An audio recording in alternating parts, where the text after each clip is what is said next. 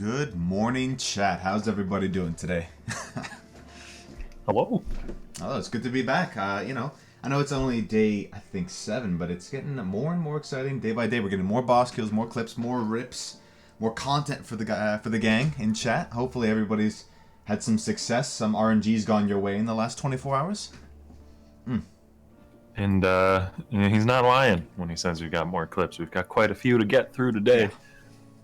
I hope you all are ready. Oh, Content time, PogChamp, exactly. I know I am, my friend. I mean, it's been a long week waiting for some content. I mean, yesterday was pretty great. We had a lot of boss kills, some rips, but I'm very excited to see some of these higher end characters now throwing themselves at the content that, honestly, like in 3.5, I was kind of worried going into Gauntlet that there wouldn't be a lot of people would die on the way to get there. But really, we've seen a lot of people sort of step up, play really safely, and I'm pretty damn impressed, honestly. Pretty damn impressed. I think there's a couple of other contenders right on the fringe of getting some of those boss kills done. Just to check in with some of the folks on the screen here before we start rolling clips. Karn should not be that far away from doing some bossing attempts. And it looks like Lily is farming, maybe, according to the noob text on her screen, for a glorious vanity. That might be exactly what she needs to be able to get the safety required for things like Cyrus and Maven and whatever other bosses are on the checklist. But let's pull on some clips and let's watch some rips. This is Ellis9119 for our first clip. And it is a Baron. 7.2k life. I don't recognize the art on the bar, so I don't know what skill that was, but good lord, they vanished. Is that Shield Crush? I think so. Yeah, that's Shield Crush. Yeah. That's why I didn't recognize the art. It's a new skill this league. Being melee range versus Baron is very, very nasty, as it will cluster all of his basic attack projectiles in one spot. I just look like Baron or Baron, however you want to call it. This guy, as Mr. Maddox said, he slaps in Gauntlet. Like, he already does a ton of damage in the regular campaign. A lot of people don't really love the boss design because a lot of his things like shotgun, especially like his auto attack, similar to Veritania's. And, I don't know, like, you got to be moving, which is tough when you're a shield crush character and you need to get in close, but I don't know what you do to save you there. Like, just more more life. Like, I don't know, like, well, I think if I slow down the clip, I think just the first of 3 hits brings him down to like, okay, it's hard to play. It dies really fast, but it brings him down to like 4,000. Yeah, so yeah, rough. I mean, this is just a great example of why Shield Throw is beating Shield Crush in the Gauntlet, despite both having very, very good scaling. It's not that Shield Crush can't get the damage, it's that being melee range versus a lot of these Gauntlet enhanced bosses is something of a death sentence. I really hope he hasn't added mods to this. He hasn't made, like, hopefully these players aren't making their Alkene their what do they call that? Their conquerors. Conqueror maps, yeah. Because that is brutal. Like, it's hard enough with Gauntlet mods. Please don't subject yourself to some crazy content you don't need to. Yeah. And I don't know. You touched on it earlier, but it really does annoy me a little bit that the most dangerous part of the Baron fight is his basic attacks. Yeah. Because honestly, pretty much everything else that he does is pretty well telegraphed and is actually like well designed. Being able to manipulate where the degens are in the arena by correctly standing in the corners when he charges at that ability. Avoiding his charge slam is not that difficult to do, and you could argue that's punishing to melee, but it's just that window where you have to dash out and then dash back in. So that's a little punishing to melee, but like you can play around it. Whereas the basic attacks, admittedly, this is with Gauntlet mods, so it's kind of exaggerating the problem. But yeah, the basic attacks, what do you do to play around that? Is melee, not deal damage? Cool. It just feels really rough. I mean, look, there are options, but like realistically, in Gauntlet, like you're just dead. It's why I prefer like the Hunter fight personally. I think, or Al Hasmin. I think you just feel like it's the arena that proves difficult. Sure, he does a lot of damage, but at least it feels like you can play around him. Like Baron, it's just like, oh, okay, I guess I stood still for 0.5 seconds too long. I guess I'm just dead. Like that just feels bad, at least to me. I don't know why Rise was watching a stream of someone building a dam in a little river, but I'm going to see if somebody else is online in that corner. We do have We do have some more clips to watch, though, but I just want to make sure our backing content is nothing that'll get us DMCA struck or something. I don't know. Just to play it safe, we'll make sure it's Path of Exile. But I'm going to pull up a clip from Xinior next. Rise living Zilnor. Living that beaver cosplay lifestyle, you know what I mean? Oh. But I think, yeah, that's just a regular Ziri, so we have seen a lot of players just say that the actual Vols are like the scariest part of this fight. I know Ziz mentioned on his stream when Lighty was doing Uber Ziri. I'm sure this is just regular Ziri, but the Vols just do so much damage, and I'm surprised he's keeping his distance as much as he is. For the entirety of that clip, they didn't have a life flask charge. It's very bold to stay in the fight without them. You can see, well, not the entirety of the clip, right at the beginning. Within 5 seconds, the last life flash charge is gone. And then the rest of it is just dodging around and relying on regen. I don't think there's any leech in this build, so relying pretty much purely on regen. No Enduring Cry either for burst heal. No. I never really even has like most of his Ghost Shrouds up either. Just not able to sort of keep... I don't know, like the damage also seems low, right? I mean, I know you're trying to kill them at the same time so you don't enrage the other, but dealing with both like for such a long period of time, especially in like just a regular Ziri zone, just seems like a bit of a mistake to me. Yeah, and maybe should have logged. It wasn't ready for the fight, right? Maybe they were out of portals at this point. Oh, true. We're just not sure. That's the only thing I can guess, and it seems unlikely given that their DPS isn't like that crazy low that I feel like they would have burned 5 portals on this first fight. I mean, if you are burning 5 portals on the first fight, then maybe that's a sign you need to go and improve a bit before you come back and get some more DPS. But either that or just a lack of cognizance on the flask situation, which is perfectly reasonable. You know, I've been there before as well. You get stressed, you have the adrenaline going in a dangerous boss fight in something like the Gauntlet, and you just aren't paying close attention and you don't realize you're out of charges. Yeah. I think what might have helped, and I don't want to sound too critical, just for chat to hopefully get some knowledge here, is maybe just practice this fight in Standard. There seems like a little bit of unfamiliarity with the fight. I mean, sure, it is Gauntlet, which makes it a lot significantly harder, but maybe running like 3 or 4 Ziris just on your softcore character, your Standard character, or your Perm League character, right? Might have made that look or feel a little bit more, a little bit better, especially if maybe that is the first Ziri of the league, or maybe the first Gauntlet Ziri they've ever fought. I think maybe just practicing a little bit might have been the difference there. I mean, I don't know. Again, obviously, might have not had the character ready at that point, but it just seemed, it looks like a little bit of nerves, a little bit of unfamiliarity with the fight to me as well. We have a rip that happened yesterday though that we didn't get the clip of then, so we'll go ahead and roll it now. This was it actually happened during yesterday's broadcast. It is the young grown rip in Simulacrum as a rank 2 Scion. Gets eaten alive. Oh my. We don't know the Simulacrum mods here. I lost the clip there. Sorry. Let me refresh. Nope. No, it's back. It's back. I just needed a refresh. Is being chased down by a hasted rare that's just refusing to die. And the block can only last you so long. The swarm gets too big and he can't really deal with it. We don't know what wave count that was, as the tab menu is not open to see the level of the zone, but this was at rank 2 Scion. That's rough.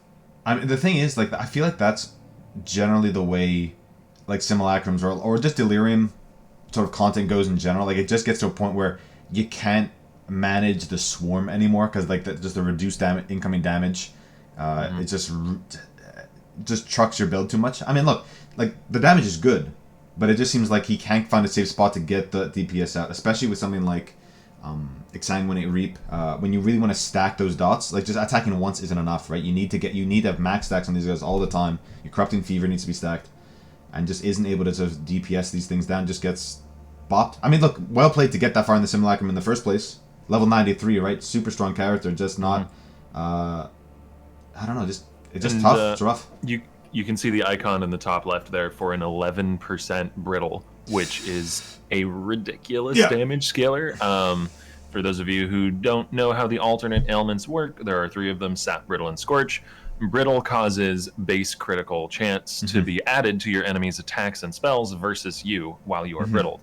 So that means that enemy crit chance went from 5% base, unless it's a mob with extra crit, up to, I believe, it's just additive to the base, so 16%, which is triple the enemy crit chance.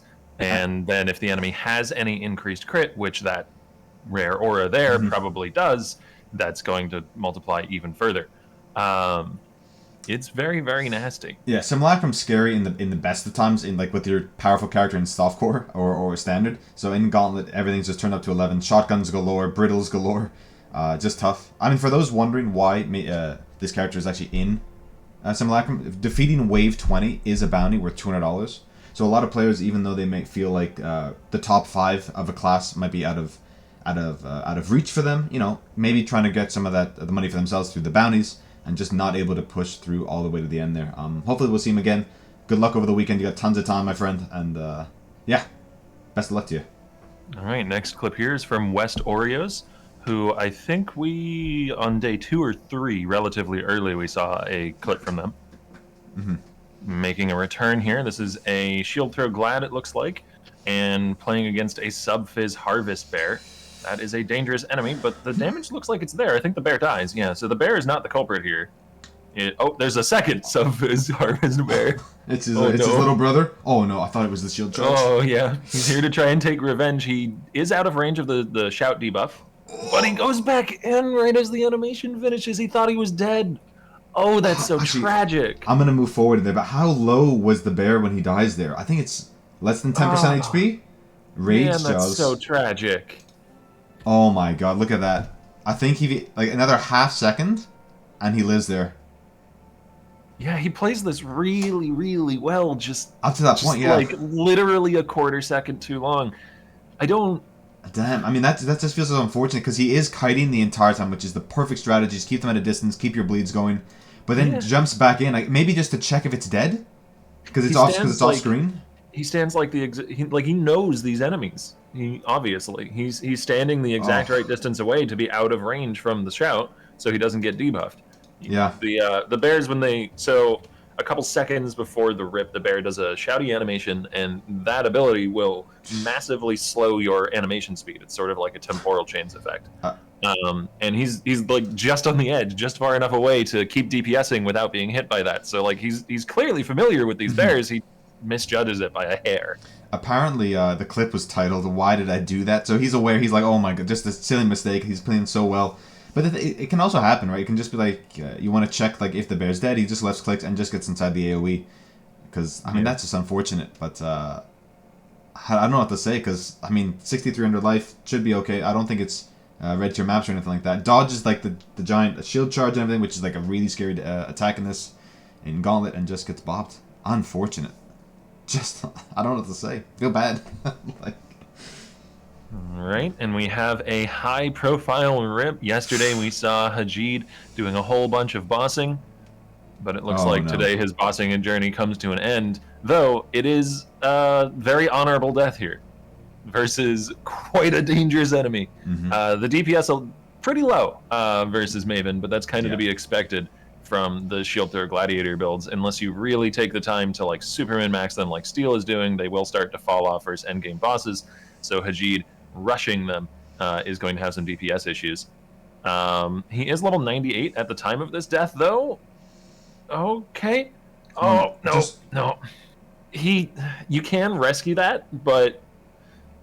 I mean, I'm a little bit at loss for words here. I mean... So there was a window there for him to log. Maven would have immediately done the memory game again if he did log. Yeah.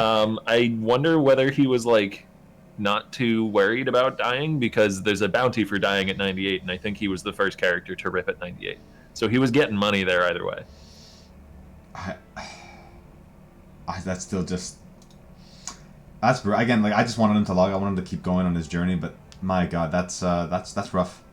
It was the last portal in the fight? Okay, there you go. That's the context we were missing. Fair. So if he logged, there was no way he was finishing this anyways. So he was just...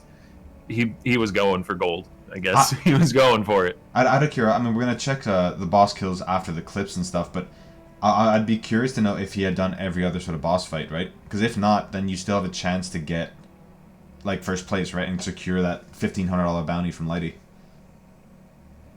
I don't think... Like, we would have seen a clip if he had gone for Uber Elder, so I'm pretty sure he hasn't gone for that. Fair enough. Okay, the guy's obviously a god gamer, and I don't want to disagree with his decision, but I just feel like you log. Like, just, okay, you have to get some more splinters. Like that's it, right? I don't know. At that point, though, like, I don't know, we saw his DPS was rather low versus Maven, and like maybe you can farm it out another couple days and try and get the upgrades that you need, like Steel has been doing. But by that point, I think some of the other players who have been focusing on that more rather than doing some of the bossing are going to overtake you on the ladder. Yeah. So if he felt like there wasn't really a chance at getting rank 1, either overall or in Duelist, and he just wanted to go out in a blaze of glory and also claim the extra money from a death at level 98, I could certainly understand it. Yeah, I mean, okay, when you put it like that, it makes a lot of sense, right? I mean, I don't know. Again, I just found out because I just feel like he was doing so well in this gauntlet. I just really felt like he was going to go all the way. There's still a very real chance that he's going to be. Oh, hang on. Back we have at it, live content from Ventura. Very real chance that he's going to be like top 3 within his class, anyways. Oh, with of the course, performance that he output, like that was he had a really good run. I mean, the reality is the vast majority of characters that players won't even reach level 90. Forget about 95 with bosses, right? So, Hajeet put on a hell of a performance and still has Headhunter in his stash. So, and congratulations to Ventura. One Guardian down. Yeah, that was a clean and easy fight. Yeah. We're going to pull up something that maybe is less clean and easy here, though, as Most Positive Man is next on the chopping block. Oh, no. Oh, don't, no. It's not, no. No, come on. It feels like there's a quota to fill of at least one of these a day. A day, that's what it feels like, yeah. I mean, this is worse than the last Gauntlet, by the way. We weren't seeing half as many DC deaths last time. What even killed him here? There was like one archer off screen when he logged. I'm going to pause right on the... I'm not even sure there was. I think he... You can see a tornado shot animation play to the top left as he logs out. But did he not kill that enemy? No, his last shield throw goes up to the right, not up to the top. It's behind the... That archer is still there, but like one archer... I know it's Gauntlet, man. But he's a gladiator. Presumably he has blocks. Yeah. Honestly, I feel like it's kind of unlucky to die to that. I mean, it's really unlucky. For chat, just so chat knows, for people who can't see, it's behind this, but the enemy is behind this buff bar. If I go back about a frame or two, you can see him just there. I mean, it's really hard to see, but yeah, tornado shots do crazy amounts of damage. Octavian has touched on it multiple times, but he is tornado shot gets double affected by LMP. So you shoot 3 base tornado shots, and each of the projectiles from tornado shot then has 3 more projectiles. So it's essentially like 9 times as many secondary projectiles as otherwise would have, and is able to shotgun every single time. So just one mob is able to just, beat out his block maybe once or twice, and bye Most Positive Man. I imagine he's logging there maybe due to a lack of portal scrolls. It's happened to me occasionally where I'm too lazy and I don't click on them, and then you don't have any at the end of the map, so you have to log to get out of it. Yep. And the thing is, he throws his shield at... Oh, Ventura's actually doing Elder. Live content. I'll full screen it. Thanks, my man. Okay, let's see. That's just a couple of spiky boys on the screen there. Looking pretty good so far. Able to keep Elder at bay. This is... I know this isn't easy content, but this is one of the easier bosses in Gauntlet, at least as according to a lot of the top racers. Maybe it's also just familiarity with the fight. It's been in the game for so many years. They know exactly how to play it. They know exactly what the sound and audio cues are as well. Yeah, this should not be too much of a problem. Yeah, able to avoid the vacuum cosplay there, and just keep all these mobs at bay. Is now out of mana flash charges, so may have to log partway through the fight in order to refresh those, as the Toxic Rain Raider doesn't... Yeah, there's the log to get the mana flash charges back. Toxic Rain Raider doesn't have any mana sustain outside of those, unless you can, get real lucky with some like minus mana gear / the minus mana replica jewel or something, but that's not a thing you can assume to stack in this environment. I imagine that the Lionized Roar is just a skin transfer, unless I'm missing some crazy tech that I'm unaware of. Yeah, that is a little strange. But double mana flask is less strange, as that will keep you in the fight for a lot longer.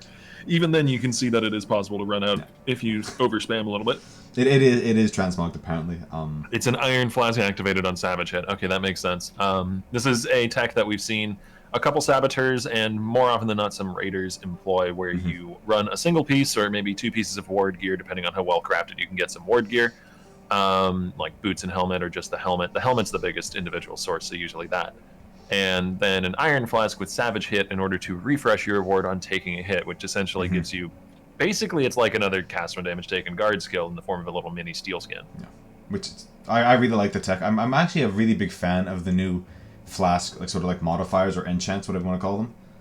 It just feels like I like having more ownership over how my flasks are going to be used. And sure, maybe some of the numbers about how long they last or like the charges gained are a little bit out of whack with the current gameplay. And like GGG themselves has said they're not happy with it, but I'm really happy that we do have these different triggers to help us combat like the pianoing flasks over and over and over again. It just felt like we had like 15 active skills that we had to just keep up all the time, right? So nice to see that change slowly in the right direction.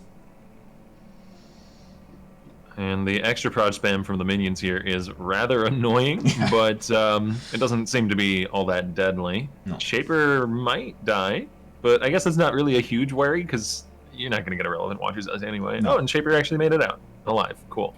The worry here now, is going to be the Nova Pulses and, more importantly, the Icicle Bombs, as those are going to scale off the extra prod. Ventura is actually out of Life Flash charges here and is having a hard time keeping his totems alive. Yeah, he's going to have to log. The spam between the Novas and the prods from the minions was shredding his totems as soon as he could place them, so his DPS is like cut in, honestly, maybe more than half as a result of that. No, he's not happy about that either. Like, he's... yeah, you can see this. I mean, I don't know. Just by the way he's sort of checking his stats out and stuff, like, he seems a little frustrated by that whole situation. Okay, he has 5 seconds of grace period here, but the screen-wide Novas are going to vanish within that time. He does have Elder down to half, but this is going to be an uphill battle against all of that projectile spam. Yeah. He has quite a lot of dodge, so he's relatively safe even in this really spammy-looking environment. But yeah, it is massively detrimental to his DPS. But the Elder does seem to be going down. Just trying to really focus down the... give him a bubble. Oh, good lord. But just trying to focus down the Elder and just not deal with the spam. I think if he split his targets anymore, it just would have taken too long to realistically handle. Gets the gloves, but really after that fragment of emptiness. I'm not sure if he has the other one, but you do have to fight Elder and Shaper multiple times this league. Oh yeah, easy clap. Well, maybe not easy, but pog champ at least. Yeah, great job, Ventura. I would actually really like to check out his gear if we go to well, we'll go back to clips in a second, but I would really like to check out his I'm gonna pop PoE Racing on the main ladder here. And sure thing. Sorry for the keyboard spam, guys, but Ventura's name, you only lose if you give up. I love the name. Yeah, so it is... Oh, he's already swapped it out, actually. Oh, no, the Iron Flask of Rune Flaring. Maybe that is... Or unless he's already changed out his Granite, I would imagine. No, Rune Flaring makes sense. Rune Flaring is quite a powerful affix, and getting Ample gives him 2 uses out of it instead of just the 1. Really, really strong. Has a 370 ward helmet as well, which is pretty darn alright. It is possible to break like the 400 something mark even with a life roll if you have a really nice hat, but that would take a lot of time and effort to craft and is probably not worth it. So for those curious, they've seen Darky and now we've seen Ventura with the ward helmets. It is most likely just they found a good well-rolled item that happened to be on a runic crown. That being said, because Ventura was actually rolled fairly well, has 379 ward, while Darky's only had about 91, he's leaning into it with the Iron Flask of Rune Flaring. So he has like another layer of mitigation. Iron Flasks are honestly rather rare, so it's probably finding the Iron Flask that was the catalyst for deciding to go the ward route rather than vice versa. Because the Iron Flask is really what enables it to be a properly decent defensive layer. Just the ward hat by itself is like okay, but not really something I'd classify as a full layer of defense. The amulet that Ventura has is quite nice. Really good. Solves all of his int problems by itself with 60 to 70 int or something like that, as well as being both dot multi and +1 gems. That is a quite nice amulet for solo self-found. And correct me if I'm wrong, Octavian, but the flat life on amulets only goes to about 75? Or is it 80? Yeah. It's a 70s to low 80s at the top end. So, I mean, look, obviously you want the more the better. He can get another 20 max life if you got T1. But crafted life on an amulet isn't actually too bad, right? Especially considering, like, the rest of the stats are just insane. Overall, like, his gear's very nice. Curse on hit ring.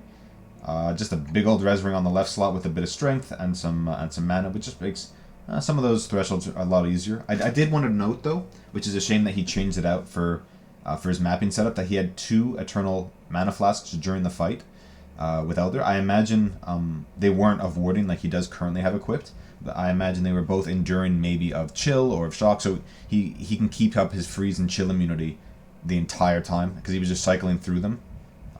Yeah, just really really cool tech, right? To be able to, even though he doesn't have maybe freeze or chill immunity on his gear somewhere, by using 2 separate enduring mana flasks of heat, he's able to keep permanent uptime like throughout an entire fight, especially because there's so many little mobs that he can get flasks off of in that fight in particular. He is always an ailment immunity. True. Yeah, the raider setups pick up ailment immunity from the tree, and I think he has an unveiled chest piece for it as well. For some reason, I thought he was Pathfinder. No, you guys are 100% correct. So maybe it was just he needed the mana, just cycling off them over and over and over again. Yeah, the version of the tree that Lighty theory crafted and that Ventura is following in the footsteps of here is doesn't actually go for the phasing nodes, it goes for the frenzy charge nodes, because with the correct gear you can solve your ailment immunity simply through tree and gear choices. Awesome. I'm gonna pull up another clip here though. Yeah, awesome. Did I actually just want to one real quick see whether or not Pac got himself the jewel that he's looking for, and can check his inventory when he opens it here in the hideout. So I'm going back. Come on, Pac. Come on.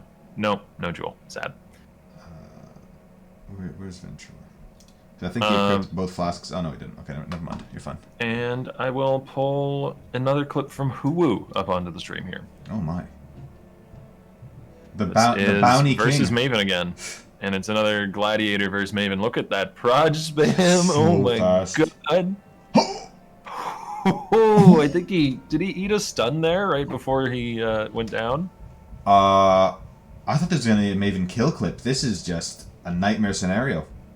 Yeah, he ate a stun right. Okay, that is unfortunate. I'm gonna play it in half speed for everybody in chat. Give me a second here. Oh my. So he's stunned. Oh no, he's casting his war cry actually. Oh, the enduring cry is what gets him. Yeah, so because he's at half life, he's like, okay, he does have full life flasks though. I'm surprised so he doesn't like pop those a bit. Yeah, and dies because of it. I don't. Maybe the flasks, if he's really quick with his fingers, can keep him alive. But it's so many explosions. But surely you like when now that he's lined them all up about 5-6 seconds into the clip, he should just dash the other way through them just to pop them, right? Surely. Like he's gathered them all together, like instead of popping his war cry to recover from 5,000 life, just go through, and then just like I guess maybe he thought he had more. He obviously thought he had more time, but yeah. Evidently, he used to run Call to Arms, but when swapping his Timeless Jewel, he had to spec out of Call to Arms, or it got converted. So he wasn't used to the playstyle of not having instant war cries just yet. Oh, so he's okay. Sorry about that, guys. Oh no, so his muscle memory was just instant. He thought he could just pop it, no problem. That's a damn shame then. Yeah. Oh, sorry guys. Thanks, Jet, for that. Some more time spent playing the character since the spec would maybe have broken in the muscle memory for the way the character worked. But I've been there before myself. Pressed the wrong button because I changed keybinds or tried to use an ability that I don't have anymore after a respec. Oh yeah, I mean it's just I'm playing at half speed, but if you go normal, like it's so fast, and you're just thinking, oh, I'm a low life, boom, click it, and you've been doing that for the last 6.5 days. Like you just fall into the routine of, oh, I know I can tell. Like this, it's essentially an extra life flask for him, right? And he's thinking, oh, okay, maybe I'll get my endurance charges back up too, and just like, okay, let's just click a mouse button 1 or whatever it is. Damn, that sucks, man. But I'm not sure he'll re-roll, but there are a couple of bounties left, and Huwu has collected like I think over $1,000 already, $1,300 in bounties. So he's loving life regardless. Oh no, okay. We have a boss fight in progress. This is live. This is not a clip. This is live. Oh, thank God. Okay, I'm Exile. Show me something. And this is it's area level 79, so not for points. Probably maybe just once to reset his board. Maybe get some Leo slams or some Ashlyn unveils or something like that. And easy. We didn't get to see most of it as we were watching clips, so we don't know exactly what caused him to log earlier, but the fight is finished. Like his damage isn't that insane. He can't skip 4 phases. It's just we caught him halfway through. Gets the flask, which actually, depending on how it rolls, could be pretty nice. Even after the nerfs to it, it is a pretty strong option overall. All right, we're gonna grab another clip here. Who do we have next? We've got Rise. Calder makes a great point. Whenever he sees the flicker, he probably logs because he knows there won't be more than maybe 4 the entire fight. Yeah, it makes sense. That is it's the hardest to like consistently avoid as far as Katarina's abilities are concerned. And the blender from Vegan. Oh, he's mad. He's not. I know. He's like kind of laughing a little bit, but he's upset. Oh, that is a scary ability. This is just into mapping too. This is a T3 map. Correct. 4.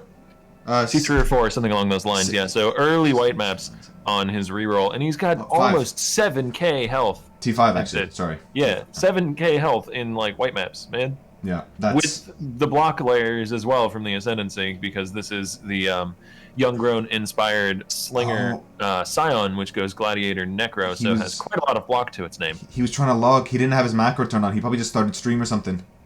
He just hadn't turned his macro on. Oh, that's unfortunate. That's so much worse. Like, because he's probably thinking here, okay, I'm in the blender. Let me just hit like my I have it on teal, like the thing next to the number 1. He's probably like smashing it over and over, and then he just realizes, yeah, I don't have it engaged. It's not on.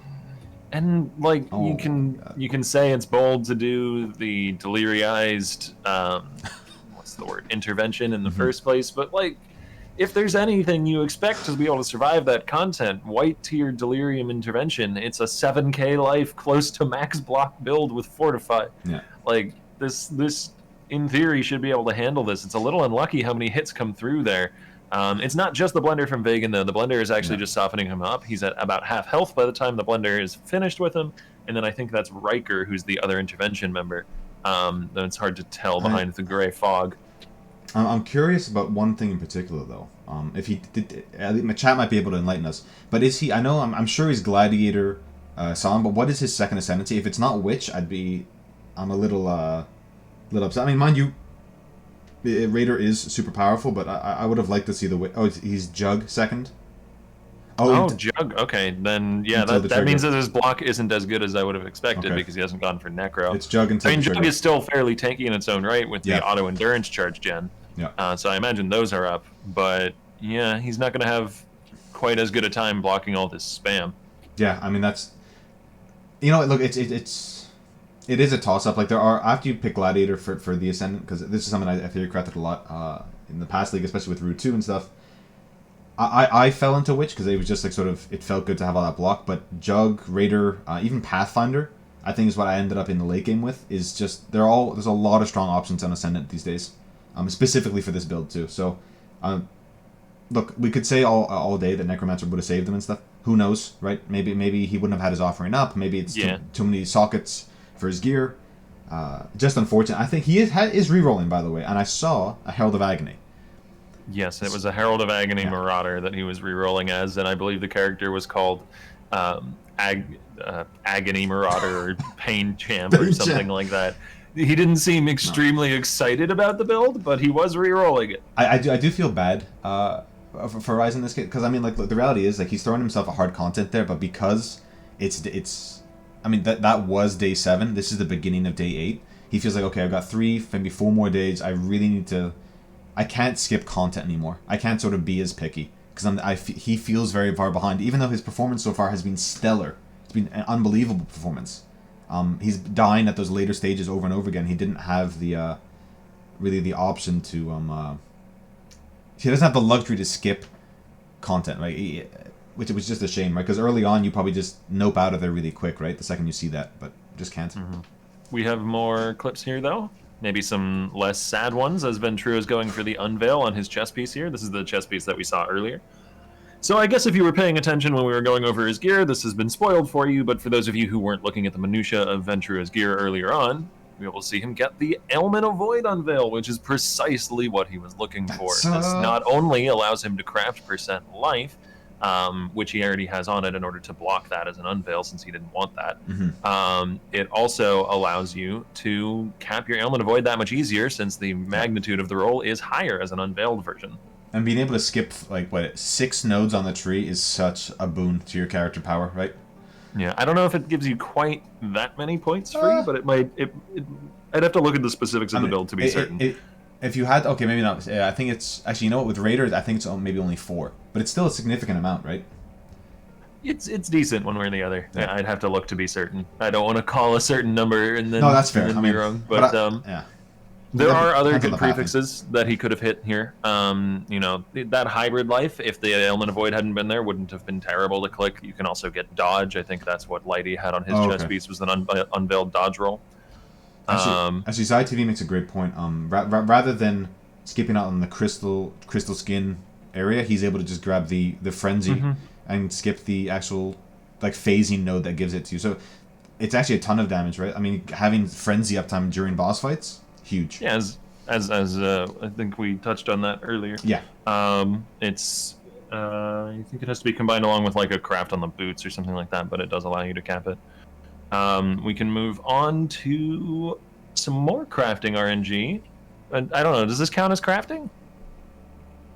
I don't think it does. He's crafting from the ground. Well, isn't that the intended mechanic, my friend? It's the Steel Mage way. Okay. There we go. You know what's funny? Like barely even blinks. He just nods his head. Okay. Like it's as this is a typical drop for your everyday player. Yeah, nuts. Well done. Oh, and that's a 6-link too from the invasion boss. Cool. As you do. So a little divide. Okay, he smiles at that one. He's like, okay. Even Steel knows that's pretty insane RNG. And what was this? He dropped a Chevron's Wrappings, which admittedly is not like the craziest RNG. It's a very rare item, but I doubt he has any use for it. So it's just a rare, cool trophy to have picked up in the Gauntlet more than an actually useful drop. I mean, obviously you probably want a Soul Mantle, which he already has 6-linked, by the way.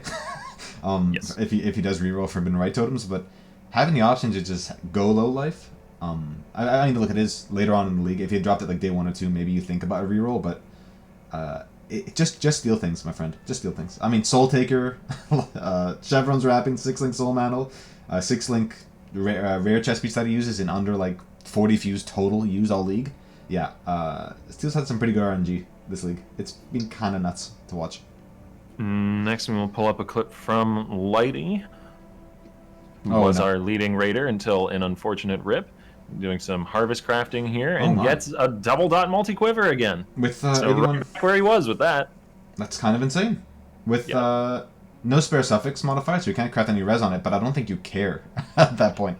Ideally, you'd want to craft attack speed, but the dot multi is going to beat it. I don't know that there's there's a use for an open prefix here, because you can't craft hybrid life in a quiver. I mean, you can't think of a prefix that would be relevant. Like just a bit of mana. Like I'm not sure there's any veils modifiers in it either. Like that. Look, I'm just saying that will help your character. I'm not sure that saying that's good, but having that little bit more, like of your unreserved mana pool, just to make things a little bit smoother. Maybe in some of those later boss fights where you spam like crazy when you can, might help. But I don't know. I feel like Lighty tends to have his mana problems solved pretty early on.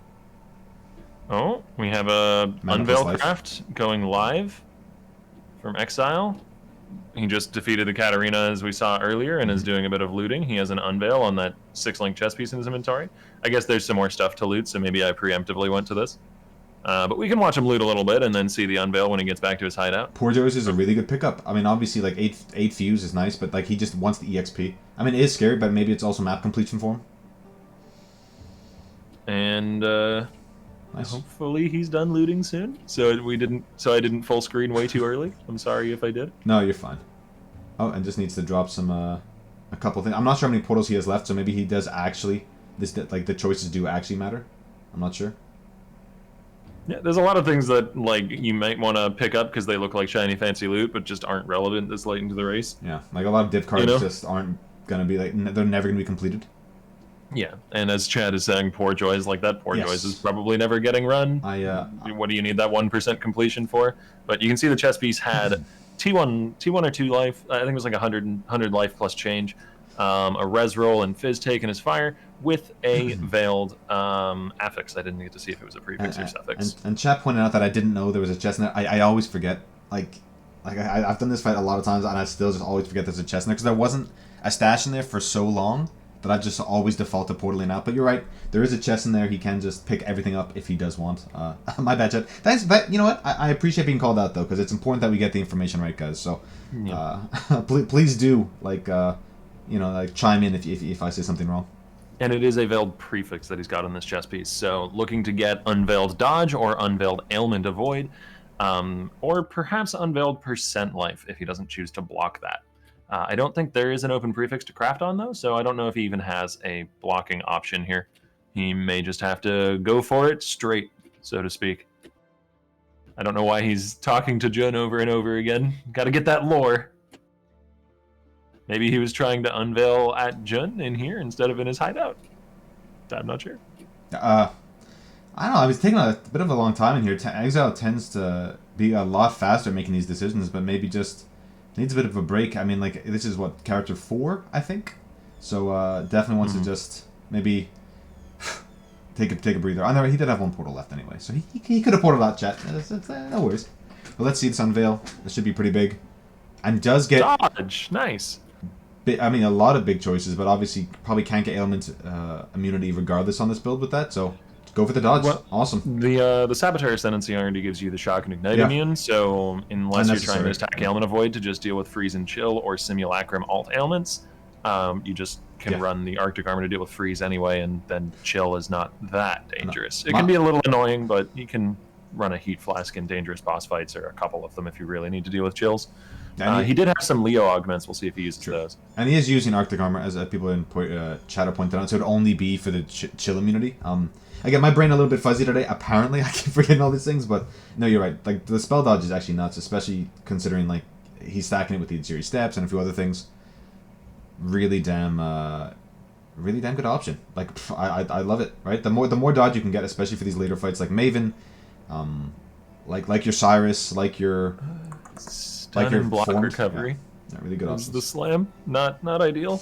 No. Not ideal. No. That's not. It's okay though. It doesn't break the chess piece. Like, it's still a really good chess piece. It just isn't the slight bit better that it could have been. Yeah. Hopefully he can get the reduction in reduced chill effect on him or something like that. Because in these later boss fights, I mean, look, not to harp back onto the ailment stuff, but Maven and a lot of other boss fights here have like, the chills there can just rip your character. The second you lose control, you lose the speed that you have, you can't dodge something, it can really crush you. And it really hurts, actually, in the Shaper fight as well. Like, we saw those dots get out of control for Hajid yesterday, at least in the first 2 phases, so having, like, chill immunity would be really, really nice if he can get it, or just reduce chill effect at some point. Because he is immune to everything else, so... He can't actually swap to the chess piece yet, because he doesn't seem to have enough Chaos Orbs to craft the hybrid res that he needs to be able to put it on while remaining res capped. So I guess he's got to go run to content until he gets 3 Chaos. And unless, oh no, is the Alk version enough? It might be. And everyone giving saying streamers always have all this currency. Look, the guy doesn't even have 3C, guys. He's just like us. He's I'm Exile's very relatable content. Yeah. I mean, you don't have that much other reason to use the Chaos, so you just burn through it with mapping mods to get XP faster and to rush through the map tiers and the reroll faster. Mm-hmm. He's going to go ahead and hope that one of these green sockets turns red, since he does need 2 blue and a green, or, 3 green, 2 blue, a red, and he gets, I wouldn't really even say lucky, as the odds were in his favor there, but he doesn't get unlucky, and now he has the correct colors. Awesome. You know what, like, sometimes...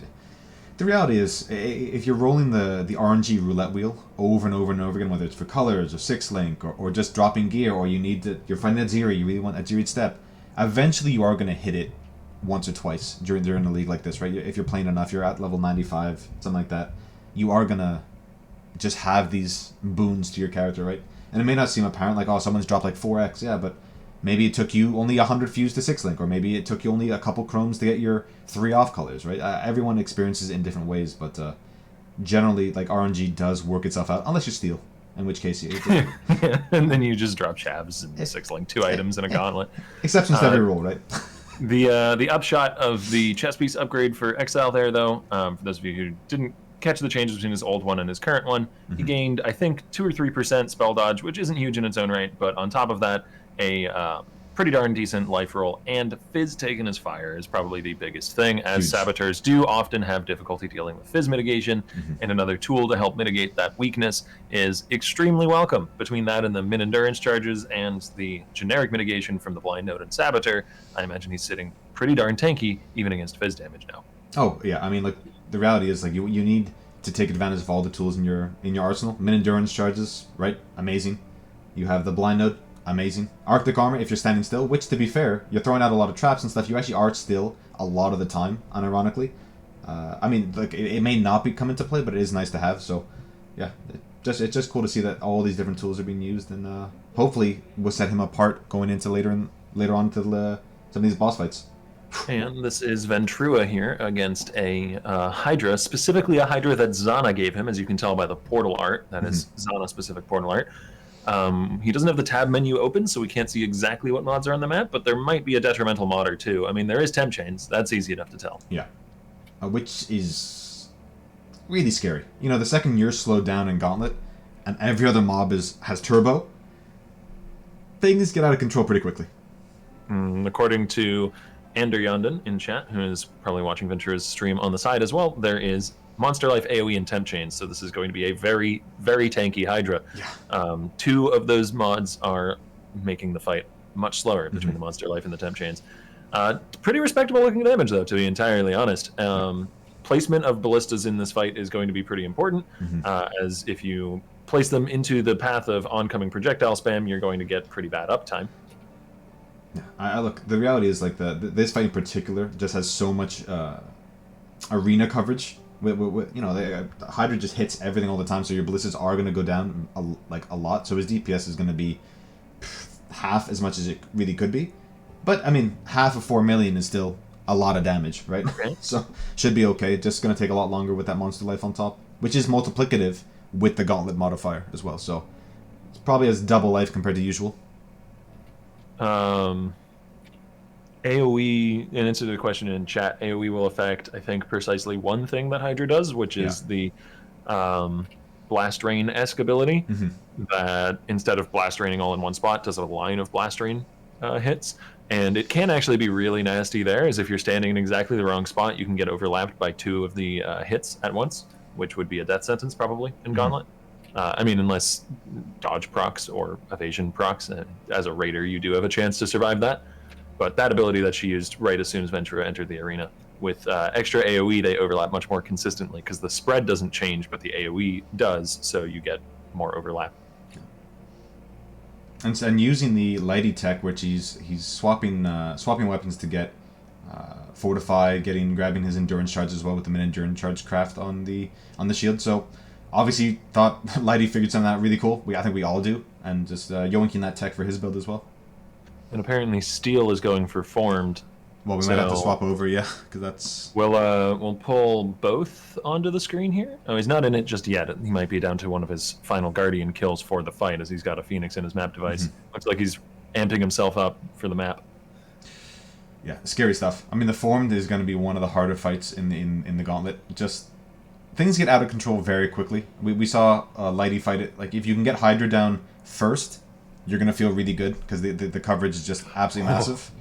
Oh, that was some scary positioning for Ventura, right at the point where the splitting projectiles, split, that's what they do.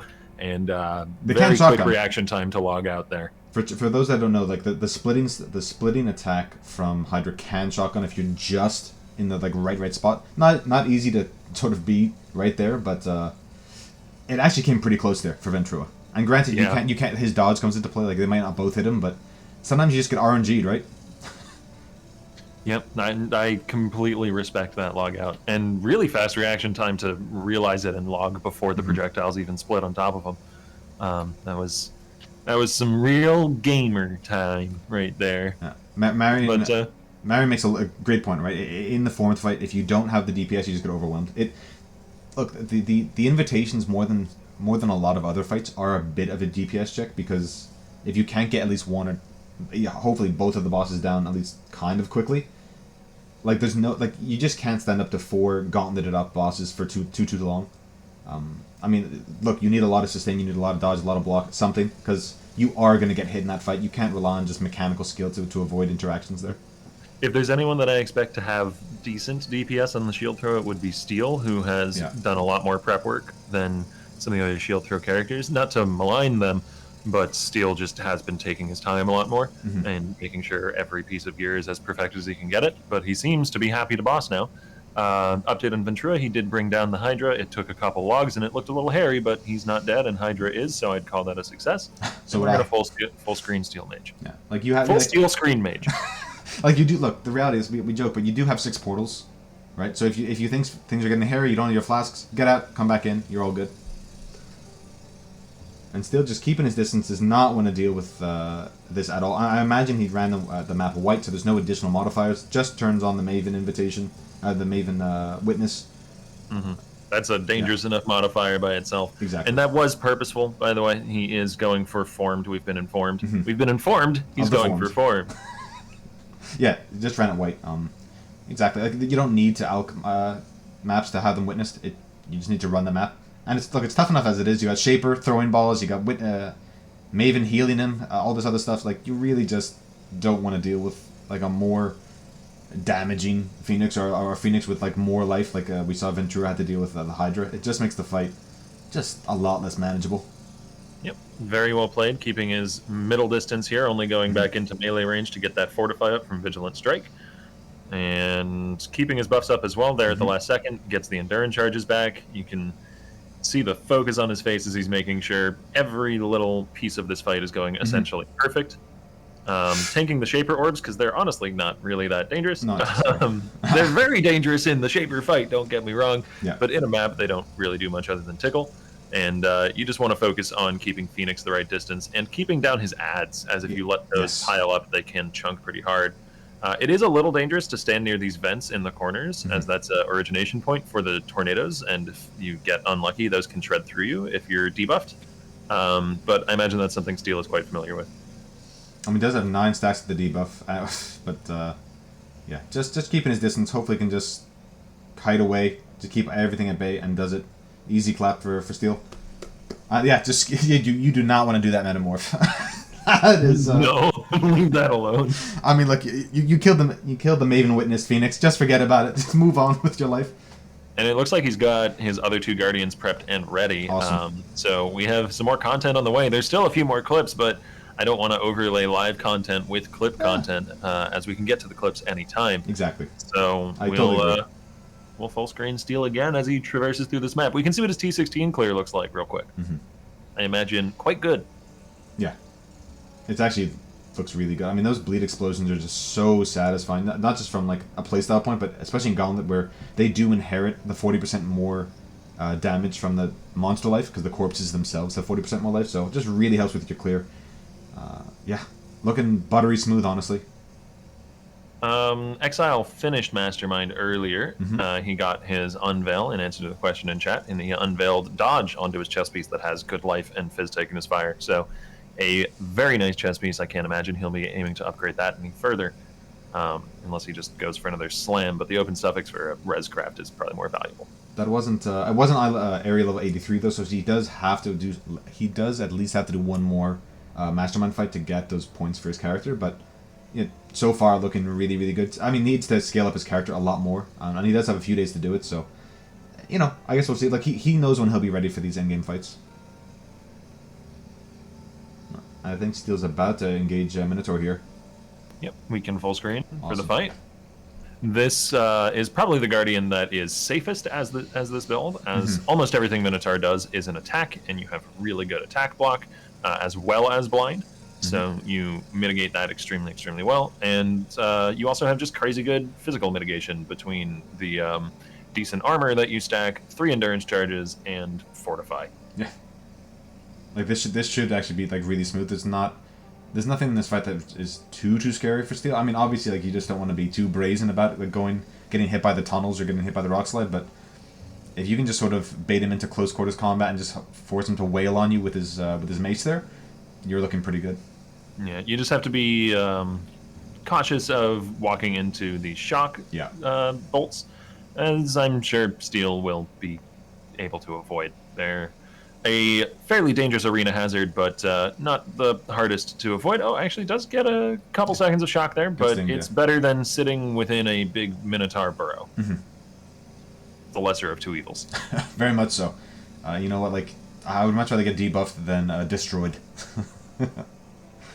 And goodbye. Minotaur His gone? DPS is okay. I think I don't know, formed might be a bit of a struggle, right? If you can't get Hydra down quick enough, like, things are going to get out of control. But we'll see. I mean, who knows how he's gonna run it, how it's gonna look. But at least for now, I think I have maybe not doubt, but I hope it's okay. Gonna briefly full screen Exile here, as while it's not a Guardian or Conqueror, this is still a very dangerous boss. And Exile is taking it on with his Seismic Trapper, and this is the Foundry boss. Essentially just a copy-paste of the Valenta fight, but way louder. Yeah, there's a lot more screaming. And much more dangerous, because of course it is I think this one is, what, a T11? Is that the 79 zone? I really should stop guessing at these, because I always guess them wrong. So 16 is 83. So it's a, what, T11? Something like that? Did I get it right for once? T11, T12? Yeah. I mean, look, Silo can just... It can really, really hurt. I mean, look, the reality is, like, those projectiles that she shoots out when she's stationary... Valenta is? It is 12, okay. Does do shotgun, and they are affected by LMP in the Gauntlet, so...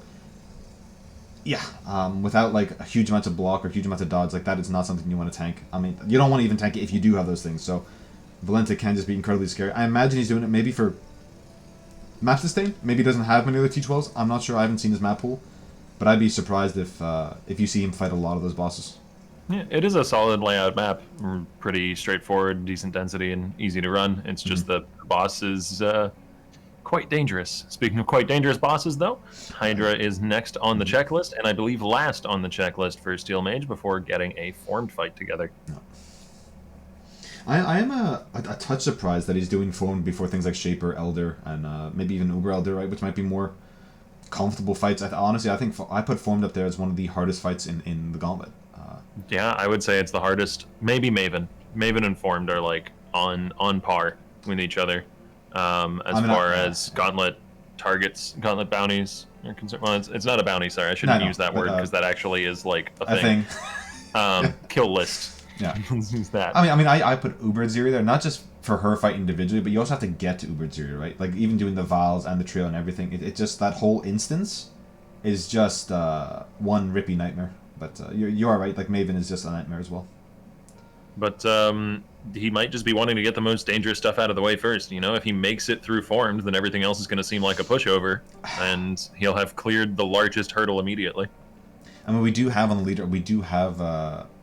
Hajid as a gladiator as well, so there's another duelist that has done a lot of these fights, so I'm surprised that you wouldn't take maybe the safer route. You know what, maybe he just feels confident, maybe he's practicing standard, I'm not sure. Again, we can't watch all these streamers all day every day. I wish we could, but oh my god, the proj. Bobbing and weaving, dip, duck, diving and dodging like a professional. Love to see it. Yeah, it does have some pretty good DPS for this fight, though. This is on par, if not better, than the TR fight from Ventura that we just saw earlier, which is a pick that, you know, a lot of the players consider to be one of the higher bossing DPS builds. That's to be fair to Ventura, that did have more life because it was a Zana map, to be fair. This is true, and it was temp chains, so yeah, this is a much cleaner version of the fight. Yeah, dodge, dip, duck, dive, and dodge. Yeah. Pretty cool reference for those that watch Dodgeball. Great movie. And yeah, just there we go. Not too much to say there. Just looks really good. Obviously, very, very familiar with the fight. The fight's been in the game for 3, maybe 4 years now. So I don't know. 3-4 years. So he's fought hundreds of Hydras, I imagine. So nothing too surprising in there. And he does actually. He's about to go into the formed right away. I'm surprised he's rolling it. You can relatively easily get a couple of mods that won't do anything if you're, you know, willing to spend like 100+ alts perhaps on the rolls, and it could give you some more splinters for Maven to get you to that fight faster. You can roll things like point blank or like fizz mitigation if you're playing DD. Obviously, fizz mitigation for this build would be pretty bad, but you know, Ellie Reflect and Ellie Equilibrium, that's a good example. Neither of those do anything for this build. So it's just free splinters. And I guess an extra 20% quant just doesn't hurt, right? You might get that one extra splinter, which is kind of nice. Yeah. I mean, why not? It literally doesn't make the fight any harder, and you could get more rewards. So Let's see what he's... Unless you are like really needing to hold on to those alts for a gear upgrade, but hopefully you've got your gear upgrades by the time you're doing these fights. Respecking his bleed explosion and the damage from that. So what is he gonna go into now? We'll see. Possibly, I think there's some more smaller nodes that like would give you damage per block if he doesn't have those already, and in the spam in the fight that might be worthwhurthwhile. But losing... I haven't played a Glad in a while though, so I'm not super familiar with all the choices. I mean, losing 25% more damage on your bleeds, that just hurts, right?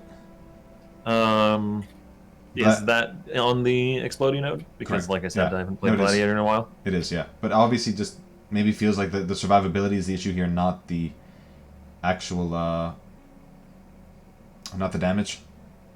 Yep. Rolling in additional light flask as well. Wants to have as much sustain as possible for 20%. all the spam that would come in his way. It's 20%. My mistake, not 25. 20%. I guess we'll see what he does. I have a lot of faith in Steel. Look, if anybody knows Gladiator, it's Steel. I'm pretty sure that's the only Ascendancy he's played for like 3 years. So, if anybody certainly an expert. If anybody knows the ins and outs of that class, it is Steel Mage. So, he's prepping with. Is this going to be maybe a grounding flask? No, staunching flask. What's the bleed in this fight? Chimera would be the bleed in this fight. Correct. Yeah. And just feels like the degens are the stuff that's really going to kill him. I really like the tech for this, the harvest crafted flasks. Like, so he can just use that over and over and over again throughout the entire fight, assuming he has the flask charged up for it. But because he has 100 plus, the second he equips it, he can probably use it 10 times, 12 times before having to log and re-get it. So, yeah, I think that's really, really good, especially if that's one of your main tools for surviving the fight. Right, it's one of your main sustains, because maybe you don't have like on kill effects, maybe your leech isn't going to be as effective because, I don't know, like you're just not hitting as much or whatever. It's just nice to have those flasks have essentially permanent uptime or permanent availability to them. And I really like seeing how min-maxed the preparation for this fight is. He even has harvest enchanted flasks that he's been saving. That's what I mean, yeah. For this bossing, yeah. It's so cool. I know Lighty does the same thing, and I think he was the one that sort of brought it to the forefront. And this was like 3 leagues ago when Harvest just came back for the second time. Every boss fight, he's like, why wouldn't I have these flasks? Like, I've been running Haywork Hamlet for days on end. I have millions of these saved, and actually had his full Hoarder Crafting station full of them. So in case like during a fight they ran out, he could just reapply the effect for these endgame fights. So yeah, I love this tech. I think that's so cool. Just having these. Prepping all this extra, just that little bit, that extra 5-10% more damage or more survivability, just to really squeak out enough survivability and damage to make these fights doable. And he is going to spec out of the Ascendancy nodes. He's picking up Violent Retaliation. That is the one that gives damage per block, as well as I think just some more block chance. He may not have been capped without that. Yeah. Yeah, a lot of nerves. I don't blame him. Take your time, Steel. Big breather. We're all pulling for you, bud. Yeah, it's it gives max attack block. Violent Retaliation is +4 to maximum block chance and fizz damage for each time you've blocked in the past 10 seconds, as well as just 80% increased fizz damage if you've blocked hit from a unique enemy recently, or in the last 10 seconds, so not recently. Recently means something very specific. Yeah. So that's going to improve his ability to deal with the spam and be some amount of damage. I can't imagine it matches the more multi, but it's not a complete loss of damage from drinking a Red Bull, by the way. Hashtag sponsoring the cast, but yeah. No, Red Bull. Hopefully he has enough energy. He's wide awake. I don't want him to go into the sleepy. I mean, it is 1 a.m. for him. Yeah, I hate when people sort of just like throw themselves at content when they're not ready. But it is Steel. That is probably the last thing he would do. Like, he's very cool, calm, and collected. Really waits, preps his characters incredibly well, and then goes in when he feels like prepped, which for most people would be way before that point. Doesn't have all his Pantheon points, which I'm surprised at, actually. He just woke up. Well, I guess, to be fair, he has done a handful of boss fights just now, so I guess he hasn't in that sleepy mode. A lot of players actually, in hardcore, we did like a little, not a study, but like the vast majority of hardcore players die in the first hour and like last hour of their stream.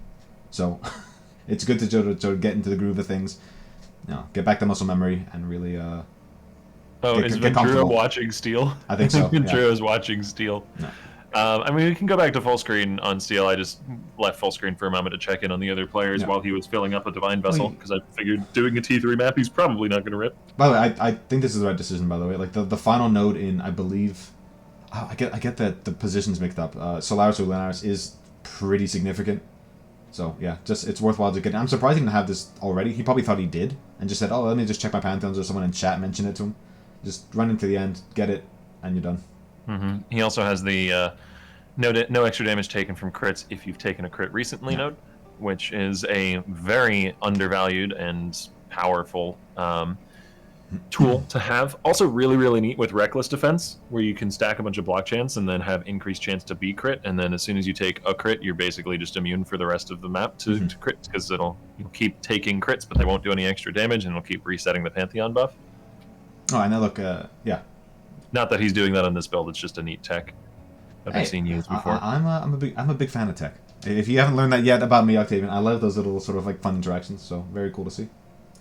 He might be going for it here, though, as he's swapping in a Frost Bomb. Is that to deal with regen? Yeah, just in case Maven goes for regens. Yeah, that makes sense. But I guess you leave it unsocketed, and the second you see Maven has that in her pool of mods, then you might equip it over your Tempest Shield. Yeah, you might like log then, so that you can safely equip it and then go back into the fight. But again, both of the mods on this invitation are irrelevant. This build does not do any elemental damage, so Equilibrium does nothing. I'm not sure I like the Blood Mage on left click. That's going to trigger every few seconds and just ding down his damage. But I guess he needs the uptime because he's never going to be killing, so he would have to reapply it every 10 seconds anyway, so not too bad of a decision. For those unaware, the skill on his T button, or the second one into his bar, is Focus. Not a lot of players use that, but he's hovering over his helmet, as you can see, has 173% increased duration of ailments applied during Focus. So he can pop that, get some crazy big bleeds on, and because he's using Crimson Dance, those you really do want to stack those. You're not just fishing for that one big bleed. So, just some pretty cool tech. Every 4 seconds or every 8 seconds, he's able to apply some crazy dots and then just focus on dodging. So pretty damn cool. So I'm assuming he's going to scout where these Guardians are. You want to bring down Hydra first if you get the opportunity to do so, as she is the one who's going to be responsible for more arena spam than any of the others. Bottom left. Phoenix and Chimera are probably the next two most dangerous, but did not get lucky. No Hydra initially spawning, and is going to go after Minotaur right away. One really nice thing about the Spectral Shield, though, is when the enemies are clustered together, he's able to apply bleeds to everything. So it's like, and they can bounce between each other, so that they can stack up really, really fast. And his damage looks decent enough for this fight. Looking really good, actually. Yeah, surprisingly so, given the respec out of the More multi, but the increased damage from Violent Retaliation is going to do quite a lot of work in its own right. Yeah. It's a very consistent 80% increased damage multi, and then can stack further than that depending on how much spam is coming his way. The other two Guardians are freed, though, and it looks like Maven has chosen to clone enemies. My god, go slow. Applying some degens. Good lord, that is a nasty split arrow. Yeah, that's the fork from the Hydra. Really needs to get that down, but probably wants to focus down the other two that are lower initially. I'm trying to keep the blind on all the enemies at once as well, just to really manage those attacks a lot better. We do see the Spicy Chicken, the Phoenix, and the Minotaur about at a third life, able to dodge out that area. Yeah, just outside the area there. Actually, he dodged up at the wrong time, but he managed to correct it before the explosion went off. Another twin, this time onto Chimera. Flasks are down. Less dangerous than the previous twin. Is completely out of flash charges here. Good point. But one of these bosses is close to dead, and that will refresh him if he can just get the kill. It's so close. Give it to him. Come on, somebody die. Chimera has 1 health left. I think he fell. I think Chimera fell off screen, but we didn't get any life flash charges back. I would log. Oh, no, he needs to log. Come on. I'm not sure he's going to Enduring Cry his way back to full health. Yeah. He doesn't want to take the log. There it goes. Okay. You know what? When you're so in the zone like that, he might not even be thinking, like looking at his flasks. He might think they're still up. I mean, obviously he's a great player, but sometimes you can tunnel vision, and I think the second he saw that his life wasn't going back up as quickly as he needed, just get the hell out of there. And there's no point risking something like that. Chimera is gone, but I believe Hydra is currently twinned, which is why there's so much spam. Yeah, there's a charge shot from Hydra off screen, but he was just close enough to step into it rather than away from it and avoids the damage. Minotaur is going to be the next to fall here as another twinned Hydra fires from off screen. Oh, very unlucky with these twinnings, over and over targeting the most dangerous enemies, but I think he's got it in the bag at this point. I think it's just Hydra left, so I actually did an amazing fight, guys. Yeah, exactly what Mitchington said. Like, in hindsight, he was looking for a safe log. He didn't want to get stuck in the fight and just die immediately. Makes a lot of sense. That's a third of a Maven fight secured there as he got 3 Crescent Splinters. Very happy. Yeah, he's popping off, and deservedly so. Easy clap and check, guys. Woo! Very impressive. And it turns out prepping for your fights, well worth it. Well worth it. Yeah, he's actually, like, he's losing his mind in the top right. I love it. Very, very, very cool. He's feeling himself. And you know what? His damage looked really good. Like, I don't think the hidden's going to be a problem for him. I don't think any of those fights. I'm really surprised how high his damage was, considering he lost the 20% more from his ascendancy, but didn't look difficult at all, actually.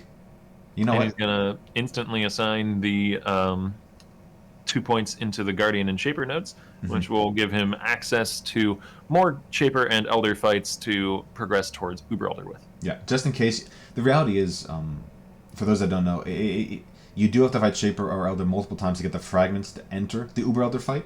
And you can get RNG. They give 2 each. There's and if, I think it was I'm Exile or Lighty at one point, I had to do 8 in a row, last gauntlet or the gauntlet before. So if you get screwed on RNG, it can be really, really rough. So grabbing the Guardian node early for the rest of these fights just ensures that you have a full stockpile of fragments available, so you can run the Shaper and Elder fights over and over and over again in case RNG kind of doesn't go your way, to say the least. And we can cool off, come down a little bit with a couple of clips here.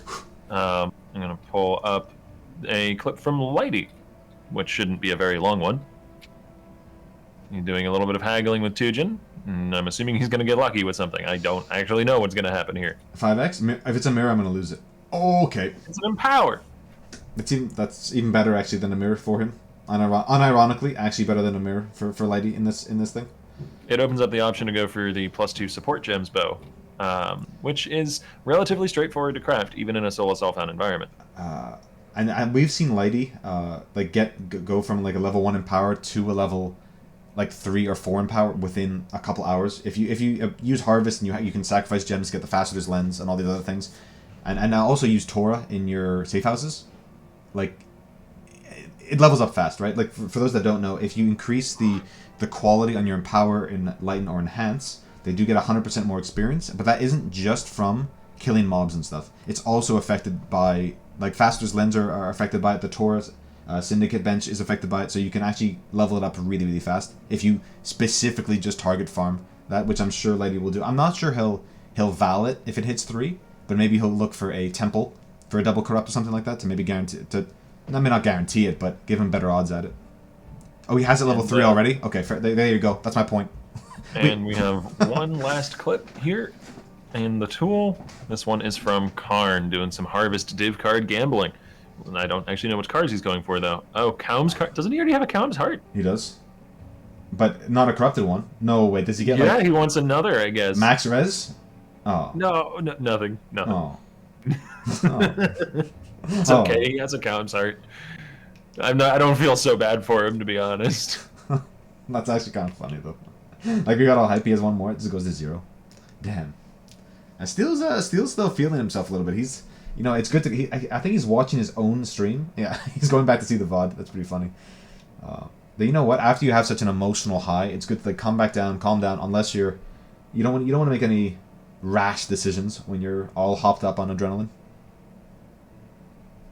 Yeah. There's another clip here. I just gotta get it into the tool real quick. 1 sec. Oh, apparently level 96 has died at position 5 on the ladder. Himiko so many traps. Yeah. That's a damn. That's level 96 is a hell of a level to reach. Oh, and that's what we're watching on the top left, actually, on Garatha's stream. That's the. Yeah, I think I have the clip. I think this really? Is the right one. It was in the Discord. I'm importing it at the moment. Oh yeah. You can see. Yeah, I think this is the correct clip. No, if it's the Metamorph, like, he should have been listening to the cast. We advise against this, don't we? But it does keep it fairly low level, actually. Yeah, pick some of the safer options there. Didn't go for the boss. The Metamorph does have a Fizz aura, though, and this is one of the really dangerous things about Metamorph. You can see what abilities it's going to have and whether it's getting like powerful crits or extra proj, but you can't see what the rare affixes are on the monsters you're adding in, which means that it could easily have a sub-Fizz aura without telling you, and that's really, really deadly. I mean, like, it goes for the catalyst, goes for the currency, just wants to get a little bit more, a little bit of value out of this, but I really want to have a look here what actually kills him. I know it's sub-Fizz, but just going to pause here. Is it just one attack that just... It is overlapping blood balls. It is, yeah. It's just, as you can see, like half the bottom right quadrant of his screen is just AoE overlapping projectiles and bot. Damn. Yeah, don't test Metamorph, guys. I mean, yeah, that's scary. Yeah, Spew Blood was a poor choice. Yeah, like that's one of the mod. Look, Metamorph does have a lot of these unique attacks and stuff like that, and if there are a lot, no one expects everybody to remember all of them, but there are a couple you do want to avoid. Obviously, Spewing Blood is one of them, but yeah, that can catch you by surprise. I think Steel's about to enter into a Shaper fight, by the way. Okay, we can full screen once he goes into content. This is back to back. This has been an hour and 15 of just non-stop high adrenaline, high octane gameplay, and I'm excited for it. Yeah, looks like he's swapping around some ascendancies again. Maybe swapping to Solaris for this fight, for the chance to avoid area damage from hits. And yeah, he's got the Shaper Fragments in his inventory. Let's go. Got the Enchanted Flasks on the bar again. Full screen time. Hopefully he makes a very important decision to not witness it, right? Feared is not part of the bounty and is not part of the points associated for the general gauntlet. So you don't want to make that fight harder than it has to be. Same thing with obviously Uber, Ziri, Elder, Toyola, and Cortex. Hopefully he does not get Rigwald as one of his side bosses. Not that it's that dangerous, it's just really annoying. Just a long, annoying fight, yeah. Yeah, Dominus can be a little annoying and is honestly probably more dangerous than most of the side bosses, because he could probably one-tap you with a Touch of God, but I doubt that's going to get Steel. Yeah. The reason we didn't include the Feared in the fight, it's just too RNG-based. Like, you can go 10 days or even 20 days or even 30 days without getting a Cortex or getting one that you can witness. Like, even if you get it through Zana, you can't witness it, so we just don't want that to be... If we can mitigate the levels of RNG and make it a little bit more deterministic so people feel they have control over the actual gauntlet and control over their progression in it, then we do those things. Yeah. And there's a lot less spam going on in this fight as compared to the form, so it looks like he's swapped back off of the Violent Retaliation nodes and over to the generic, more multi ones that I don't know the name of off the top of my head. Honestly, it could have. I think it's Gratuitous Violence, but I think it could have made the difference, right? We don't know. You can't really see when block is working, right? I mean, you can when your life just doesn't go down, but it's not telling you every time you block, right? But it could have blocked a one shot for him. Those extra 4%, right? So that's why it's one of the reasons why I like Tempest Shield. It gives you that feedback. It does, yeah. He was going the wrong way for a second there. He realizes. Go Steel. Okay. This is, I think, Piety. No, this is Malachite. They Which have very similar run-ups. Pretty annoying fight. There's a lot of shotgun abilities in this. There's a lot of damage. It's a little bit longer fight, but shouldn't be too much of a problem considering that his damage and high block just should trivialize this fight. But I guess we'll see. Arguably getting some of the more dangerous mini bosses, but I can't imagine any mini boss choice is going to kill off Steel. No, not realistically. Like this is just sort of like the preview screen before the Shaper fight. You're sort of just waiting. It's the front credits rolling in a movie. You're just sort of waiting for the actual story to start. Ooh. That was a little spooky. Could have been a little spooky, yeah. Those do shotgun and got him a little lower than he would have liked. And we've mentioned before in the cast, but those traps do actually have a 50% chance to crit. Yeah, he's just clearing them out. Just doesn't want to deal with them.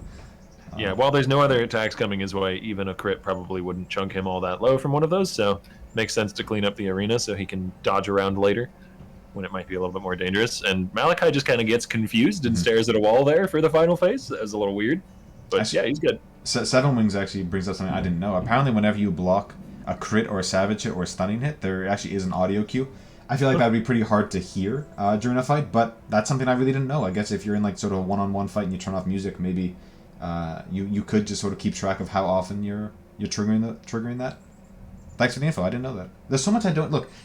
After thousands of hours of playing the game, you'd think I'd know everything in the game, but it is Path of Exile is that game that you learn every single day in. You never know everything in this game. Impossible.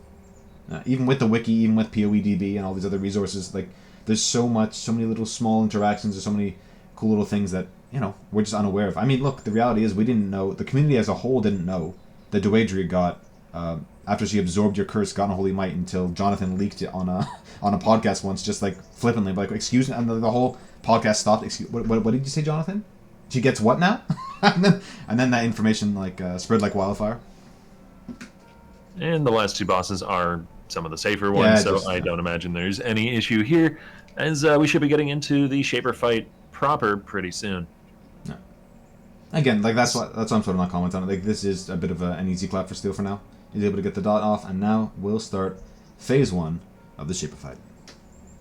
The ability on T is Focus, which is an ability you get from various crafts on gear. And Focus can do a lot of different things. It depends on your gearing setup. With this particular Focus mod, Steel is getting increased duration of ailments while it's active.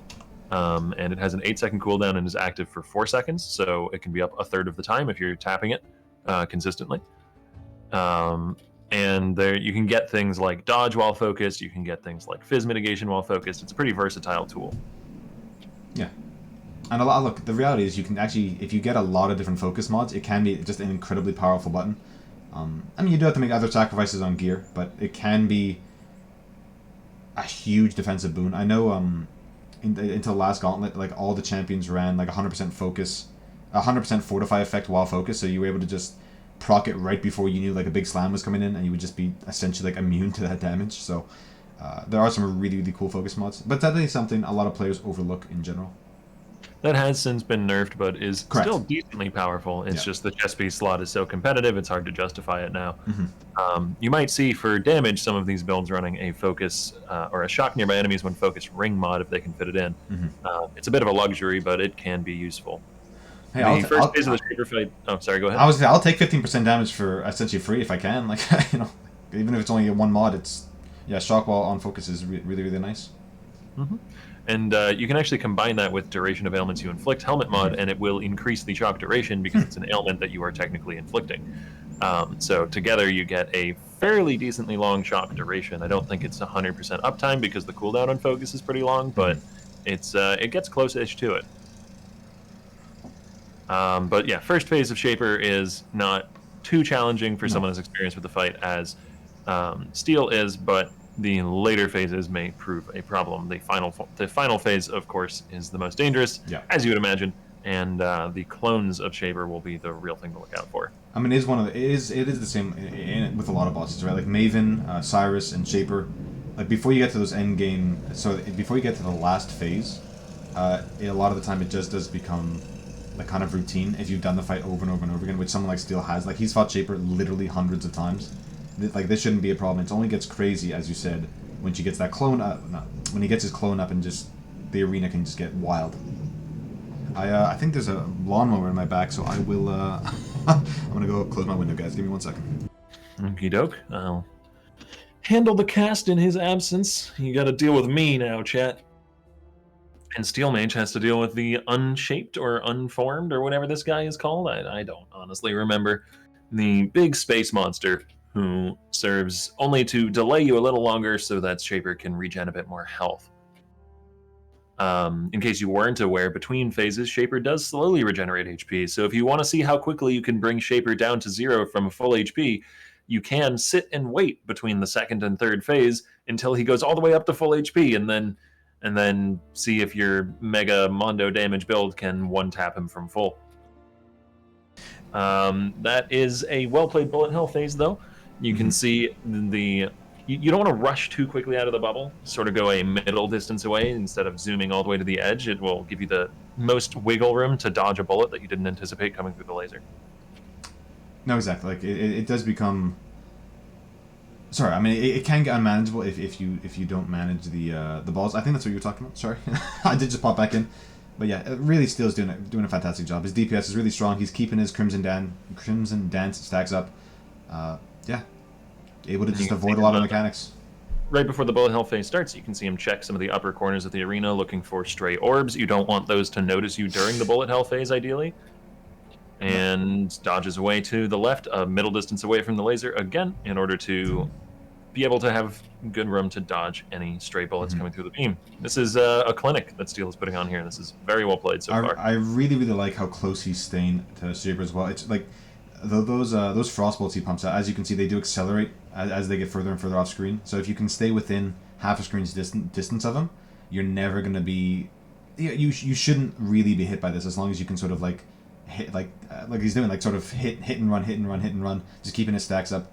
Nothing should really be too scary for him. Is able to manage these phases as well with all the mobs. Zana is still very healthy, all things considered, so yeah.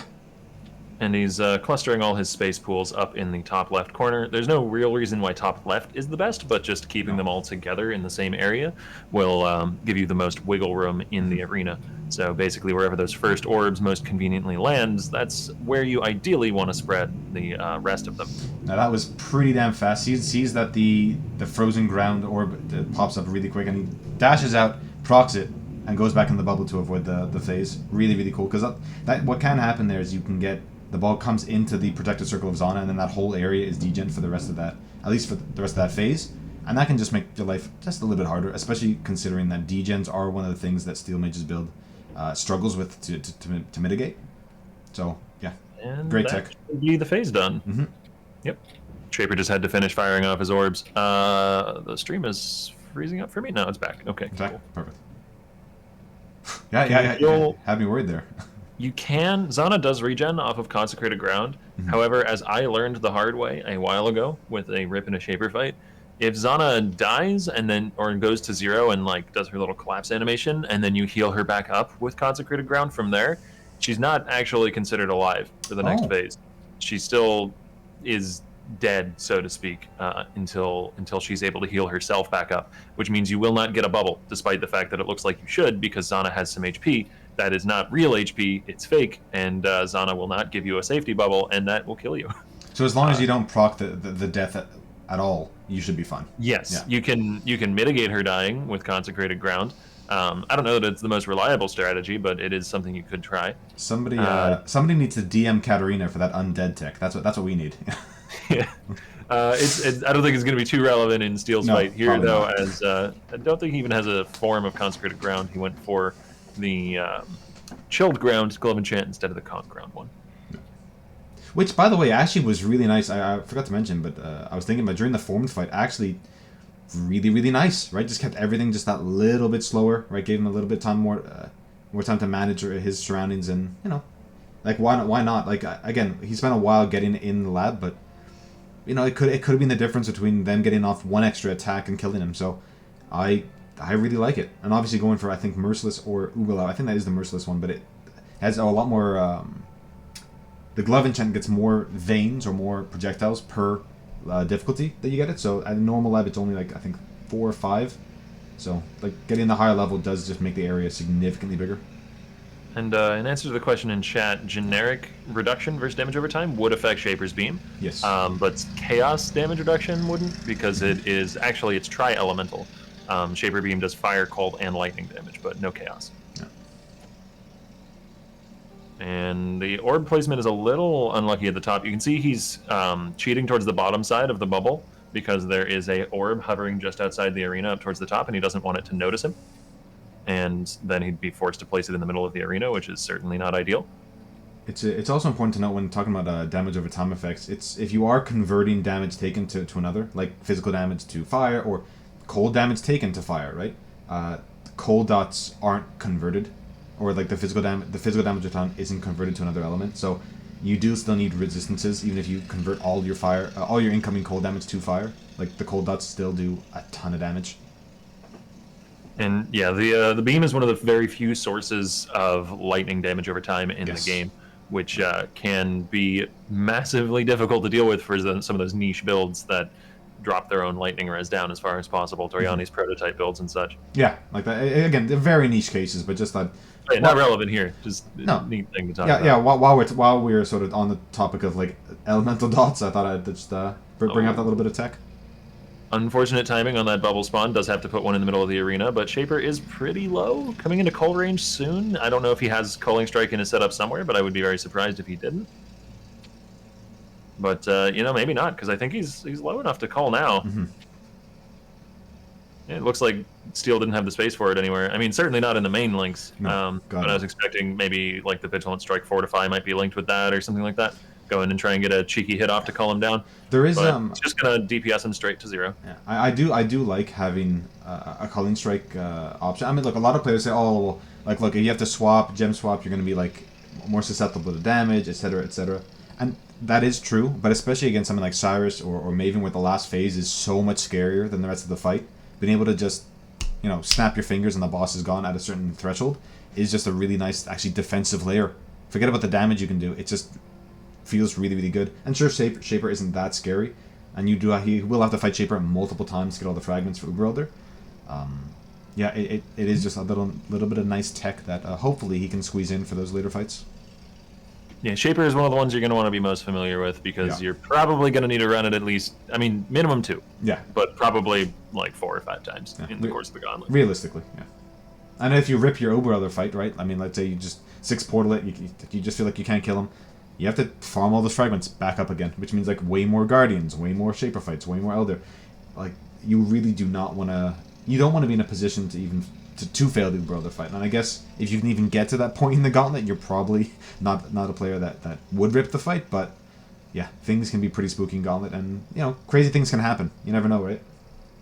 And yeah, the Shaper fight was quite a lot easier compared to Formed, which, as we mentioned earlier, might be why he went for Formed right away. I don't know, and I can certainly see the mindset of wanting to get the most difficult content done with first so that you can relax and have easier stuff on your plate going forwards. I don't really want to call Shaper and Gauntlet easy, as the multi-proj orbs can still two-shot you out of nowhere if you're not playing safe, but yeah, certainly a lot more controlled of a fight than Formed. Well, look, the reality is it just is an easier fight. Out of all the boss fights there on the list, it's one of the easier ones. We're not saying it's easy.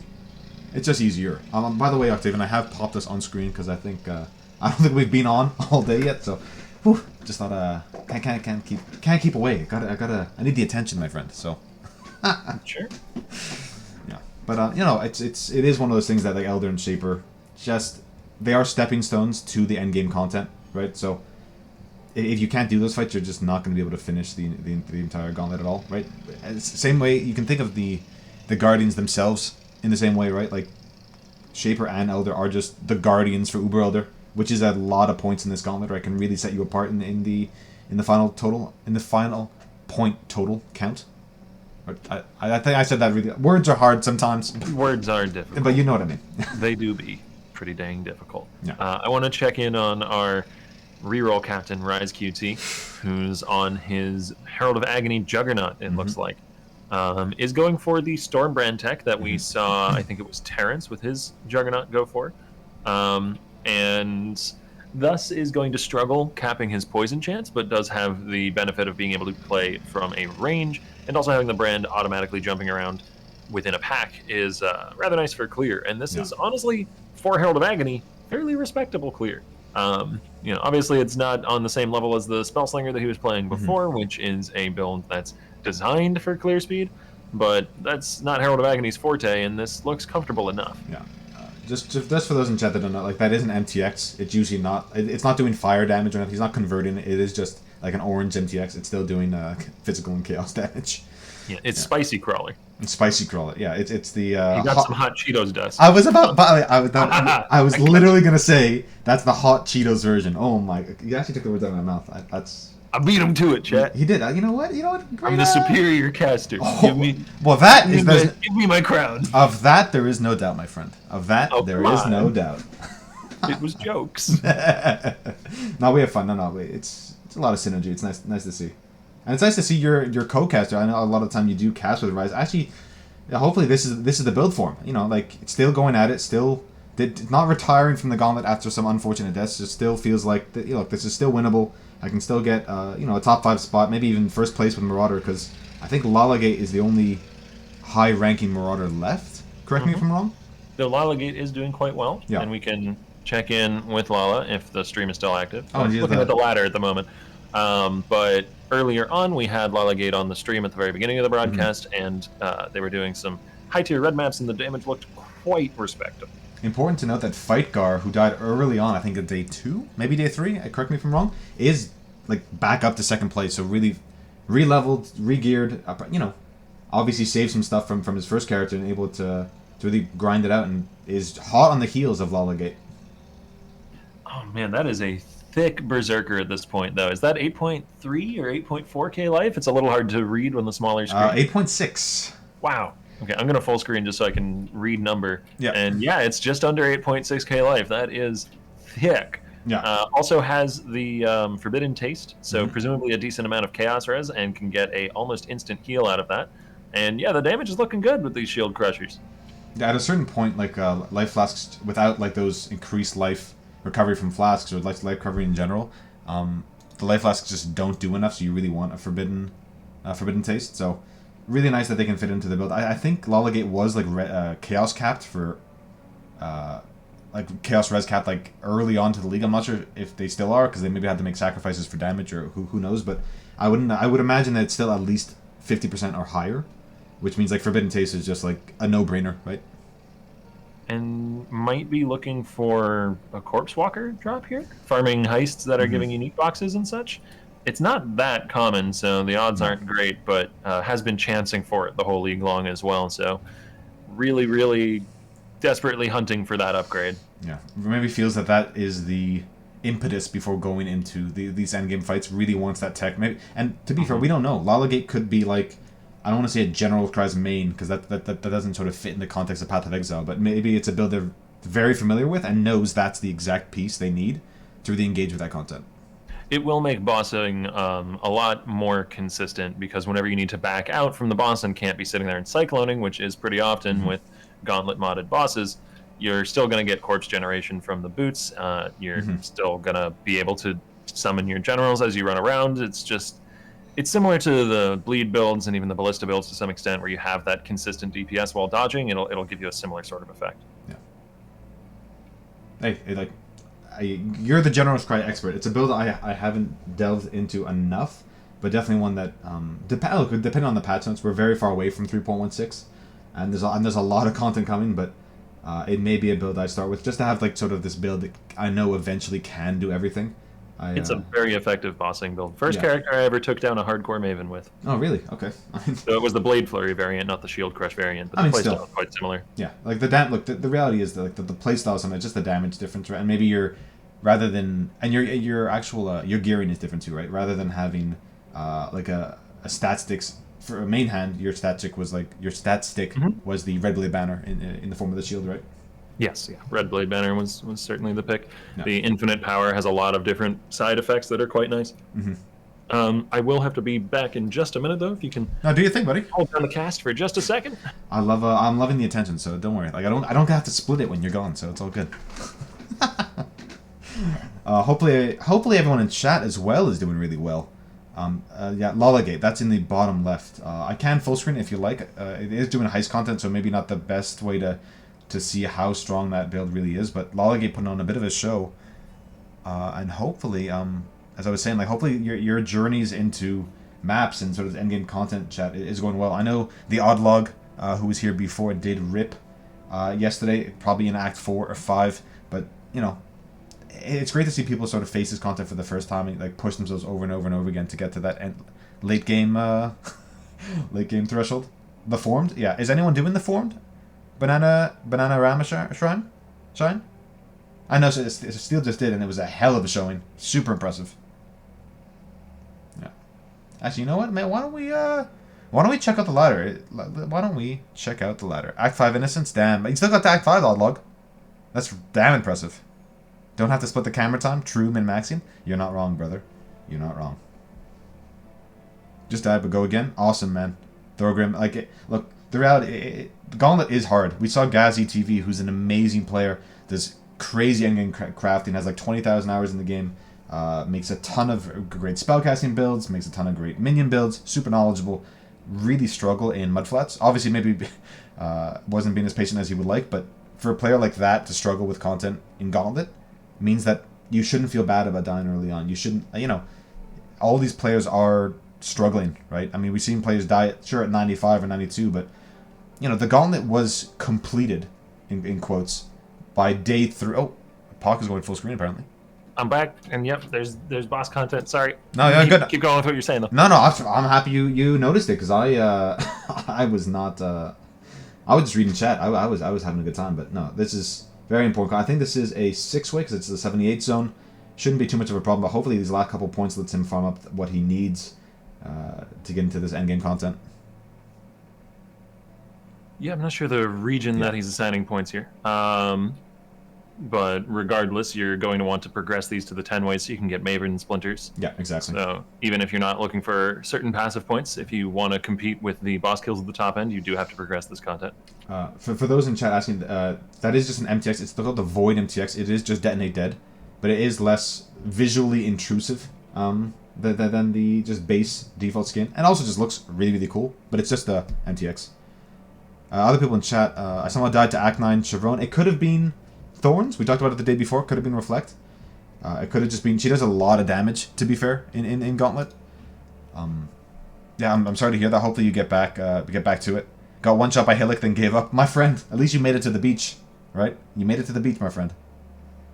Yeah, Hillock is no joke once he gets his sword out. Yeah, like... I know for a lot of classes, actually, like, I know for the first fight or two, for Sion, if you... Like, it is actually really hard to kill Hillock. Mm-hmm. And any of the classes that have a melee skill gem, yeah, it can be difficult to kite him around once he's got his sword out. He's very spicy. Very quick. Mm-hmm. Thorgrim makes a point, not going to lie, I learned more in this gauntlet than 5 years of softcore. And it's wonderful to hear that, actually. I think a lot of players... obviously, softcore trade is the dominant league in Path of Exile. That's where the vast majority of the population sits. There's just a lot you can ignore when playing softcore. And that's not necessarily a bad thing. Right? Like, it's just a different playstyle, but the second you jump into hardcore or hardcore SSF, you really start to learn how to use every tool in the game to your benefit, right? Whether that's how to get gear quicker, how to be more efficient, how not to die. I mean, I know I play softcore trade, right? And players don't want to die in softcore. As much as they may say, oh, just throw 6 portals at it. It's not really fun, right? So hopefully the lessons you learned here you can bring with you into softcore trade, and you can just dominate the meta from day one, my friend. Oh, and we do see a rank 30 rip announced in the global chat. Hopefully we get a clip for that if they were streaming or just recording as if Rico goes down. And I had something else I was going to say, but it's gone because I got distracted by the rip. Me see death, brain go blank. Oh, I think we've all been there. It's again, it is also day 7 for us. So I mean, my brain is a little bit mush, as you can tell by the speed that I'm talking. I did have a coffee this morning, which is not something I usually do, so I'm at 1,000,000 miles an hour today. So the rambling is turned up to 12. But in response to the question earlier, as to like the better way to level the G-Cry build, probably steal skills. Yeah. Most of the way through, you don't really want to try and level as General's Cry during the story, as you aren't going to have access to a lot of your Warcry CDR. From things like the mainly Warcry CDR investment on the tree, but you can also technically get a hunter weapon eventually. I don't think Lalagate even has one of those. But yeah, with like early Warcry cooldowns, it is extremely painful to try and use General's Cry. The meme on Steel's screen just brought a smile to my face. Who? Karn and Lighty, and then you have the Pain Champion himself just leading the pack. Oh my! The Warcry representing Huwu. Sorry. The Warcry and the Jewel, as we mentioned earlier, that's not being familiar enough with the playstyle as he swapped over to it is what got him killed. He sort of stun locked himself with the Warcry animation. I think actually, and correct me if I'm wrong, chat, but I think that screenshot is from a clip where Lighty, by the way, like the character that was Lighty, actually does end up winning the race because the character, like in the actual race, the Steel Mage guy just sort of like slows down. And the other guy actually catches up and beats him. So I think there's some next level meta like memes in there. In answer to the question in chat, Red Blade Banner is not a very good pickup for G-Cry Shield Crush because your damage is keyed off of your armor on your shield, and Red Blade Banner has extremely low armor. If you're doing other General's Cry builds, so something like Blade Flurry or Charge Dash, it can be great, yes. Yeah. But if you're doing Shield Crush, it is terrible. Yeah, it's a good look. And any sort of skill that scales off your shield, like Red Blade Banner, just doesn't cut it anymore. Like, are the effects incredibly powerful with like Berserker and with Warcries in general, it's insane, incredibly strong. But if you're running a shield build, you just can't afford to lose 2,000 armor off your like main hand weapon, right? Lighty just died because comebacks are. Oh, I thought you. Oh yeah, I thought you meant Lighty died right now. Yeah, I got. You spooked me for. I actually debated both of us, Marion. I actually debated. Honestly, he's probably high enough level that we'd see an announcement in chat if he did die. Oh yeah, like I'm pretty sure the second Lighty like clicks make character, it starts at 90. Like that's how fast this guy is. Like this, like it can feel like that. Yes. GGG's like, you know what? I'm Exile Lighty. We know how fast you're. We're just gonna skip all the shenanigans. Just start at 90. Come on. He's ranked 6. Check back in with Exile. Rank 6. See how his progress is going. Is that a cold iron point? No way. Or is that just a regular dagger? I don't think it's one. No. Damn. Is he actually? No, he's not gonna. He was doing the plus gems recipe with the cool. quality gems there, trying to upgrade his current weapon, which I think is still a fairly painfully low damage one. No crit multi or spell damage or anything like that to be seen. Really surprised. Day 7 hasn't found a 1. I don't think he ripped with one either. That's the thing. So it's not. So it's just been this like elusive hunt for it. Again, look, you can craft better options, but this is SSF hardcore, and it's only a 10-day race, right? So you don't have as many. You don't have the time to wait to just find that perfect base or that perfect influence mod, and like it's just not a realistic option. So cold iron point, especially for his version of the build, which is traps, is just insane because it also does affect your seismic trap as well, which scales crazily with gem levels. Like seismic trap in particular gets like a huge bump from plus gem levels. Yeah, it's one of the reasons why the build is so strong, because it's fairly easy to throw the seismic trap into a +2 4 link or even a +2 pseudo 5 link if you can get things like hypothermia support on a helmet. We have another top 50 rip. I think that's rank 29 if I'm reading it correctly. Yeah. Hopefully we have a clip for that. But again, you don't need to stream in order to participate in the event, which means that not all the participants are streaming. So sometimes there will be deaths that we can't show you, sadly. Wait, on Exile, like, he's typing to, send him to somebody's we rank 1 and 2, because I think, alive, right? Because every shadow is down. Look, the reality is we're going to see a lot more rips than we have seen in the last week, because people are going to be throwing themselves at the endgame bosses now. Like, people have been prepping for 6-7 days, and now they're like, okay, I feel ready. You know, we've seen Steel Mage do the form, we've seen, like, Lighty did a lot, and who did most of the bosses and then ripped, but, like, people are feeling the pressure now. Okay, I gotta get started. I feel behind. And they're just dying to sort of these endgame. I imagine they're dying to these endgame encounters. And there's got to be some hope in Exile's heart here, not to be too poetic, but like he's had a real rough race of it with a couple of rips towards the very top of the ladder. I think one of his rips was like overall rank 1, right? Or maybe rank 2, like the first rip. He was doing extremely well at the very start of the event. And now with a couple of high-profile rips on the Shadow ladder, as he mentioned in his DMs there, he is in the top 3 for Shadows again. I mean, he's so fast, though. Like, I mean, I think every Shadow he's ripped, which is, I think, been 3 of them, have been in, like, the top 20. Like the man's they've all been crazy. over level 90. Yeah. So he's got a couple entries to win a computer, if nothing else, but I don't think he needs to even, fall back on those laurels, as he has a real shot here to win some prize money just from advancing through the ladder. Oh yeah, in a big way. Like he might win the whole event. Like he's at that later stage where if he can start doing bosses in the next day or 2, he might finish in first place. We do have a question from Houselayer, who is YSYH, who is high, I imagine, on the Witch leaderboard. They have participated, I think, in every single gauntlet, and always is the top 5 contender for Witch. Doesn't stream, so maybe not like a personality in the community, but definitely a regular on the Gauntlet leaderboard. Sorry about that. I didn't mean to interrupt you there. No, it's all right. We actually have another rip from Zalito in the clip tool, so let me pull that on screen while we've not got any bossing content going on. Okay. Stood inside the... Is this Palace? I can't read this language, but I'm assuming this is Palace. It's no, this is Villa with this arena. Oh my god. Yeah, you can't be doing that. He was inside of it for an earlier hit. He dodged it once. Yeah. He just rolled high dodge chance on it once. Or sorry, block. This is a shield throw build. That was a raider for a second. Korean brethren just couldn't dodge the second time. That's brutal. But because he is playing special shield throw, like I don't know why he's staying so close. Like it's a ranged ability. It does seem like a very greedy way to fight this boss. It also might be double turbo. Like I know there's turbo from Gauntlet, but it seems like really fast how quick that comes out.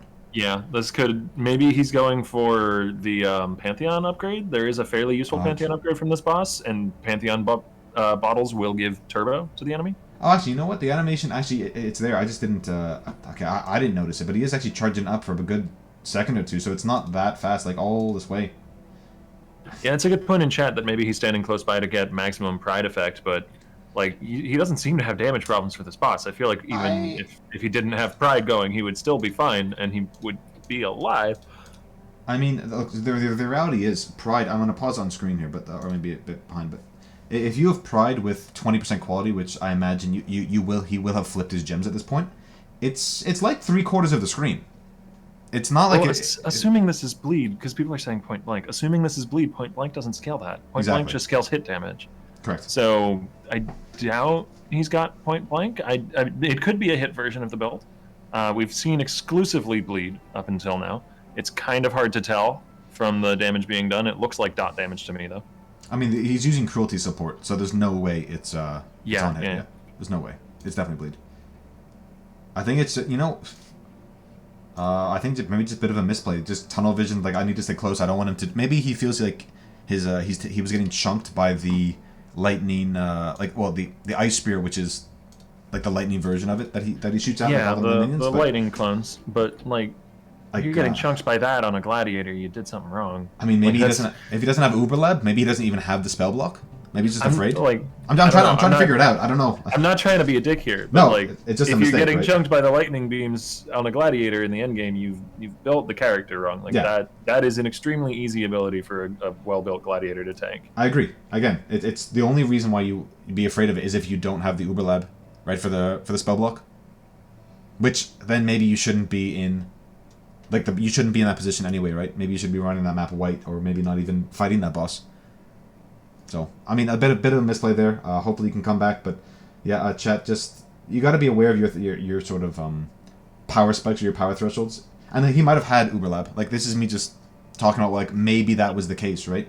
But yeah, I don't know. Not great. We try to give the benefit of the doubt as casters, and I certainly understand that tendency, but I feel like that was just a straightforward misplay. Oh, no, I agree. That does happen sometimes. Players are not perfect. I'm certainly not claiming I am. But no. Yeah, look, it's just a mistake. Yeah, you shouldn't be in that position, right? Yeah. We do have another clip here, though. They're coming in hot and fast, and this is from Shamcrank. Okay, let's have a look. And it seems to be against Izaro. I don't know if this is Merc or it's Merc. The swipe gets blocked. That temp change is so nasty, though. It's so bad. So hard. You gotta deny fonts, but sometimes I guess you don't get the opportunity, and I mean, but then that was pretty much like worst case scenario. He got barraged straight into a swipe. I mean, it's triple curse, triple portal, or no, double portal. Sorry. So it's not like he was trying to go for max keys either, which you wouldn't do in a merciless lab anyway. But he seemed very surprised he died there. But I mean, like the curses are just so detrimental to your build. Forgetting the fact that like he might not be res capped because of elemental weakness, and that the vulnerability probably makes him one shot by any ability Azaro does. The fact that temp change is there means he can't move out of abilities, can't dodge, which is like the most important thing in this fight. But on top of that, because he's playing DD, you have to use Desecrate and then DD over and over and over again, and your cast speed just gets trucked like down to 0. So you're standing still for so long, so it just isn't able to. Has to rely on block, and I guess the first few times it worked, but at this later stage, you only getting hit by any of those things, either the barrage or the wind swipe there is going to be enough to kill him. And I know Izaro's low, but again, just feels like another misplay a bit. I mean, I hope he can get back up. It is his 9th rip, so maybe learning the gauntlet for maybe, one of these, not as experienced in this endgame content, but hopefully won't make that mistake again. Curses are scary, guys. We've talked about it before, right? Just try and avoid it if you can. Might just not have been respecting the lab, since evidently this is Merc lab and not Uber. But with all of that damage scaling from the Vuln and obviously Gauntlet mods, even Merc lab can tap pretty darn hard. And that was like quite a lot of EHP that he had there. It's only 4.6k life, but also presumably Mind Over Matter with 1k plus mana. Like, that's a lot of EHP for Merc lab. But yeah, Curse is spooky. As it looks like Exile is rewatching the clip, unless I messed up with the tool. No, it's on Exile. Well, I mean, that's what is on our I mean, I'll click refresh. Let me just refresh it, yeah, to make sure. But it is... Pull Lily on and then pull Exile back on. Yeah. But it was, I mean, good shout out, Mr. Madeki, but it was... Okay, no, so it was just bugged. So... Yeah, okay, fair enough. Yeah, I thought it might be, because I don't really see why Exile would be watching that clip like 4 times over. Debated by production. In the meantime, though, I am going to run a quick little ad for by the CEO himself. So we'll be back with you in about 30 seconds, guys. Hi there! I'm an advertisement. Nobody likes advertisements. What about advertisements with Zizaran in it? Nope. Guess I'll leave then. But not before telling you to go to shop.zizaran.com and buy a Gauntlet t-shirt to support everything we do with events. Don't worry, we are back, guys. Don't worry. I realized that Ventura is doing the Twisted fight, so we're going to get that full screen. And we were able to get at least the first of 2 ads out. Whew, the timing on that. Zooming in on the bosses. Really wants to check out what weapons they have, I guess. That's Eradicator in the bottom left, I'm pretty sure. I'm actually not sure who that is in the top right, but I think it's Purifier to the left of them. I can't tell if that's Constrictor or they do Enslaver. All the Elder Guardians do actually look fairly similar. I know Ventura did mention before, like, he wants this sort of rage tech with Hydrosphere to be gone, but at least for now we are sort of stuck with it. It's too efficient not to do, but it is it is a little bit frustrating.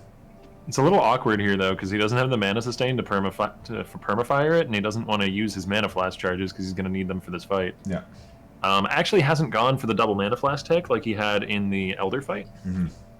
So may need to log midway through as a result of mana problems, which is something we've seen from the Raider builds multiple times. I think Lighty had to do that in a couple of his endgame fights, too.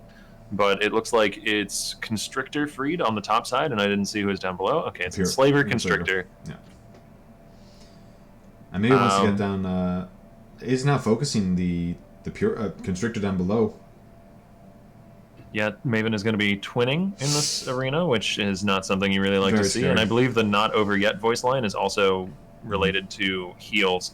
Already running out of life flash charges and needing to log.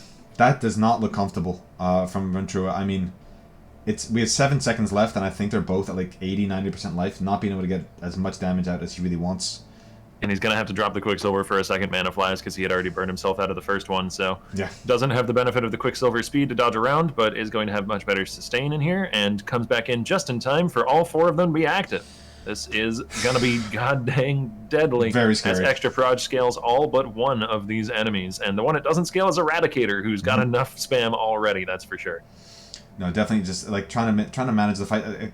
Toxic Rain does reduce their movement speed, so it gives them a little bit of control over the arena, but really not enough compared to how, like, having 4 of these guys up. The damage output can just get crazy, and they're all at about 80-90% life still. Like, his damage just doesn't seem to be coming out. His ballistas are getting torn through so quickly. Yeah, this is really unlucky Maven mods. Pretty much like the 2 of the deadliest you can possibly get, but between healing and goes low, but 2,000 honestly, life. I feel like the correct call here is to back out and try and get another Twisted, and hope for better RNG on the mods, because I don't see this being something you can complete.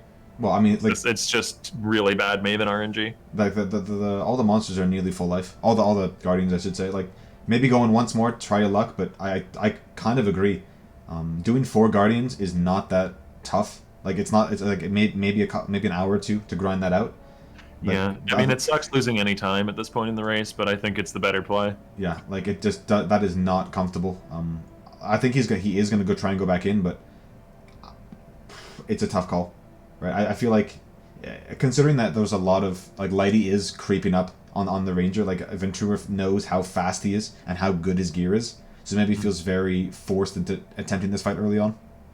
Yeah, and Ventura's not going to have as much endgame gear and endgame boss fight keys under his belt here, as he has spent a lot less time in the endgame. He had earlier rips in the race. So he might not have another Twisted fight that he can just go to right away, whereas Lighty very likely has a Twisted fight key or 2 sitting in his stash already. And you know, also like a formed key and Uber at Ziri, as he is going to have to rerun those bosses he killed in his last character if he wants to reach a higher point total. Yeah, the only thing that does carry over from character to character is the delve total. I think you might have mentioned that. I'm not sure, but yeah, it's... Look, but the thing is, the reality is, like, Lighty is so good at this stuff. Like, he's won 2 gauntlets. He won the Maven race, and he also won the Awakener race. So out of the last maybe 6 or 7 significant like races we've had, he's won 4 of them. The man's a monster, and knowing that guy's right on your tail, not just for first place overall, but first ranger on top of that, it look, it adds a lot of pressure, and I understand why Ventura is sticking with it. It's just such a dangerous play to go for this fight, and it's so frustrating having Maven RNG work out basically as poorly as it possibly can. Yeah. My heart goes out to Ventura here. He's had, you know, some rather unlucky rips in the first place, and then, you know, he pushes through all that. He keeps going. His character name is like "You only lose if you give up" or something like that. Yeah. He's got this strong mental game to get back to this point, and then Maven just gives him the middle finger. Yeah, that's what it feels like. But let's see how he handles this. Yeah, they're all pretty much full life. I think you try and focus one down because there's no way you can spread your damage out. But if he's trying to get fortified, but he missed with the Vigilant Strike, and that puts it on cooldown. There we go. Yeah, I mean, without fortify up, like, you're just so prone to being one shot. Like, it's such a huge defensive layer. 20% mitigation is just too good to ignore. But you really need your ballistas up. Like, this build heavily relies on them. It's probably about 30-40% of your DPS, right? So maybe more. And the other issue is that it is kind of this war of attrition in this fight because you don't have passive mana sustain. You need these flasks, and he has 2 of them. Speaking of also flasks, he doesn't have passive life sustain. This is the weakness of the Ranger build. If you don't reach that damage breakpoint to be able to bring down the bosses within essentially your timer of the mana and life flasks, then you're going to have a very uncomfortable time, as we're witnessing now. Yeah, like, he's looking better now, but like as you said, like, he's just, all his flasks are just dwindling second by second. He's not a Pathfinder. He doesn't re-get these charges as the timer ticks over. It's just slowly dwindling, goes low to about 2,000 life, logs at 3,100, gets the instant log out, luckily. Does not want to stay in there for more than any time that he has to. Yeah, the Gladiators have the advantage of being able to rely on Fizz Mana Leech and Fizz Life Leech. Even if their hits aren't huge because they're scaling bleed, they're still big enough to get sources of sustain out of, and that's not something you can do as the Toxic Rain build. Yeah, his DPS, like, without those totems up, his DPS just isn't enough. Does decide to forego the evasion. I kind of like it. You need the extra life sustain. And that final flask on his bar is not a Lion's Roar. That is a skin transfer. It's an Iron Flask. So that's going to be another, like, pseudo source of sustain, I guess you could put it that way. It's a life enhancing effect. Like, going up to with that, like, 1,000 ward is just really nice, or 725 every so often. Yeah, it's going to be it's got the Savage Hit enchant too, so it's an automatic source of mitigation. But he's still only gotten maybe a quarter of the health off of one of these Guardians at best. I mean, I don't know if he has the ability to simply brute force his way through this. The turning point is going to be whether or not he can bring down even just one of them, because that will give him a flask reset. Yes. Or at least half of his charges back, probably, on one of his flasks, which will mean that he doesn't have to burn a portal doing so. I mean, like, even just getting one of them down, like, the fight just gets significantly easier. It sounds very obvious, but the second you get rid of one, like, suddenly it's a lot less spam, there's a lot less damage up, but there's 25% less damage coming your way if you get rid of one of them, right? So, just a lot easier to manage. Maybe your ballistas don't die as much. So he's gotten into a good rhythm here, though. He is lucky enough as well to get a couple of minion spawns off Enslaver. There's a lot less minion spam in this fight than there is in Formed, but he's gotten both Enslaver and Eradicator down low enough that they are starting to spawn their adds, and that's actually going to be really beneficial to him. Overall, it does add a little bit more spam to the arena, but the damage from them is relatively minimal, and they will give back some flask charges. So he's actually in a better position now that these minions are spawning, even though it would seem that it's adding more enemies. I mean, ironically, you actually want Maven to spam her cloning, because that's the actual life sustain on them is just destroying them. So you really actually you rather fight one extra than have her heal these guys over and over and over again. Two of them are about half life, and this life, I guess the extra life flask really coming in the clutch, and obviously able to get those life totals down, as you said, to get those those flasks, that flask uptime, really helping. Another couple round of minion spawns. I think you're actually really happy to see Eradicator transform. Yes. Like, you want that to happen because he's a lot less dangerous in his transformed state, and he also spawns a wave of minions every time he does it to give you some flash charges back. So the more often Eradicator does that, the better for Ventura. Yeah. Actually, you know what? I don't even think he's using his ballistas anymore. He doesn't even want to waste the mana. He's just auto-attacking himself. This is really hard to see. Yep, that is a twin, I think, on Constrictor. Yes, there's going to be a lot of Chaos Barrage Pam across the arena. Yeah. But the avoidance of Raider coming into clutch here. Yeah. We actually have one of them at about 30% life or 25% life here. Obviously doesn't have Cull, but able to really slowly whittle these guys down. Yeah, actually put on a bit of a show. Obviously, the beginning of this fight was really, really rough, but like we even said, maybe he should just reset the fight. But obviously, perseverance. He knew exactly what he needed to do. Maybe was very aware of the life thresholds he needed to get them down to. For that, like goes down really low, down to about 2,000 because of Eradicator. His dodge just did not work out as he planned there, but still alive, still going. Still has 2 life flasks and 1 full life flask and 2 mana flasks at his side, preventing sustain. And another minion phase should be on its way relatively soon from Eradicator. Eradicator actually got twinned here, which is part of why he got chunked so hard. There was just too much lightning to avoid it all, and he does take a high roll hit. But he is going to log here for safety's sake. I'm not sure exactly what the catalyst for that log was. Maybe he was out of life flasks. Yeah, he might have just spammed them and said, "I need my," or maybe just out of mana flasks. I wasn't paying attention right at the end there, but I think he's doing really well. Obviously, his enchants are being used up slowly, especially because he's spamming them quite a lot. And maybe he has to use the Hoarder Crafting Station to refill them. But I think he has 3 more portals, so he should be... Or 2 more. Sorry. Yep. Yeah. The most dangerous part here is going to be re-entering into the arena, though, as he's not going to be 100% aware where all this prod spam might be going. Yeah. He waits for the twin to time out, which is a good idea. Doesn't have Fortify up right now, though. Gets it off the minions. There we go. Huge.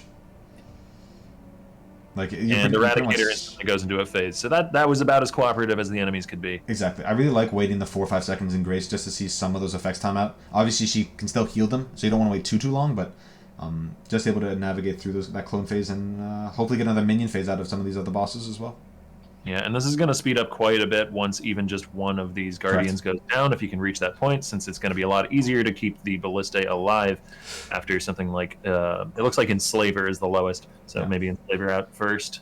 And the other 2 are actually fairly low now as well. I mean, one of them's at about 3/4 life, but if there's only 1 left, it is a bit of an easy clap. It's only like when there's 3 or more, where it's really, really scary. Even at 2, because the arenas are... It's a blank canvas. It tends to be a lot easier than the actual fights that you experience in maps. Yeah, that is a twin roll, though, that's going to go into Constrictor, and it seems like he's very intent on using his melee abilities, so that's pretty much the best twin roll you could get. Yeah. He's not actually going to do much. And now it looks just significantly easier, right? His ballistas actually to stay up a little bit longer. And actually, you do still have one of the 2 Guardians that summons minions, so you do have some amount of flasks sustained. And Eradicator is pretty unlikely to be the one to go down first. Oh, actually, Constrictor has summons too, doesn't he, whenever he clones like that. So, yeah, the flask sustain is quite good now. Yeah. Actually, like, just getting that one boss, then you can see that just a radical difference in survivability, right? Just looks so much smoother. Yeah. You can't get too comfortable, though. There's still the possibility of a big high roll crit from Eradicator. Yeah. So, you got to stay 100% on here. I gotta say, though, very impressive so far. I think just Eradicator and Constrictor left now, I think. Purifier is out of the picture, yeah. Which is 1 fewer enemies that can one-tap you with the extra prod scaling. Yeah. And that is Clone on Constrictor. Walks a little too close to it and tanks a melee swipe. Able to recover back up. It's all good, but definitely a couple clench moments in this, but I think Ventura has this in the bag. I had faith the whole time, Octavian. I don't know what you're talking about. I was a believer from the beginning. He's a braver soul than I would have gone for. I would have gone for another reroll. But the problem is, maybe Maven just decides to give you the same exact mods again, and then you're stuck even further up the creek without a paddle. No, to be fair, I wasn't. I agreed with you 100% that he should have rerolled just for different mods. But look, the fact that he's getting it down, obviously he understands the build, he knows his thresholds, and maybe knows the fight a lot better. Maybe realize, hey, I only need to get these bosses down a little bit more for those minion phases. He may need to take this last portal, though, because he's completely out of mana flasks. Yeah. He's banking maybe on a minion phase soon from Eradicator to refill those. He just used his last mana flask charge. He is entirely out. Yeah. It's going to come down to the wire. The Constrictor clones are going to chase him around the arena. They're relentless, and he doesn't have any damage to kill them because of the lack of mana flasks. But Eradicator did just go into a minion phase. Once those actually spawn and finish their animation, he can hopefully get a couple charges back off of this. Gets at least 1, maybe might get a second.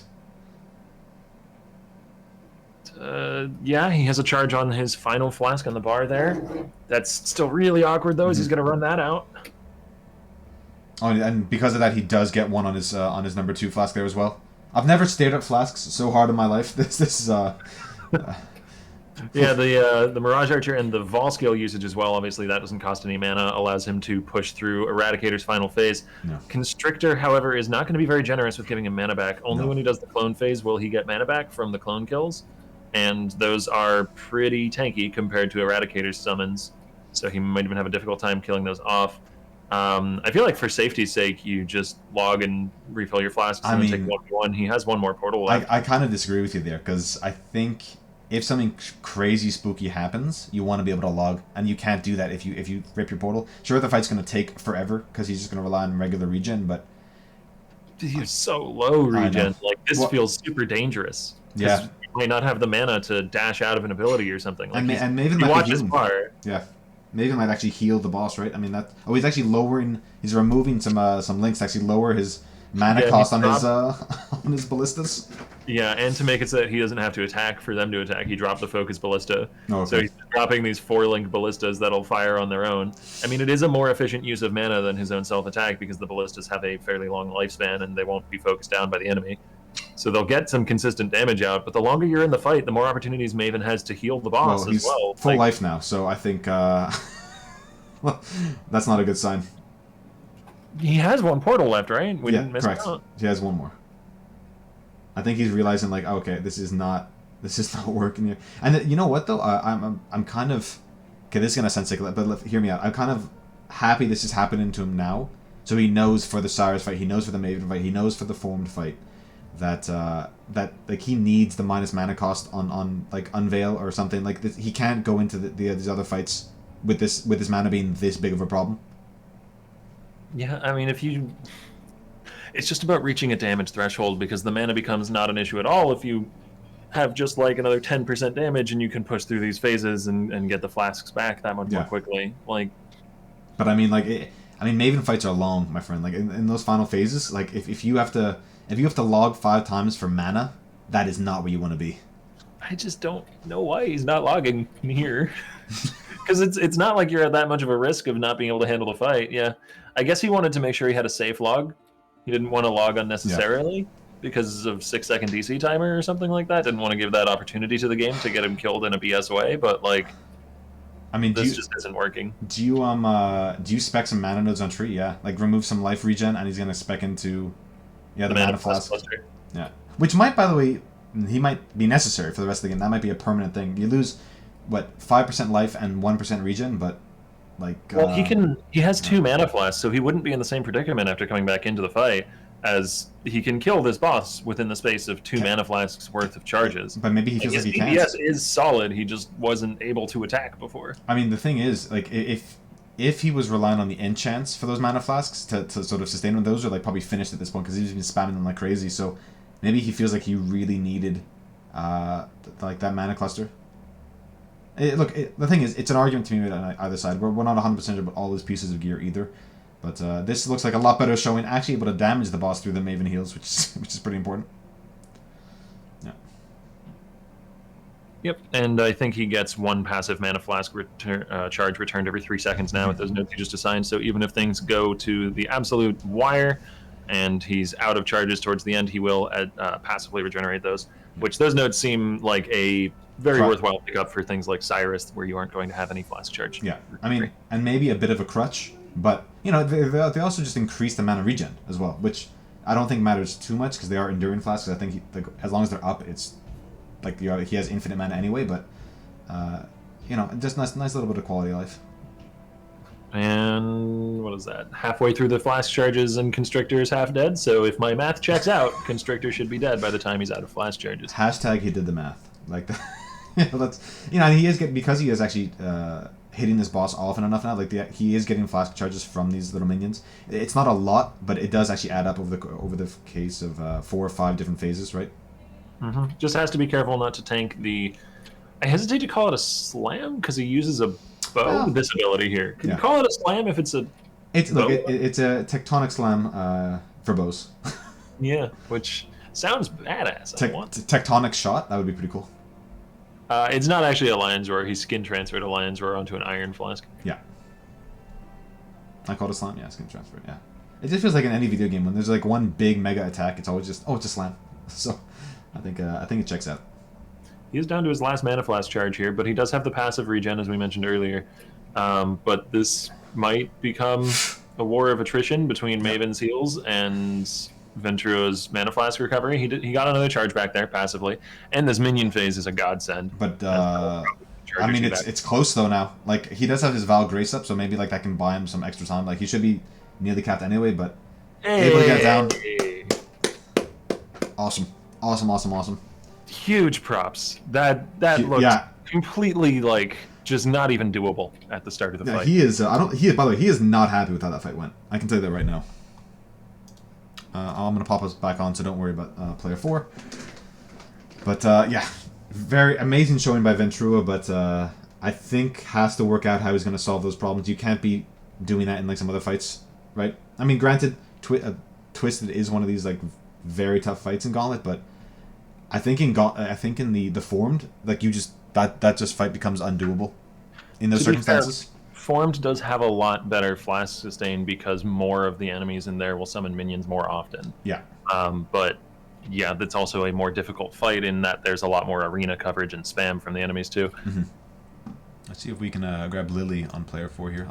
Player 3, sorry. There we go. Yeah. Still impressive. Stayed in when I thought he shouldn't. And well, hopefully we're gonna keep progress with Ventura. We're gonna see how he fixes these issues. Maybe he runs a little over clarity. Maybe that's like too many gems. I don't know, but something has to, at least for me, has to change. Because you don't want to run like you're gonna run 3 Mana Flasks for like the Cyrus fight or the Maven fight. That just seems insane to me. That's and that's with a 5-link ballista. So surely he probably wants to push that to a 6-link. And in answer to the question in chat, Steel has already done some bossing. Correct. Steel has done Formed as well as Shaper, both of those today, and I believe he's farming up some Elder fragments in order to do an Elder, and then maybe try and push for Uber Elder fragments as well. Yeah. He has already done the Mastermind area level 83 in previous days, and in his regular at Ziri as well. So on his way to slowly completing all the bosses. Still, granted, the hardest bosses are left, but well, I guess he's done Formed, so that is. Yeah, arguably in the top 3 fights of the Gauntlet, so looking pretty good actually. I would say Formed is probably the most difficult one, and he got it out of the way early on. Doesn't have to worry about that anymore. I guess it just depends on your build, but if it's not the hardest, it's up there, right? At the very least, it's in the top 2-3 fights. And maybe it's just familiarity. I still struggle with the Maven memory game, but that's more of a me problem than a mechanical problem or like a build problem. So. Maybe I need to go into the lab. I need to go back and softcore and practice, but maybe Steel is a bit more confident in that fight. And again, I want to just give massive props to Ventura, not only for that fight, but for the mental fortitude to reroll and push this far in the first place after an unlucky start. He is rank 10 despite multiple rips early on at the beginning of the race. He's rank 10 overall, and I think he is rank 1 Ranger that's alive right now. Because of Blighty's rip earlier on. Interestingly enough, out of the top 5 players, one of them is alive, and that's Steel. The other 4 people in the top 5 they've all passed on. They've all gone to the Shadow Realm. They've been sent straight to Standard. They've joined the Choir Invisible. They are no longer with us. Yeah, you're not wrong there. Like, and it just sort of speaks to Steel, right? I think the vast majority of his racing wins, or at least the race to 100, and I'm talking about the long-term races, like the multi-day, multi-week events, he does tend to be this sort of like the slow and steady wins the race type of guy, right? Like he doesn't push early. He's like, you know what, I want to set up my character. I know where I need to be to engage with this content, especially considering that he's played bleed builds for the last, like, it feels like 2 years. And there's nothing wrong with that. He's very comfortable with it, even when it wasn't the meta. He's like, I feel confident in this. I understand the build really well, and that's what I'm choosing to do. It's obviously paying dividends, right? Mm-hmm. Yeah. Steel is a workhorse of a player. Oh yeah, like he's consistent, reliable. Yeah, no kidding. And we do see Lily actually volleying her gems. Does get a 2020 DD, which is probably exactly what she was looking for. So pretty damn awesome. Hopefully that gets her that extra gem level. Yeah, the little bit of quality is rather nice. I think it gives cast speed. I thought it was fire damage, but I could be wrong. I think it's different on the Vol DD as opposed to the regular. I think so the regular it's cast speed, and the Vol DD it's percent fire, because Fair cast speed is irrelevant for the Vol gem. Mm-hmm. Or it's not relevant. Very minimal relevance for the Vol gem. Mm-hmm. We're in the clown MTX on Lily's screen, which is maybe not a fan favorite. I actually love that MTX, but everyone hates on it. But I actually think it's really awesome. I wish it didn't have the horns. I think the horns ruin it, but the rest of it, I love. That's the real tipping point. If we just took those away, perfection. I like the hair. I like how it's kind beautifully in Path of Exile's theme. But the horns, it's a step too far. No. Clown makeup, we're not jumping the shark just yet. No. I mean, we only took that step towards shark jumping when we added horns to the clown face. Wait, I mean, look, okay, you want to talk about? We have razor footprints in the game, all right? What are you talking about? Clowns definitely fit in. Look, Path of Exile. Razor footprints were a mistake that they buried, and we don't talk about them. We have Cat Soulrend MTX, my friend, and you're saying like an evil clown doesn't make sense in Path of these people in Oriath are like throwing people onto an island with spiders the size of buses. You don't think they have evil clowns in this world? I think you're mistaken, my friend. I mean, I don't know. but is this Herald an evil clown enemy in PoE 2? Is that what we've only seen Act 1 and 2, right? Maybe Act 3 is comprised entirely of a giant circus, a giant hellish circus that you need to traverse. Don't get my hopes up, my friend. Like, these massive demonic horned elephants doing dances on little tiny balls. Well, it's like you could call it like the menagerie, right? Like Einhar comes back as the circus master. Yeah, goes full midlife crisis on us. Opens a circus. You know what I mean? Evidently, we do have some content from Karn here, though, doing a 10-way boss fight. So for those that don't know, there is a chance that all of these break out at once, which means you just insta-rip the event, and you have to probably do 10 more fights, because you just do not want to engage with that content. I don't know. I think Karn does. All 10 at once? I think Karn is the bravest lad. He's the boldest boy. Karn is strong, but it doesn't matter. It's not relevant here, as that is only 3 broken out at the very beginning, which should be quick and easy work for Karn. He does want to cluster them all up together. Does not want to get petrified there. It moves behind the big old bird. Mm-hmm. DPS does seem a little bit low. Lower than I would have thought, but this is with the Calm's Heart setup, so no secondary DPS from a Rage Vortex for this fight. Well, I speak a lie. There is a Rage Vortex, but I believe in this setup it's only a 2 or 3 link, so it's more for the utility of things like getting Fortify from a distance. And endurance charges, correct? Yeah. Yeah, and endurance charges than it is for like significant damage. Which was the swap over from Calm's Heart, right? Obviously, like he did have that 5 link that was like a significant DPS boost, but just felt, hey, look, at least for mapping, wants that extra, 700, 800, 900 life from the Calm's Heart. Mm-hmm. And is actually staying in Sand Stance as well, which is costing him some damage, you could argue, but does give him blind as a defensive layer versus these enemies, a lot of which are attack-based. Mm-hmm. You got to be a little cautious. I think that's the Volcano boss that's been added in here, just judging by those projectile spam. Mm-hmm. And the adds that the Volcano boss summons actually inflict Ele Equilibrium onto you, which can be really nasty depending on what other bosses are in the arena. Mm-hmm. Suddenly it you can be out of at control. if you don't have the overcapped res, suddenly you can be at like 40% lightning res or something, and then I don't know, maybe Shav one-shots you if she's in the fight. His damage looking pretty good, and honestly, the Sandstorm just being able to like keep everything blinded on top, like with his 20% cull, just feels really good. Obviously, Slayer just gets so much damage against unique mobs that it just feels super good. It just does increased more damage against them, plus has that cull. Should feel really good, and does have a lot of life sustained with the leech. And you can see the Ele. Oh, it just faded, but you could see briefly the Ele Equilibrium effect under his feet there. So he was being affected by that. I don't even know if it has a debuff icon on the bar, but you can see the sort of like the visual. Yeah. If you've played any dot builds, you're familiar with it under enemies. It's the same visual, but under your feet. Mm-hmm. There it is. It's just kind of. Yeah, it's like a little bright glowy. It's really easy to miss. It's really easy to miss, but incredibly dangerous. He's effectively playing versus like minus max bosses because of that. Yeah. Volcano is actually one of the surprisingly most deadly bosses to put into a 10-way fight because it makes every other boss in the arena that does Ele damage way more spooky. Mm-hmm. Oh, look, the reality is like elemental damage is so scary in this because you got to remember in Gauntlet, like physical damage, you get a lot of elemental damage added as physical, or physical damage added as elemental. Sorry, I always get the nomenclature confused. But the second you get EE'd, like all your resistances are just getting chunked, and then every physical attack is doing elemental on top. Plus you have minus res on top. Like, look, the route is Gauntlet is really scary. So if you can try and avoid getting EE'd or being in a situation where you get penned or having your resistances removed, that's probably what you want to do. Yeah. But congrats to Carm though. I got some splinters for his work, and also got some points for I'm not sure which zone. I wasn't able to see because I think we went out of full screen. Not that it matters too much. I think it's Glennock. No, I mean the reality is like these players are looking for maybe two full points in a zone. They aren't like. I mean, look, you can farm out more. Maybe like if you specifically want to farm Hayward Hamlet and you want to do Harvest, you might just stick to that zone.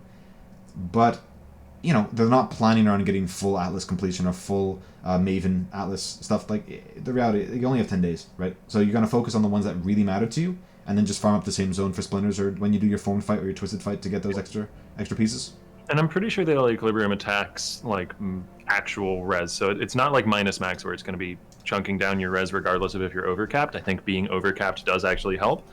I don't know whether he has endurance charged yet, because that could help prevent it from being a problem, because each endurance charge would give 4 all res. So that even if his like passive res isn't high enough to overcap for it, he might have been overcapped because of that.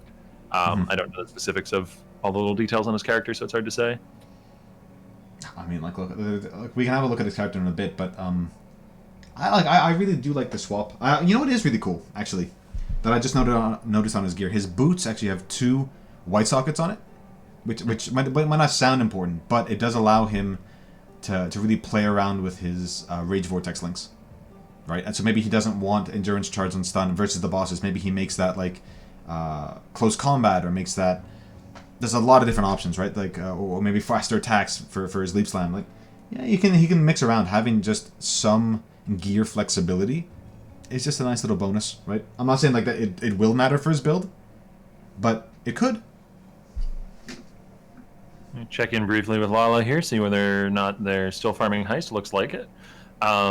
Judging by what we saw earlier with a lot of hemming and hawing and Path of Building with different cluster jewel setups, I imagine it's Heist farming both for the odds at getting the unique boots that would enable the bossing on the build a little better, as well as getting Warcry cluster jewels. As I've mentioned a few times in relation to this build, and I am guilty of really liking this build. So me too. Yeah, I'm a fan. So go in. Forgive me for waxing poetic about it, but for this build, Warcry clusters are pretty darn strong. You can get Onslaught, you can get Intimidate, you can get double damage, you can get Charge Gen.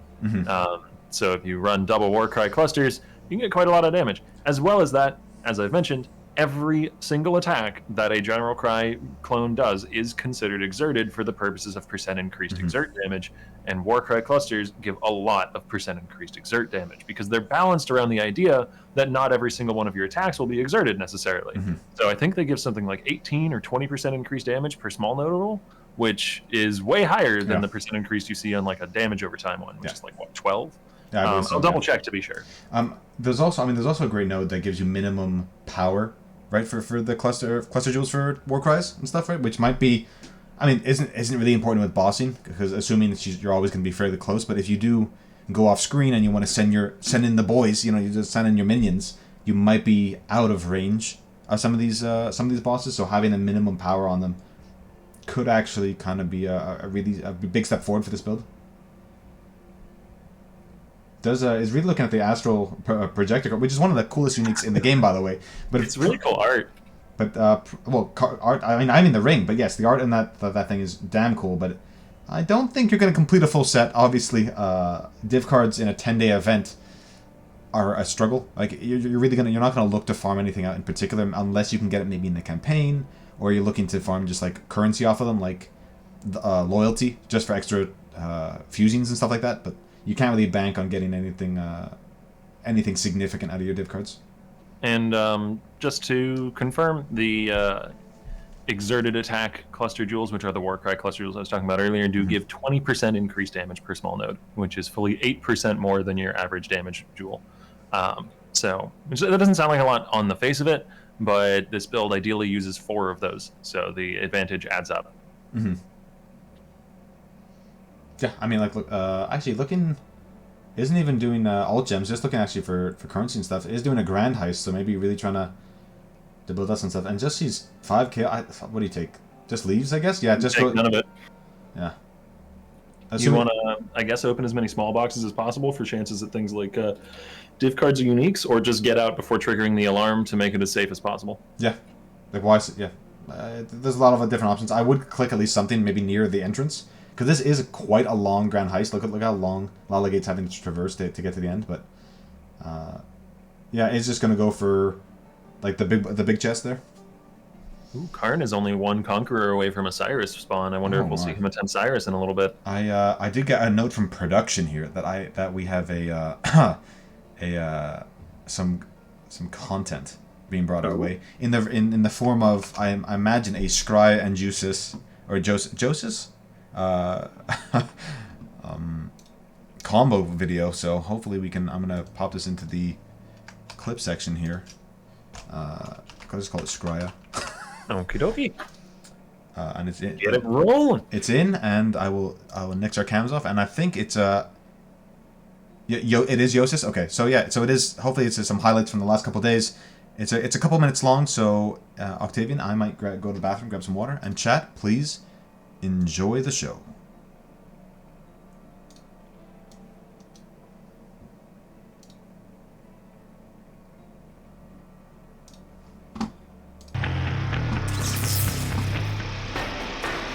Salutations, Exile. Today we dive back into the iolite Gauntlet, Path of Exile's bloodiest event. Brought to you by Zizaran and Shopify, the Gauntlet is the place for exiles to test their skills, garner points, and leave their mark on the game's competitive history. As a reminder, this event runs on hardcore solo self-found rules and includes modifiers to monsters and players on every zone to make it more difficult. This edition of the Gauntlet is the most difficult one ever, with the most varied meta. In previous installments of the event, we would have had a winner by now, but the unsolved nature of the game coupled with the jump in difficulty leaves the results still up in the air 5 days later. Lighty brings the Formed to their demise, leading the pack in endgame kill objectives. That's why I wanted AK Life. Carve makes good use of a harvest craft to claim the 1800 evasion and 400 energy shield chest piece bounty, earning himself $100. Oh, yep. Dead and Doom takes on the Rise quest and earns $500 for being the first to have a level 80 character of each class. Arta Eva reaches level 90 without having an ascendancy, claiming a $169 bounty. Stay tuned until the end for a very special bounty set by Zizaran himself. Steel's immense luck seems to have left him a little blind. Pog. Wait, I can't read. Not Pog. No! Oh, I read Spectral Throw and I... Blind. In preparation for some high-tier boss killing, Lighty prays to the gods of RNG to gear up. Huh. Writhing jar. Thank you.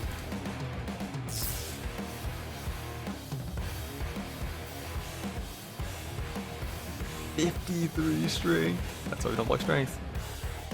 However, the Architect of the Atlas fells our top contender as he attempts Uber Elder in the search for points. Oh my fucking god, I didn't have a dash. I didn't have a fucking dash. God damn it! Sometimes you're rewarded for rolling over your desired affix. 9! 9! Oh, 9! Oh, dat was mana offering.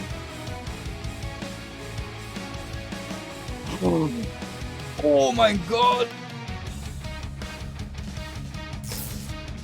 Gwenin smiles upon Catmaster, giving him a particularly powerful belt. If only we had pants to wear it with. Okay. Lily gets a taste of her own medicine as the Strongbox tries to avenge the many corpses she's blown up.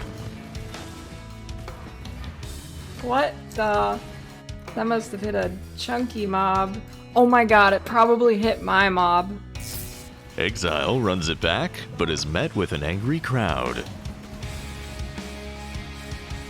This isn't enough to deter him, as he's already back on the ladder, pushing for the top.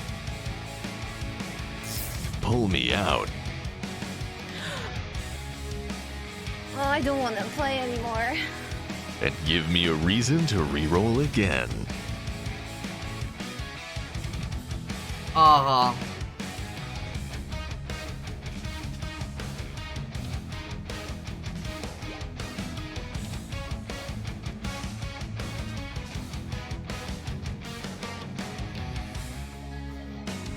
That was so fast. Just trying to get Fortify up.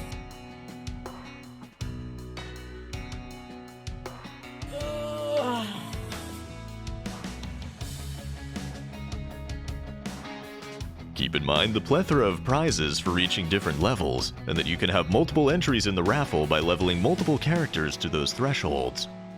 The Gauntlet is an event free to join for everyone. You need only click on the join button under your character selection page. A special thanks to Shopify Rebellion for doubling the prize pool and providing the physical prizes, GGG for helping out and making the event possible, and Redbull Gaming for making the shoutcasting possible, contributing to make the Gauntlet an even bigger and better event. We now bring you the most unique bounty yet in a Gauntlet event. Zizaran awarded $500 to the first person to provide proof of singing I'm on My Way from the Brother Bear movie during all stages of the Awakener of Worlds without missing any lyrics. Who Woo stepped up to the plate. Enjoy. Tell everybody I'm on my way. New friends and new places to see. The blue skies ahead, yes, I'm on my way. And there's nowhere else that I'd rather be. With the sun beating down, yes, I'm on my way. And I can't keep the smile off my face. 'Cause there's nothing like seeing each other again. No matter what the distance between, and the stories that we tell will make you smile. Oh, it really lifts my heart. So tell them all I'm on my way. New friends and new places to see, and to sleep under the stars. Who could ask for more? The moon keeping watch over me. Not the snow, not the rain can change my mind. The sun will come out, wait and see. And the feeling of the wind in your face can lift your heart. Oh, there's nowhere I would rather be. 'Cause I'm on my way now, well and truly. I'm on my way now, I'm on my way now. Tell everybody I'm on my way, I just can't wait to be there. With blue skies ahead, yes, I'm on my way. And nothing but good times to share. So tell everybody I'm on my way. I just can't wait to be home with the sun beating down. Yes, I'm on my way, and nothing but good times to show. I'm on my way, yes, I'm on my way.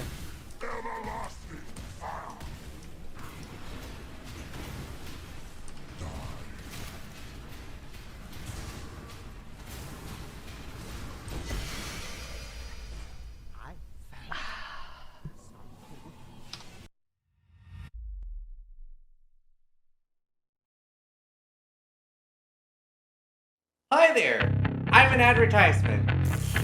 Nobody likes advertisements. What about advertisements with Zizaran in it? Nope. Guess I'll leave then. But not before telling you to go to shop.zizaran.com and buy a Gauntlet t-shirt to support everything we do with events. Thank you for the support, and I hope you're enjoying watching the Gauntlet. Shop.zizaran.com. Buy merch to support the Gauntlet. This is a threat.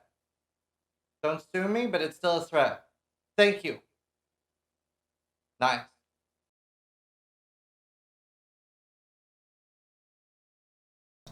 And welcome back, everybody. How's everybody doing? I hope you enjoyed that. Scrya, thank you so much for making that with Yosis. Thank you, Ziz, for the commercials. And thank you, Artesian PC, for being in chat and sponsoring that PC build at the end. Awesome. Really, really cool. Really cool to see that everybody's like loving the cast, loving the events. It's great to see such engagement. And hopefully a little break, I was able to grab some water. Feels pretty good. I'm refreshed for the next hour or two that we're going to be on. And I think Ziz will not be taking over immediately after the cast, but he will be on later today. So be ready for that, guys. Yeah, he's swapping around his sleep schedule from what I've heard. I have my shot secured at the PC now, though. Just last night, I got to level 90, and I am re-rolling the same build again to reuse the gear to push to 90 again. Oh my, so you're doubling the odds? Love to hear it. Hoping to, yeah. Just got to 70 on the reroll. Yes, yeah, it is me, Artesian. Yeah, I was chatting in chat, messaging in chat. Ziz is coming on later, the man, the myth, the legend himself. But for now, you're stuck with Octavian and I. Hopefully, we're doing a good job of bringing all the content that everybody loves during this cast. Yeah, and also look, just getting to level 90 Octavian is a hell of a journey. And honestly, it's for a lot of players, for the vast majority of players, honestly, it is actually the end game goal of this to enter themselves in those draws. Which we actually haven't shown on screen, but I think it was during the commercial they did show them off. But there's a ton of really cool content. There's MTX, there's a PC, there's a mouse pad, there's mice and keyboard. Like, there's a ton of different things that you can get. So, really, really cool. Yep, there are currently 242 characters at level 90 or above in the event. So, roughly 1 in 250 odds to win the PC. At the moment, of course, there are a few days left. So, my guess would be there's going to be 300 to 350 people, maybe even up to 400 people. At 90 or above at the end of the event. I mean, you're tempting me to now put my project and work aside for a minute and just grind off stream.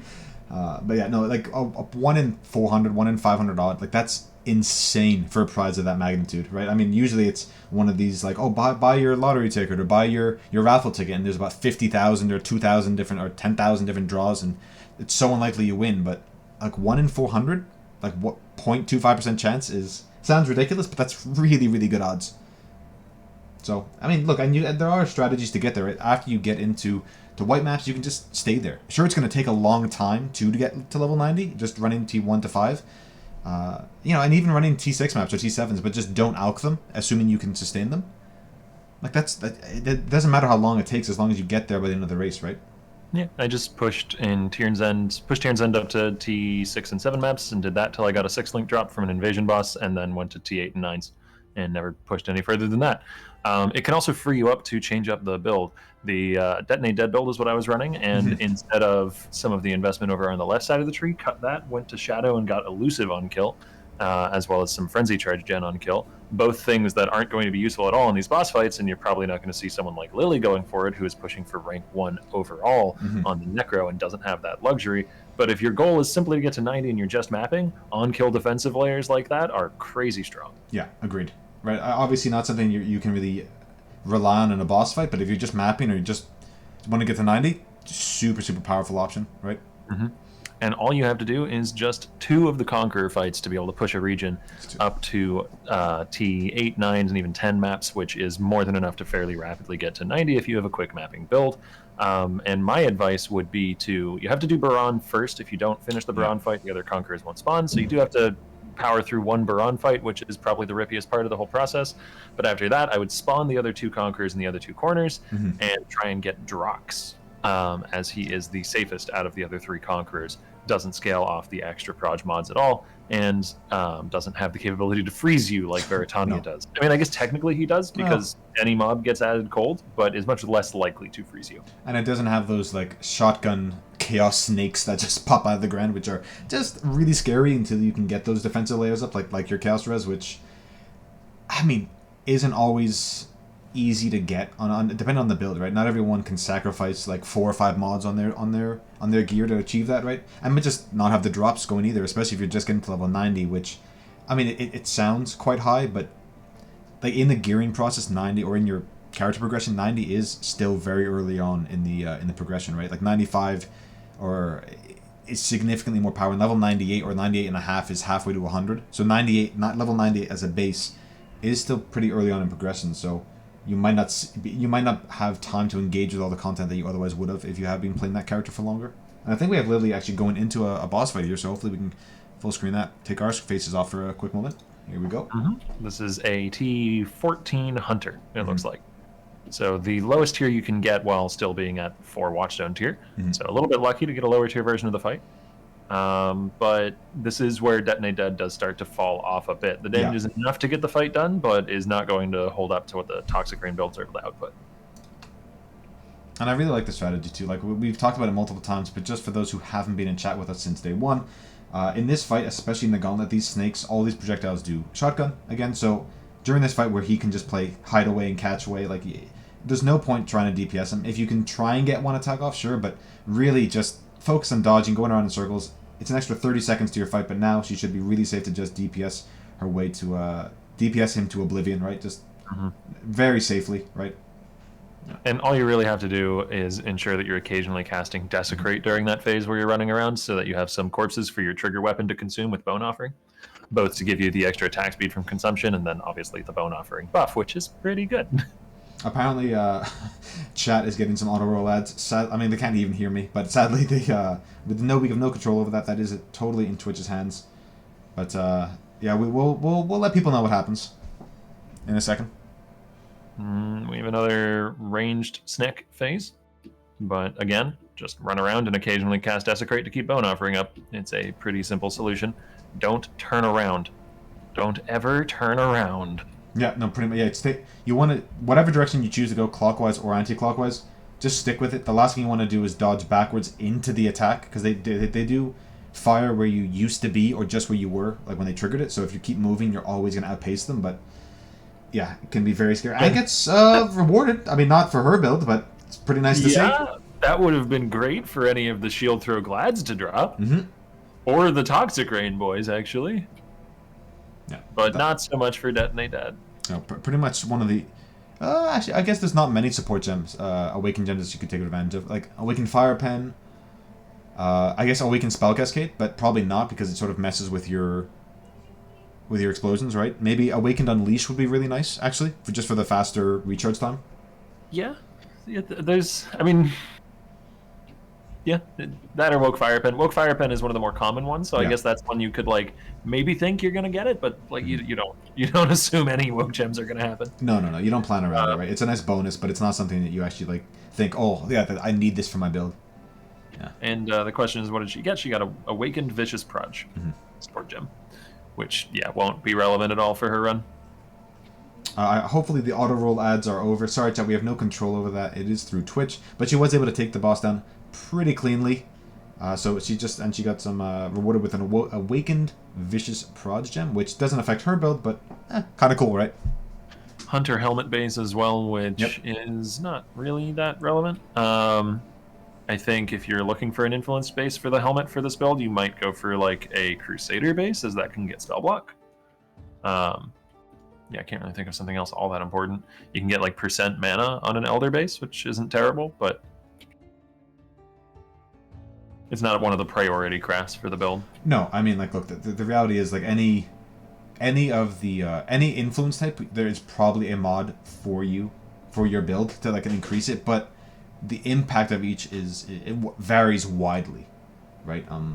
And there's the things that just might not be worth your time crafting for, like even like there's +1 power charge on Redeemer. There's some insane stuff you can get overall, not for that build in particular, but just there are these crazy mods that you can get, but in a 10-day event you can't really plan around them. If you do get them, great.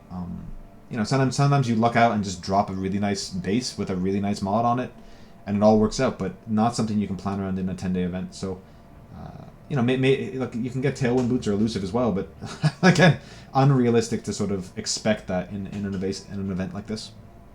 I feel bad for Lala. This is like the 10th 10th Delirium box that I've seen them open in Heist without seeing even a single medium jewel. Like, let alone the medium jewels that they need for their build, just any medium jewels, so you could maybe 5 for 1. Nope, the boxes keep dropping smalls and larges, and that's it. I mean, sometimes RNG just, like, screws you a little bit, right? Lalage is doing all the content that she should be doing to target farm the Delirium cluster jewels, but sometimes it just doesn't work out, right? I mean, maybe you should have spent time in Foothills early on when they were within that level threshold, but now it's just got to focus on certain Atlas regions and then Heist in general. Damn shame, really. Ooh, big excitement. Rog crafting. Oh my. Let's go full screen the Rog. Roggers. We do have a question from Byra. Does Gauntlet always start about halfway through the league? Typically, yes. It is always announced at least 2 weeks in advance, so you will be aware. But yeah, it's not as we try and work around other releases as well. Obviously, like Diablo 2 release comes out in a few weeks, and we didn't want to interfere with that. We wanted people to be able to focus on this as well. So just keep your schedule checked. Usually about halfway though, and that's a pretty okay shield, actually. Yeah, a decent enough starting point. This is the Cold Dot that Garoth has been playing, Cold Dot Occultist. So I think it's the only Occultist we've seen on the stream. The other witches have all been either Dr. Dexter's Elementalist for the rush to Ziri, or Necromancers. This is the only Occultist I can recall seeing on stream. Correct. There might be some on the ladder a little lower down, or just not streaming in general, but... It's the only one we've seen, yeah. Yeah, certainly a very spicy choice, and crafting to try and get some gear to potentially swap to ES. That's actually really nice. That's what, 90 res with 140 ES with an open prefix, so you can maybe craft hybrid on it as well. Yeah, that's a sick shield for a swap. But Garotha was talking yesterday about potentially not even going for the ES swap since he got the helmet from Katarina. Oh, I see. Yeah. Like a life-based version through into the endgame. I think Carr mentioned that as well, right? That's another really powerful option, especially if you don't have the full ES package, right? Yeah, I was kind of memeing on going full screen on Rog crafting, but hey, it kind of worked out. That was an interesting shield that was made. Hey, Rog is Pog, dude. Like, Rog is, for those that don't know, it is gated by your character level, so even if you're just farming away in white maps and yellow maps, you will eventually be able to get those high-tier bases, and it's how a lot of these players were able to get high-tier shields or high eye-level weapons and stuff that you can then upgrade with Harvest or Essence Crafting or anything like that. And I think just crafted just a Shaper... Yeah, it's got hardened scars, which is kind of insane. It's one of the off-tree anoints, so it's not actually a passive point on the tree. You can only get it through anointing, and it costs like 2 golds or something. It's very expensive. Fortified during during Life Flask is actually pretty insane, right? Which makes Panicked and some other options like pretty viable. Like, you can have your second flask as your Fortify enabler, because you can just have like reduced bleed and stuff like that. So like you can create a duration with your flask even if it isn't actively healing you, right? I doubt he has much of a plan to use it, but it's neat. And the Shaper input base is worth having regardless. Rog can just give you some weird stuff out of left field that you never really anticipated, but particularly in a solo self-found environment, that's like one of the things that makes it so fun. It's one of the underpinning aspects of solo self-found that makes it enjoyable. You know, if you go into solo self-found with with an idea of like a really specific build with some strange, unique interaction or something, or weird rare item that you need to make it function, you're going to have a really bad time. But if you enter solo self-found with an open mind and a free and ready heart, ready to accept whatever the mechanics, things like Rog or Heist will give to you and work around that, then you can have a great time. Oh yeah, I think that's part of the experience, right? You're not playing solo self-found because you want access to everything. You're choosing to engage with a much more stringent rule set, right? Something that like, I'm gonna play around what I find. Like, sure, you can have ideas of what direction you want to go in, but like it's a self-imposed challenge, right? I think a lot of players sometimes forget that I'm playing solo self-found, I can't find what I'm looking for. Then maybe that's not the league for you, right? It is a lot of fun and it's a wonderful experience and teaches you so much about the game, but it is not the league of choice. It's a league of take what you're given, right? Or you can take the Karn route and brute force an Oniguroshi into existence by slamming your face against Hillock for 13 hours in a row. I mean, look, it worked. I mean, the man Not is... for everyone. The man's putting on a hell of a show, though, and it's really... I don't know. I think I'm really excited to see how he takes on some of these endgame bosses. So far, we've just seen him sort of engage with like the 10 ways, the hardest thing we've seen, which just happened on stream. But I really think this build, given the mechanics that Slayer has, that the Bladestorm has, and that just only Goroshi has, is really gonna take people by surprise. It's gonna show a lot of people, hey, look, there are these other options, like off-meta options that are available that people just haven't explored yet. Garatha got what he was looking for, it seems like, from Rog, as he picked up a Hunter-influenced Agate amulet, which is a good base for him, too, as this version of the tree going over to the Ranger area does probably have some strength problems. So the implicit's going to be quite nice, both just as extra life, and he gets percent as in Dex there. Okay, no. I wonder if he's going to be crafting this to attempt to go for a CI swap, or if he's going to be settling in on life. We'll see the priorities on different roles that he prioritizes.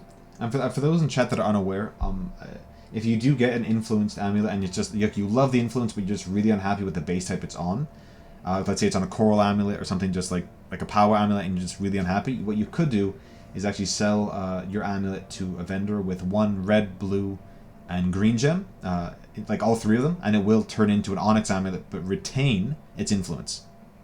So blue seeds, there might be content. I don't know if it was worth full screening, to be honest. Look, hey, scary content is scary, my friend. Like, you know what? Like, we've seen blue seeds take out more than a handful of players already. What I do like about Karn, though, is he doesn't actually check the crafts yet, because he wants to maintain all his buffs, his rage, his not his fortify, but his frenzy charges, everything. So, you know, really just bounces pack between pack, just gets all the EXP and all the value out of his character before checking all these crafts. Oh, Garatha, he rolls over it. He had T1 life and like T3 res on that amulet, which is really tempting to regal, but the odds of regaling into the influence mod that you need are so slim, and you only have a handful of regals, so it feels painful to roll over T1 life, but he did. I imagine he's looking for like +1 of skills, right? Mm-hmm. +1 in skills can show up on a Hunter amulet. Yeah. I think Gold you can as well. Dexterity. I'm not sure Vortex or... I don't think it's Dexterity. I don't think they have a Dex tag, so he's going to roll over +1 Dex, which might trigger some people. Yeah, but it doesn't affect his build. Yeah, he doesn't need it, and it's not like he can trade it away. No. It's one of those things that, like, it's one of those things that in 3.15, because of all the nerfs to support gems, plus gem levels, specifically to spells, right, and that includes traps or anything that scales like spells like Toxic Rain or Caustic Arrow, has just become more and more valuable because of those nerfs. So you're seeing a lot of players really push for that on their gear. It becomes like such a valuable damage increase. It could be as high as like 10 to 15% more damage for your build, regardless of the other stats on the amulet, right? Hopefully you can get some res, maybe some life on there as well.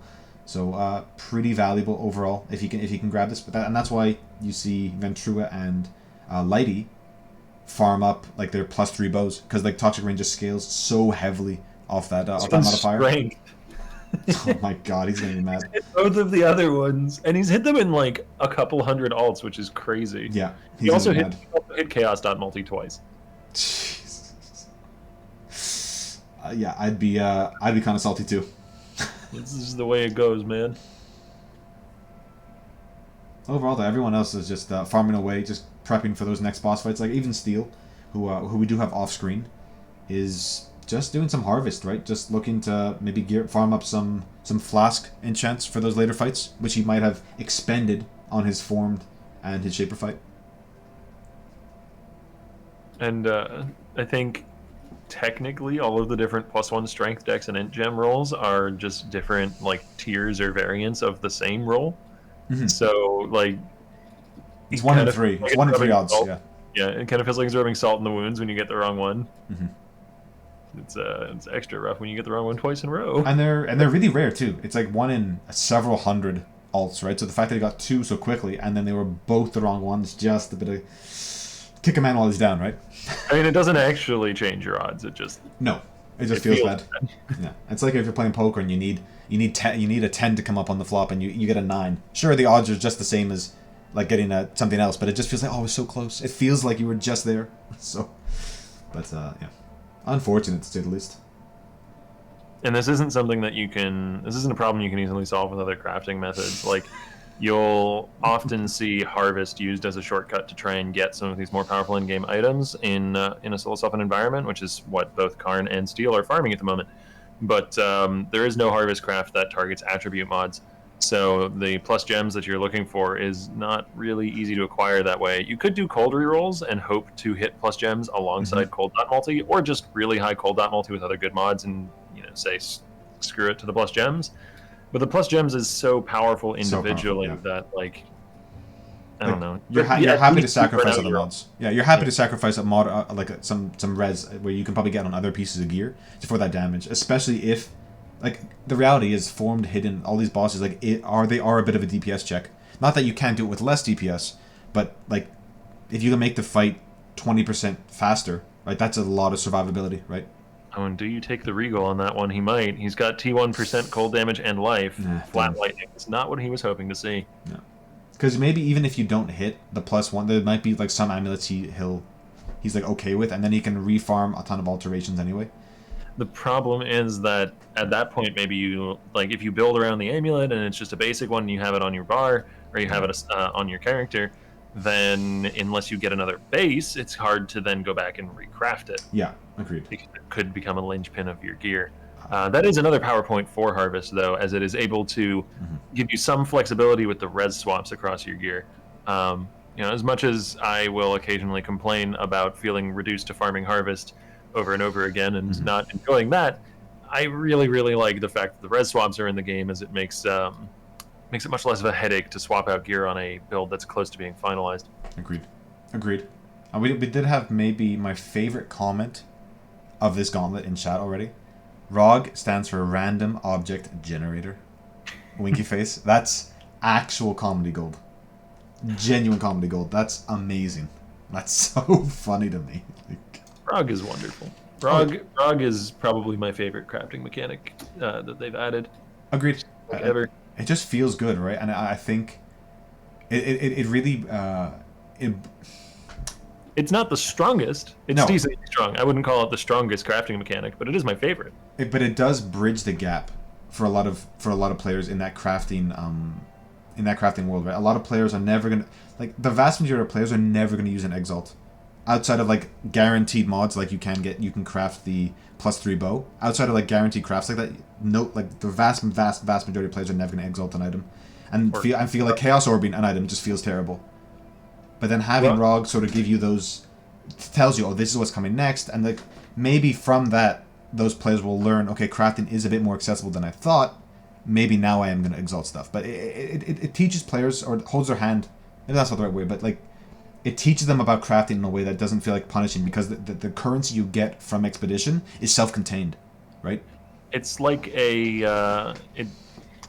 GGG often does this, where they will take a concept from a previous league that was executed somewhat poorly and iterate on it and improve it in a, you know, new and improved sort of way. Probably the most recent version of that's like very, very quick is going from like Ritual to Ultimatum, where you have these two leagues in a row that are really similar to one another, and GGG tries to adjust the formula. Yeah. But I would say ROG Bench is similar to Guff's Crafting Bench, but like way more newer player friendly, and also way more interesting because of the varied outcomes it can provide. Oh yeah, I mean, like the reality is, like, the crafts you get from ROG aren't available from everywhere else, and or at least the way it's presented to you isn't, right? It's like, oh, all prefixes are going to be swapped, and it highlights all the prefixes, right? I thought that was a wonderful change, and a lot of players, at least especially newer players, might not have the advanced mod checked on their UI, which, if you don't have that, please go do that right now. Go to Path of Exile UI and please tick the box that says advanced tooltips. When you click Alt over an item, sorry? It really should be the default. I agree. I understand that they don't make it the default because they don't want to information overload players, but like, you opt into seeing that information by pressing Alt anyway. Yeah. Like, it's not, if a new player is just hovering over an item, it's not going to have a ton of information, any more information spewed at their face, unless they hit the Alt key, which is a conscious decision on the part of the player to begin with. They want to see more. Exactly, I totally agree. Like, they're opting in when they click Alt to see more information. So why limit that or make that an option to see the information that you really do need? Yeah. Right? And there's a lot of little things like that just bother me. Yeah. And it seems I agree with you, right? And it seems. I understand where GGG is coming from. Oh, we don't want to overwhelm players, but the thing is, the game is so overwhelming in every other way. Like to me, that's actually helping the player understand. It's not overwhelming them. It's actually telling them for once in Path of Exile, this is how something works, right? I mean, the word nearby is different for every single iteration in the game. It feels like, right? Which is fine. I mean, I don't like that, but it's fine, right? But then the second you're opting into seeing more information, just make that the default behavior. Oh, it's a shame about that 28 life roll in the amulet. Garatha is throwing everything he's got at this thing. Is he just chaos spamming at this point? It looks like he picked up the stag. It looked like he was about to go to that. I think he is. He is, yeah. 1, 2. Yep. He's down to the last dregs of his crafting capabilities. This must be a really important upgrade for him. Maybe feels super low on damage. Yeah. I mean, like, he's going all in. The fact that he's alt scouring, like, that is... I'm sorry, alk scouring, like, that is bold, to say the least. Especially, like, you really need your scours. You need your alks for mapping. Like, I really don't love the choice of what he's doing, but... You know, if he feels he can't progress without this damage, or there's no point because he can't go to bosses, or can't make it into higher tier red maps, then I guess this is the only option to get more damage, then so be it, right? Yeah. He could... It would sacrifice the catalyst that he has on it, though. I was about to say, if he's okay with an Onyx amulet, he could do the Onyx recipe to, like, pseudo-scour it, because every time you do the recipe, you get back a new base, which is a normal unmodded base. Mm-hmm. But he would lose the quality that he already has on it. And catalysts are not easy to come by in the Gauntlet with Metamorph being so rippy, so I imagine that would not be an opportunity cost he'd be willing to sustain. And I imagine he wants... Like, he specifically made it attribute, right? So he obviously needs the strength. Like, he'd be losing 6 or 8 strength just off the original base, plus the quality, so another 10 or something. Turning his chance orbs into scours here, which... yeah, that's some desperation. Crit multi and not dot multi. That was painfully close. He got good life and a multi roll, but it was the wrong one. Oh, yeah. Okay, I mean, he's going all in. He has 1 alk left after this. I mean, sure, you can... I mean, you can use Orba Bindings on maps, but, like, that doesn't feel... feel too good. Oh, he got a charge gen on kill. That's neat. That's actually quite a rare mod. But not what he needed. He had Malevolence has 20% reduced reservation, by the way, which I'm surprised he didn't keep. It's not plus gems. He's got the one target. He's going after plus gems. But maybe you could squeeze in, like... Okay, I mean, he doesn't... I'm not sure he has the Spidercraft, but you could squeeze in, like, maybe a little bit more damage or something. I really wanted to see him get it at the end there. I'm rooting for this man. I don't think he's got much left in the tank, though, so... Back to mapping to reinvigorate that currency pool. Maybe he has some logbooks he can do for some just raw currency or something. Mm-hmm. Tuition exchanges could be super helpful for him. Yeah. And that's what he's going to right now, actually. Yeah, those regrets can become alks. Ah, that's rough. But I imagine the gating mechanism is the scours, not the alks right now. Correct, yeah. I mean, that's why I always tell players, like, please pick up all your chance orbs. I mean, in the regular league too, whether you want to, like, just chance orb a headhunter, but it's nice to be able to just convert your your chance orbs to scours when you're, especially early league, when you're feeling like, oh god, I can't run this map, like, it's ripped, I have to sell it now, and it might take me like an hour or 2 to sell it because I need specific pricing, or it's not selling or whatever. It's nice to be able to just buy your currency when you need to. We'll see how far down the rabbit hole he goes here, because technically the fusings could become chances, which could become scours. I mean, like, do you want to run that far down the list? Just to outscour an amulet for 1 mod, I feel like that's... It depends. Is it the last thing you need before you can progress and claim rank 1? Like, but he's a bit far away from rank 1, my friend. Like you can't take it with you, so to speak. If he was closer, sure, but I think if he does it, that's actually a mistake. I would actually call Garatha out on that. I don't think that would be right if he did that. Oh, it's Steel doing Waka, the final boss. Oh, can he do it? Hang on. Actually, I'll pop him on. I'll get rid of our cams. Here we go. Full screen, the Waka boss. I actually hate this boss. There we go. Just needed a couple bleeds. Well, thankfully his shield charge is just insane, but like there's no way he was getting his shield toss off. And actually, I know Karn was deliberating whether going to the Val Temple or not. Decided just, hey, I'm just going to continue with Toxic Sewers.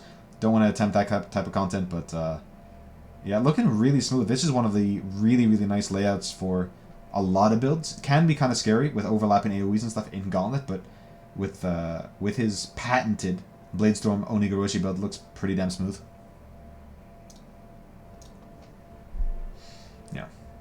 Yeah, it makes basically 0 cents to go for Vault Temple. I don't think there's any bounties or anything attached to it. And what, you get 1% completion on your Atlas? That's certainly not going to be the difference maker. No. And that boss fight is one of the deadliest in the game.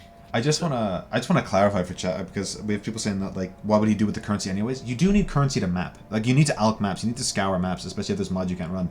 I mean, grant if it's just for if he only needs it for crafting gear, then I would completely agree. Completely agree. But it's because he, like, you see, he's not finished mapping. He doesn't have every boss set up, right? That's why I thought it was a mistake. Because if he just continues mapping for another hour or two, he's gonna have like 40 more chances. Or opportunities, I should say, not chances. 40 more opportunities to roll that item. That's what I was talking about. It wasn't so much that, like, just changing fusings into chance orbs into scours was a mistake. It was just that, like, at this moment, it's a mistake. Because there's still 3.5 days left in the gauntlet, right? Though we will see, I think in the end game, Carve was doing it yesterday, a decent number of players will roll their T15 and 16 maps blue just for safety's sake. Yes. Because with things like packs of influenced mobs and sextants and scarabs, you can still sustain even not rolling them rare. Yeah. Look, it's an option. It's just, look, I don't have, I can't see his entire stash. It's just, I wanted to make sure, like, Chad isn't just throwing all their content at one, all their currency at one item just for maybe an upgrade. No, but hey. Uber Ziri has been killed, Darth Invader, but I don't think Uber Elder has been claimed by anyone. Lighty managed to bring down Uber Ziri, though. But then did rip, so there's no currently alive characters that have killed Uber Ziri. True, yes. Yeah. And if Lighty wants to add those points back to his current character, he's going to have to do the fight again. Yeah. I mean, the reality is his point total might stand, so might Hajid's, right? There is a chance that these dead characters win their respective classes, or at least end up in the top 5. Like, they did most of the content, so it's pretty. I mean, this guy just getting to 95, or just getting to the point where you're actually comfortable doing these bosses is tough enough as it is. So we'll see what happens in the next coming days. And I believe prizing for each class goes to the top 3 in that class, right? Or is it Correct. top 5? I think it's top 3, but there are prizes for top 5. So I think there might be some NTX rewards or something like that for 4 and 5. Yep, that makes sense. Yeah. We can actually check for Mr. Madaki, who might be in check, and check for some man with hat. Something small and I noticed. Yeah, agreed, Corinne. So the comment is something small on Lollygate's character. I noticed having Frostblink to not interrupt Cyclone Channel plus having it linked to Culling Strike is super cool tech. Agreed. And it's also, I mean, it also does a couple of things. It also adds just a chill to both your starting point and end game point. So you're making things a little bit safer. You might get a crit, so you might freeze unless you're playing RT, which I imagine they are. But on top of that, the cooldown on Frostblink, especially when you're just mapping, as of patch 3.15, is incredibly low. I mean, it was already low beforehand, but you had other options. But considering that Dash and Flame Dash and Smoke Mine got nerfed significantly, it feels like, Frostblink uptime is really, really good while mapping, especially when you're jumping from pack to pack. Obviously, for map bosses, you probably want multiple charges or something that doesn't have charges at all, like Leap Slam or Shield Charge. But if you're just mapping, like, Frostblink feels so good now in comparison to the other options. And it did get a buff on its CDR versus unique enemy. So it's pretty decent in boss fights as well for instant repositioning. Yeah. And it is truly instant. You know, unlike Flame Dash, which on a second cast, if you needed to really rapidly, wouldn't be instant. I guess the downside of Frostblink is you can't get that instant repositioning a second time in a row. Correct, yeah. But that's... oh my gosh. Lala's even going so far as to use the sacrifice bench in the temple to reroll to try and get the corpse walkers. Just real, like, using every possible outlet. The struggle is real. Chancing them. I think I saw an Ancient Orb usage earlier using the temple, running unique heists, probably other stuff that we haven't seen. Yeah. I mean, it's just really tough. Like, especially because Lollygate's obviously very familiar with the build. They know exactly how significant this upgrade will be for this playstyle in particular. So it just sort of sucks to see. But that is the, like, SSF sort of situation, right? You can't always guarantee on specific uniques. Maybe, like, rares are a lot easier to sort of force in a lot of ways because of harvest essences. Like, you can sort of curate your build a lot better that way. But uniques can just be a pain in the butt sometimes. And Breach Lords is not something we'll be seeing for a little while, I imagine, as there is a bounty for doing a hidden fight, but there isn't any points attached to Correct. it. So you'd want to secure all your points first to push the top of your respective class ladder before going after any really dangerous bounties like that. Or a Cortex one, but I don't know if anyone even has a Cortex that dropped. Is a pretty big prerequisite to attempting that bounty. I don't think we've seen anyone have it in their map pool, or at least in their map tab. I imagine someone in the Gauntlet has attempted Cortex or has killed Cortex, but Lady has dropped a Cortex. Oh, he has a Cortex. Okay. I mean, not really important for his build. There's no like sort of drops that would be significant for him, but maybe after he does everything, and there is a bounty for Cortex as well, so might try and yoink that if he can get all these other bosses down first. No. There's a rip to Cortex pretty early on, so people have entered the zone at least. Okay, makes sense. And Garotha's been doing a fire sale here with Tujin and has 36 more Chaos Orbs in his inventory. We'll see if those go instantly and to be eaten up by an amulet. He also got a Fragment of Hydra. Oh, that's rather nice. If he does want to compete at the top of the Witch Ladder, he's going to need probably a handful of Shaper kills. So always convenient to skip a little bit of progress there. I mean, does also have 2 of the 4 pieces for Uber Ziri as well, so maybe sort of stacking up all this endgame content hopefully can sort of bunny hop from his current position into sort of like a bossing mode. Yeah, he will still have to fight Hydra probably a couple times. Is going to play some chess, it seems. We're gonna drag Steel keep Mage the over. mental game sharp. Yeah. Hone your mental acuity. As much as a chess fan as I am, not the content we want to show you guys today, so we're gonna pop Steel over. Who is actually, I think, I must be rank 3 right now, I would imagine, overall. Actually, why don't we pop the ladder? I'll do a little bit of a ladder check overall. Do any chess commentary? We can talk about the Sicilian. I am no Magnus That is Carlsen, one my chess friend. word that I know. Someone watched the Queen's Gambit, which is a great show, by the way. So we are just going to check out the ladder. YH is rank 1, actually, in which just beating Lily. For those that don't know, even though they are the same points, it's whoever reaches that threshold first is placed above. But Lily is probably prepping for some bosses, so we'll wait and see how she sort of bunny hops to these higher levels. Unit 12, and then Senazan is at rank 4. Pak still rank 5. Probably won't be maintain that position by the end of the race. Top 5 shadows, we have the first is Kushkul Cats, sadly at 100 points, so did attempt some bosses, did at least 5 points worth of bosses, but did rip. Pheno66, Zai TV, who is in chat quite a bit, is actually able to push back up after an early rip at 99, and Elisa Worth at 97. I know Gucci is rank 5, but I'm Exile is quickly... Actually, let's find I'm Exile. Or Exile, I should just say. Exile is just outside of that top 5, I think. And yeah. Props to Ventura for pushing his way into the top 5. Is now the second living character in the top 5 overall. And I don't think is even level 95 yet, or has pushed super deep in Delve, so has a few relatively easy points still to acquire. Yeah, actually, I'm Exile, or Nick Exile 11, with a character named Ventura went again, so that it's nice to see some that his friends were able to push him to roll another. Is actually at 95 points, so is tied at rank 5, just because, obviously, when Gucci got there first, isn't rank 5 yet, but has completed the 100 depth delve and slain at Ziri. So it does have 2 more contribution points from his levels available to him, and at least 2 more from Delve if he can go deep enough.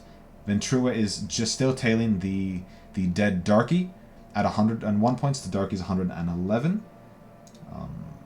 Kobe Black Mamba, actually after I think 2 separate rips, is back at 96 points, so putting in a ton of work. Sadly, we haven't been able to have him on stream just because our timing has been off with the stream schedule. And Ventura actually in twice at 95 and 101, so that perseverance that just shows you how important that really is. And something to note, over the last couple of days, there has been a massive extinction event for the Gladiator species, as it once was dominating with, I think, 6 or 7 out of the top 10 players being Gladiators, and now there is only 1 living Gladiator in the top 10 at all, and only 3 in the top 10 total, including the dead ones. So Gladiator may have had an explosive start, but certainly is not as wholly dominant in this event as you may have been led to believe by the beginning of it. Oh yeah, and we talked about it multiple times, right? The it's easier to get going than a lot of these other builds, but may not have the damage in a lot of cases to carry those endgame fights. But even so, like Huwu, with his early start with Gladiator, was able to secure $1,300 in bounties, including the singing marathon we saw previously on the highlight video. And we do see a Steel Mage and Haranumi Muri at 100 points. So still, there are some Gladiators still pushing, and we do see a Champion. Actually, no, it is Champion. Just pushing with a secret tech. Really cool to see. Lalagay, as we have on stream, rank 1 Marauder. Fight Guard quickly on her heels at 96 points. Was able to catch back up. Did die early on. And as far as the Templars go, we have started to see some bossing. Singularity has 100 points, and we'll see exactly what that consists of. That's Delve the Depth 200 at Ziri and Mastermind 83. So those are typically some of the first fights you are going to encounter, because Mastermind does give you access to a lot of crafting and different options, so it's nice to do before you do these other boss fights. And he's actually doing Forbidden Right, which I imagine as a with totems, it's a lot of people suspected this was going to be like dominate the meta, but it really has not shown up. It's harder to get going than a lot of people imagined in a SSF hardcore environment, especially with Gauntlet. Your totems die really, really fast, but still able to pull it out in the late game. He's got some pretty darn solid gear at this point, though. A couple of reduced curse effect shaper rings, meaning they don't have to rely on Kikazaru. A shield with both plus max res and recover life on block. Huge. It's going to help a lot with those defensive issues that we've talked about a few times for this build. And obviously, the Soul Mantle and Rain of Splinters are both very core uniques that have both been picked up. It's even a 6-link Soul Mantle. Awesome. So that is some disgusting damage that this build is going to be putting out, I'm sure. I haven't actually played the build myself, but do the 3 white sockets actually matter? Are there? I don't believe these can be these are going to be changed for anything. I think that is like the end game damage setup regardless, right? Yeah, the only thing that I've seen people swap in is prod speed support for mapping if they have enough damage to be able to do that. But in Gauntlet, I doubt that's something you'd do. Fair enough. Because you probably don't have the overkill damage to do that in like high tier content and do it safely. Yeah, looking great. Hopefully we can maybe watch some of the boss kills when they submit some of them over the next couple of days. Outside of that, though, the Scion ladder is a bit of a mess. Let's actually just look at that. The top 3 Scions are all dead. Zlage, Jezzy, and Sketsy. But we are seeing, I imagine, you know what? A Jungroan said he is re-rolling. I'm not sure if that was a Scion or was a Templar. I imagine Templar, but yeah, there's a lot of death here. Oh, the Shield Throw Scion from yesterday perished. Yeah, if you want to pull up that character, you can glance over the gear. I mentioned it yesterday, but the Shield Throw Scion was geared to the teeth, so disappointing that they've fallen, as I'm sure that gearing up that well was quite a process. They've got faster bleed boots, they've got dot multi gloves, they've got a just crazy good siege axe, and even an almost 2.7k armor shield. Yeah, that sucks. I mean, after getting working so hard for that gear, it just must feel terrible to just lose your life to. I imagine like one of these endgame boss fights, yeah, because they were at level 94. So maybe it was during mapping, but I imagine it was to a boss or something like that. With the death of that character, I actually think the Scion ladder is a bit wide open now, and I wouldn't be surprised to see some people over the next few days target it. Yeah, I wouldn't be surprised. Like, so far it's Marauder and Scion are sort of lagging behind these other classes. I mean, I say Witch, but like there's 4 of them alive, and they're all sort of ready for bosses. They're just sort of figuring out maybe that last piece of gear. Wow. Son of is doing his best to push the ladder, and Son of was one of the top gladiators up until A-Rip, is still holding rank 5 in the duelist ladder. So very competitive player, and does seem to be pushing the Scion ladder, but I don't know that there's a lot of competition for him otherwise. I mean, for now, like, you know what, I am going to check out Jungroan's account just to see if there are any Jezzy, okay, just to see if because he said he is going to reroll. I just want to see what he's re-rolling as. Hopefully this will actually filter for me.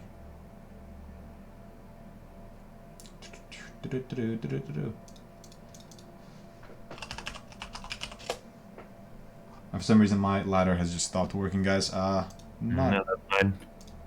Not a problem. But we will.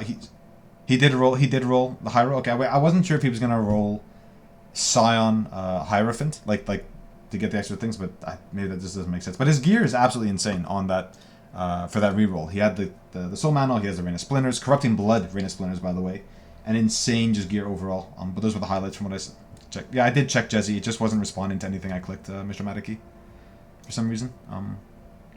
We'll check it. We'll check back in on Jug Run later, but for now we'll transition back to the mainstream, and pop our faces on screen if that's okay with you, Octavian. Sure. Exile is doing a bit of the amulet crafting that I mentioned earlier, so I'm gonna bring him on screen instead of Carve here, or Karn rather, just so I can demonstrate what I was talking about. So if you vendor an amulet with 3 gems, 1 of each color, you get an Onyx amulet back. People are probably familiar with that recipe. However, the Onyx amulet is always a white unrolled base. It will keep its influence though. So you can essentially use this as a way of paying 3 wisdoms instead of paying a scour to scour your item. Yeah. Which would have been really nice to see see Garatha do. And the thing is, what people don't realize, it does keep its influence. You will lose the quality, which is probably what Garatha was afraid of, but it does allow you to reroll bad base types into an Onyx, which is really, really cool.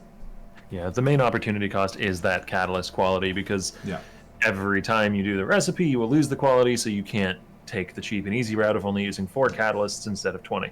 And it is a Warlord's base, so he is probably looking for that +1 Fizz. You could also theoretically get like Fizz gained as Fire or Fire Pen if you're doing any of that on this build. But I think this variant goes pure Fire or pure Fizz with Brutality support. Yeah, Brutality support just, especially with the nerf to a lot of support gems, it feels pretty mandatory for Exsanguinate. I mean, maybe Seismic Trap you can get away with other things, especially if it's only a 4-link or a pseudo 5-link, but as your 6th link, Brutality is hard to give up. It's such a big chunk of damage, even after the nerfs. It does. There are variants of the Seismic Trap build in Solo Self-Found that will go Poison. So if you're not doing hit-based and going that route, then obviously you wouldn't run Brutality. But those builds have a few disadvantages. They can't push quite as high single target as the crit variant. But they get good damage a little more easily. Did Omexile just sell his amulet by accident? He does have a wisdom. Because I think he got wisdom. Yeah. Is that another base though? It looked like he had another warlord base. No, I think he actually vended it. Oh my god. Oh no. So that is the worry when you do this. There is no buyback screen in Path of Exile. It's not apparently the 21st century. We don't have the technology, so. Please, Mr. Vendor, can I give you your wisdom scrap back? I didn't want it. I didn't know.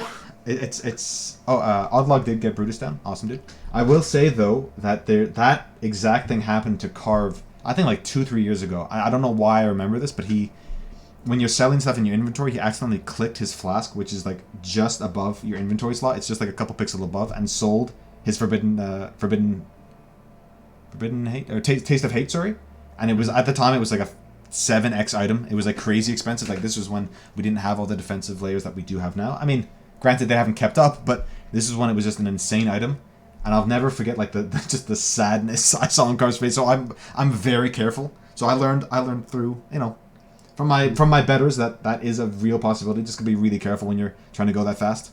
We've all been there one way or another. Yeah. I farmed up a set of 11 chains that bind cards once in Solo Self-Found. Was real excited to bring a 6-link and then vendored it instead of trading it. You didn't do the Navali? Yeah. Oh my god, that is classic. I put the wrong button on Navali and didn't realize, and my brain turned off, and I had a bunch of Wisdom Scrolls instead of a 6-link in my inventory. That's classic. That's yeah. I just feel bad. Like that just sucks. Yeah. I consoled myself by thinking it was probably going to roll a base I couldn't use anyways. Yeah. Probably. You keep telling yourself that. It's just. Yeah, no, it definitely. I was never going to be able to use it. It's just took the easy way out. Yeah. Yeah. Look, I was going to vendor it anyway. Just give me the Wisdom Scrolls. It's not worth my time. But definitely, jokes aside, like that actually is a huge setback for Exile. Like it's a huge DPS loss. Yeah, I mean, look, you're pushing this hard for this many days. It's hard. Well, he's got Gwen and he'll be fine. He can get another base. Was a bad base anyways. It's an Onyx though. Onyx with Warlords like that. I mean, just copium, yeah. Yeah. Please, Mr. Vendor. Yeah, I mean, if anything, he's gonna have to go back to the vendors to buy some more copium tanks for that one. That is a brutal loss. But the character is perfectly functional without the amulet. He's fine. He got the 6-link chess piece earlier. Yeah. He got the dodge unveil. That's sick, right? He's good. He's good. It just sort of sucks because right, like because he is a little further behind. Well, a lot further behind than he would have wanted to be. I think he wanted to be done with the gauntlet already. This is his 4th game. He won the last one in 3 days or 3.5 days. So this is a very different experience for him. So probably pretty unhappy with his performance so far. Not that he's played badly at all, but you know his standards are outrageously high for himself, right? I love how much more punishing and difficult this gauntlet has been. Yeah. It's easy for me to say that as someone who's not like competing at the top of the ladder. You know, I'm just like casually pushing the 90 in the background, and it's like, yeah, it's cool, it's great. I haven't even seen a red mat, but it has made it a lot more interesting to cast. You know. Yeah, I mean, I completely agree, right? Because everything's just been later. Like the beginning stages of setup and stuff have been more interesting, right? It's not just like getting bombarded with content for days 2 and 3 and just waiting for every other ascendancy outside of champion to catch up by day 8 or 9. It's been this slow incremental grind, which is a lot of fun to see, and especially this going into this final weekend, we're gonna see a lot of rips, like a lot of rips. I think Afriko, who we saw rip earlier, just linked a double corrupted soul mantle to Exile. That had reduced extra damage taken from crits and reduced cold damage taken. Huge. I don't know whether he went to standard after the rip and then farmed up and double corrupted, or like bought if he went to trade league. I don't know, and double corrupted his chess piece just to see what would happen, or if that's actually in the Gauntlet League. And Pyro brings up a good point, right? Like, Lighty did actually have like a lot of the harder bosses done by like the 70-80 hour mark, right? And but he died, right? The reality is, like, even after all that prep and all those days spent, just wasn't able to clutch it, right? So, you know, I mean, sure, he might have been doable at that point, but getting it done versus doable, two very different things. Yeah, this pacing feels a lot more, I don't know, I don't want to say achievable, a lot more even paced, right? There isn't this one ascendancy that can, or one build type that can sort of ignore gearing requirements compared to like every other ascendancy, right? I think I would still say that it's very much not like a solved meta. Not at all. It's not like previous gauntlets where like champion Slams was the best. But Like, it was by a large really margin. argue a different direction. You would play something else in order to push that ladder to try and get rewards for whatever other class ladder. Mm-hmm. But like champion Slams was the best. There was no argument there. Yeah, Whereas now, like, there are a handful of good builds, and you can kind of argue one way or the other for any of them. Mm-hmm. Like Steel's put in a great performance on the Shield Throw Gladiator, sure, but every other Shield Throw Gladiator in the top 10 is dead. And like the Raider Toxic Rain was doing great for a lot of the bosses for Lighty, but does have some like mana problems if you don't reach those damage breakpoints like we saw from Ventura. So they've all got their strengths and weaknesses.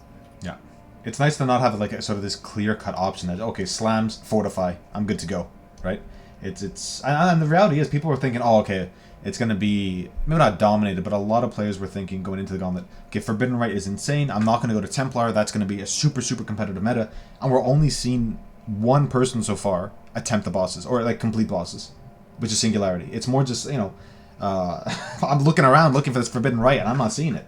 So, it as you said, unsolved meta, even though there are things that are very strong, maybe in a trade league, not potentially translated into super powerful in the Gauntlet, right? I'm just really hoping that we do see Exile make it the distance to the boss fighting, because yeah. There was a lot of hype around the Trapper going into this event from Exile, but also a few other players. We've seen like a dozen different players going for this build. From us as the guest. I was very excited. I was like, oh, this build's gonna dominate. You know, I love Saboteur, but yeah, it's. And like, I don't know, due to a few unfortunate rips and stuff, we just haven't seen any top players attempting bosses with it. And I don't really think that that's a problem 100% with the build. No. Like, Exile was rushing a bit too quick in some of his rips and just playing really fast, as he normally does. He's a very quick and sort of on the wire kind of player, which is why he can get back into the ladder so quickly, but also can cost him if he's not quick enough to react to something. Yeah, I mean, aggressive, that's a good word for you.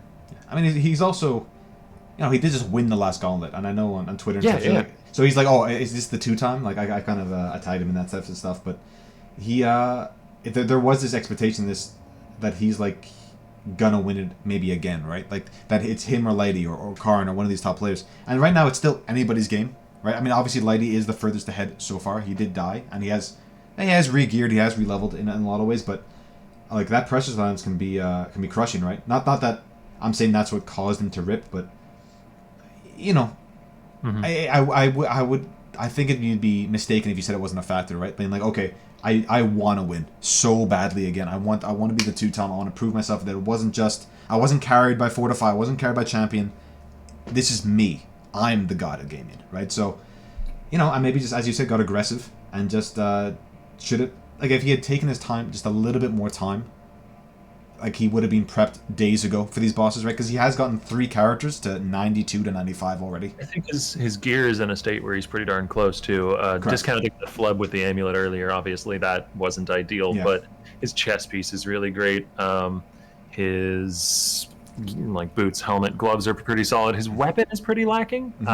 Hence the Cold Iron Point mod check text that's been on his stream for the past few days.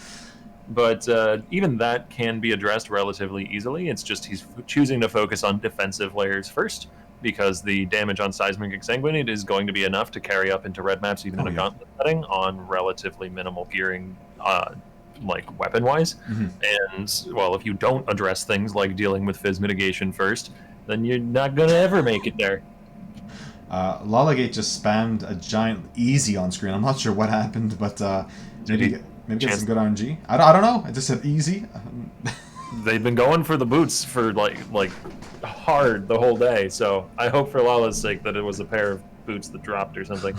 The boots being Corpse Walkers specifically. Yeah. I actually, like, I don't know, I keep just watching I'm Exile, but as you said, like, not having the Cold Iron Point and, like, kind of whiffing with that amulet, that's easy harvest. Essentially, like, plus 3 extra gem levels, right? Which is just massive. I'm not sure if Lollagate knows they're on stream and just trying to tell everybody. Look, this is just because it's a blue pack doesn't mean I'm gonna die. This is no problem, guys. He's going for the blue pack because it has changed the unique.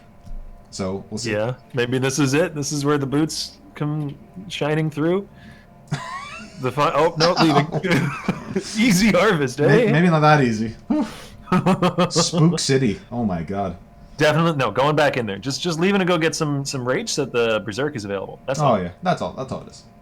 Yeah, leaving to the hideout to get some gear upgrades so they can go back in and then get berserk and then do the harvest. This is all just waiting, getting the right upgrades for the harvest. It's easy. Easy, Octavian says. Since he's hit level 90, he's gotten a lot more. You've gotten a lot more bold with some of your takes there, but it's just fun. It's easy. Come on, just do it, guys.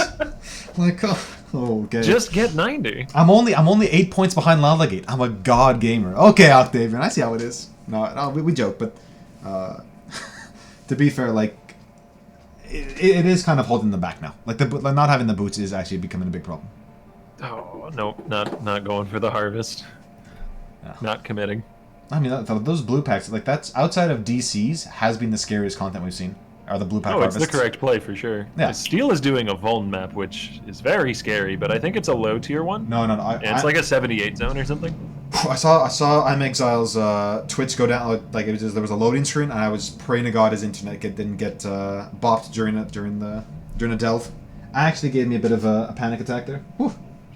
Yeah. That would just suck.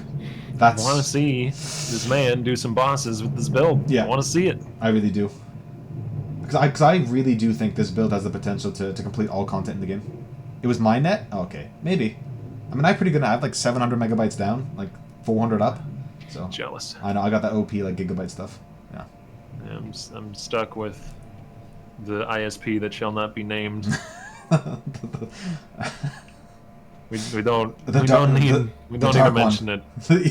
I'm not happy. Suffice to say, I'm not happy. Oh, the whole stream lagged? Okay. Well, I'm sorry. Please let me know if there are any hiccups, because I should be able to fix things. So, hopefully we're back online here, guys. Okay, perfect. Okay, it was just a couple. I'm good. Okay, Netscape and Omega. Steel actually. Steel has a Cyrus ready to fight too. Let's. I think he'll probably. I don't think he's going for it yet. It's been ready for a little while. He's pulling some stall mage tactics. I mean, can I really say that though? When he did formed earlier today. Look. Give the man a break. Oh, who was that? Was that Carve? Carve? Oh no! Unless it's. Oh, wait, is Carve online? Okay, let's pop Carve on. off-meta shadow was presumably his shadow. Oh, yeah, no, yeah, it's him. Yep, because he's in the loading screen. Not loading screen, he's in the... Oh, no, Carve. Login menu, yeah. Thank you. I He forgot. was going so well. He had the 9k energy shield. He was doing some endgame bossing. He was pushing his delve. Oh, and he's actually watching the clip, so hopefully we can watch it through him. I'll turn off our cams here. This is a Underground Sea. It looks like a T16 version of the map. Does he just get swarmed? Oh no! It's the Harbinger pack. The King Harbinger pack just devastates him. Spawns in the boss arena, which things have a real nasty habit of doing in this map. Really often when you throw in sextants or throw in league mechanics, they will show up in Merveil's chambers. That's so much damage. Yes, this was the Cold Dot Trickster. Yeah, Ghost Shrouds were... yeah, just like... The thing is, when you just get hit so often, so fast, like... A lot of the defensive layers of Trickster rely on you sort of not being hit recently. And just getting chunked like that just hurts so much. And usually his dodge or his block is able to mitigate a lot of this, but I think it was just so many individual hits that he just can't handle. Oh, it is in the tool for us? Thanks so much. We can actually do that then. There's an accuracy crit aura in the middle of that pack too, which certainly doesn't help things. Oh, okay. I'll pull the clip up on screen here. Perfect. We have a bit more control then. Oh, unfortunate. Thank you, Mr. Maddocky, for doing that. We don't have the tab menu open, so we don't know what mods potentially are on this map. But it looks comfortable, right? I imagine, because it's a T16, right? I imagine Carve isn't insane enough to roll this, like, to be too deadly. Yeah, there's... I can't tell if there's more than one crit aura. That crab that's following him around has an accuracy crit aura. Yeah, I'm just trying to... pause it. We don't have... we can't control the speed of which the replays are on the Twitch clips. Yeah, I just get... Is it a King Harbinger or just a regular Harbinger, actually? I don't see a crown. No, so it's just a regular. It's a regular Harbinger as well as one of the Sextant packs, which, like I mentioned earlier, the Sextant mobs show up in her arena really often as well. Yeah. And since it's a Lightning Sextant pack, that means that the map does have increased lightning damage taken on it, which is hybrid with that mod. So if any of the Harby mods were lightning damage oriented, those are going to get scaled. It's a really dangerous log though, because if you linger on that screen even just a little bit on the logout, you're just dead. Yeah, like if you stay in for even a second, you're dead anyway, right? Most likely. Yeah, it's just so rough because as soon as you enter the arena, the door locks behind you too. So, like, yeah, you either log and take that risk, or you try and make space and get to the left side of the arena. But because of the turbo mod in the middle of the pack, like, making distance was super hard. I want to check if his if his dash was up or not, like, because he has 4 going into the fight, but he might be down, or because if he can get to that left side, oh no, he's just running, he's not dashing. I think he was trying to shield charge to ensure that his fortify remained up. Oh, I see. Yeah. You're right. But after the first shield charge, yeah, flame dash was probably the better pick because the first shield charge gets you that fortify. But like that level of snap decision making is pretty hard to have in a dangerous situation. Octavian, if you could help me answer this question, Byro is asking, not Byro, but Byro is asking why logging out in this scenario would be risky. Sometimes if your connection isn't perfect, or if the servers have a stutter for even a brief moment, when you log out, you don't instantly leave. Mm-hmm. So even if it took like a tiny bit for your character to disconnect there, or worst case scenario, if it went to the 6-second DC timer, you're just dead. Yeah, I mean, look, in reality, you could say he should have tried to log anyway, and if you're instantly out, he would have lived, but... Yeah, no, logging, like, I wouldn't blame someone for logging here, for sure, but I can also see why you would try not to, because unlike something where, I don't know, the most straightforward place to log is, say, like, you're out of staunching flask charges and you have some corrupted blood stacks on you, but there's no mobs on screen. Mm-hmm. That's like, you definitely log there, because there's no mobs around, you don't have another way out, you definitely hit the button there. Yeah. In a situation like this, where you're swarmed, a log carries some amount of risk with it. It's not like 100% guaranteed safety. It's like hindsight's 2020, right? We can say, oh, he should have at least tried now. Yeah, because we know he dies by staying in, right? But the reality is... It's a gamble. Like, he might have, like, I think another second or two, and most of those mobs die from his dots. So he's just on the cusp of surviving that anyway. And if he gets maybe his flame dash off and goes to the left side, maybe he lives entirely. It's a lot closer than you think than it looks, at least. Yeah, I mean, you can definitely pick this apart for mistakes. Like, a flame dash down to the bottom left probably it gives him higher odds of staying alive. But when you have 2 seconds in which to make those decisions, maybe even less. Oh yeah. It's really hard to be optimal. Yeah, we're reviewing this clip like 30 times, talking over it over the course of 5 minutes. Sure, there's other options, but in the moment, especially if you're like you've been mapping consistently or constantly for the last couple hours, he feels very comfortable as well, right? So it's like, oh, okay, like I think I can survive this. I know it looks spooky. I'm gonna dash up here, and then you're dead within a second. So it's not as easy a judgment call to make as maybe we're making it sound, or yeah. And Damn. Vault Discipline is up as well, so he's hoping to rely on that to get him through it. Yeah. Like, he has a bunch of his defensive tools together. Fortified, Vault Discipline. Yeah. Some of his flasks do fall off towards the end, though. I'm not sure I don't think he popped his Frost Shield. Not that it would have mattered. Like, the degen might have not helped, but it maybe would have helped. But honestly, like, one of those hits, I think, chunked him for 6,000 or something. Or, like, 5,000. Like, from 8 down to 3. And then that was just the finale. There was an accuracy crits mod in the pack, yeah. That's that, if you look at card screen right now where it's paused, that's that sort of golden-green aura towards the top middle of the screen. That is an accuracy crit mod, which is pretty deadly versus the Trickster build that I assume has pretty darn good evasion. It's going to help to counter that defensive tool. And then on top of that, the map with lightning mobs in it from the lightning sextant. So if anything in that Harvey pack is doing lightning damage, that's getting amped. And you can even see a lightning bolt over to the side, so there's some lightning damage. It's hard to tell how much. And Carv's actually in chat. He just boomed Cyrus 100-0 before this, so you're feeling yourself a little bit. You're like, look, I just finished one of the endgame bosses. I'm on the leaderboard. I got points. This is just a T16, no problem.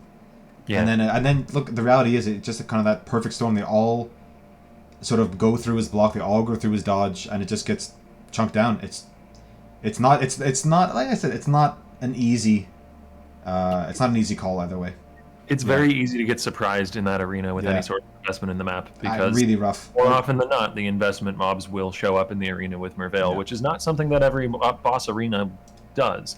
You know, something like a silo map or Bramble Valley, a lot of the newer boss maps with boss arenas, the invested materials, so things like Harbingers and Sextant packs, barely ever, I think even maybe never show up in the arena alongside the boss.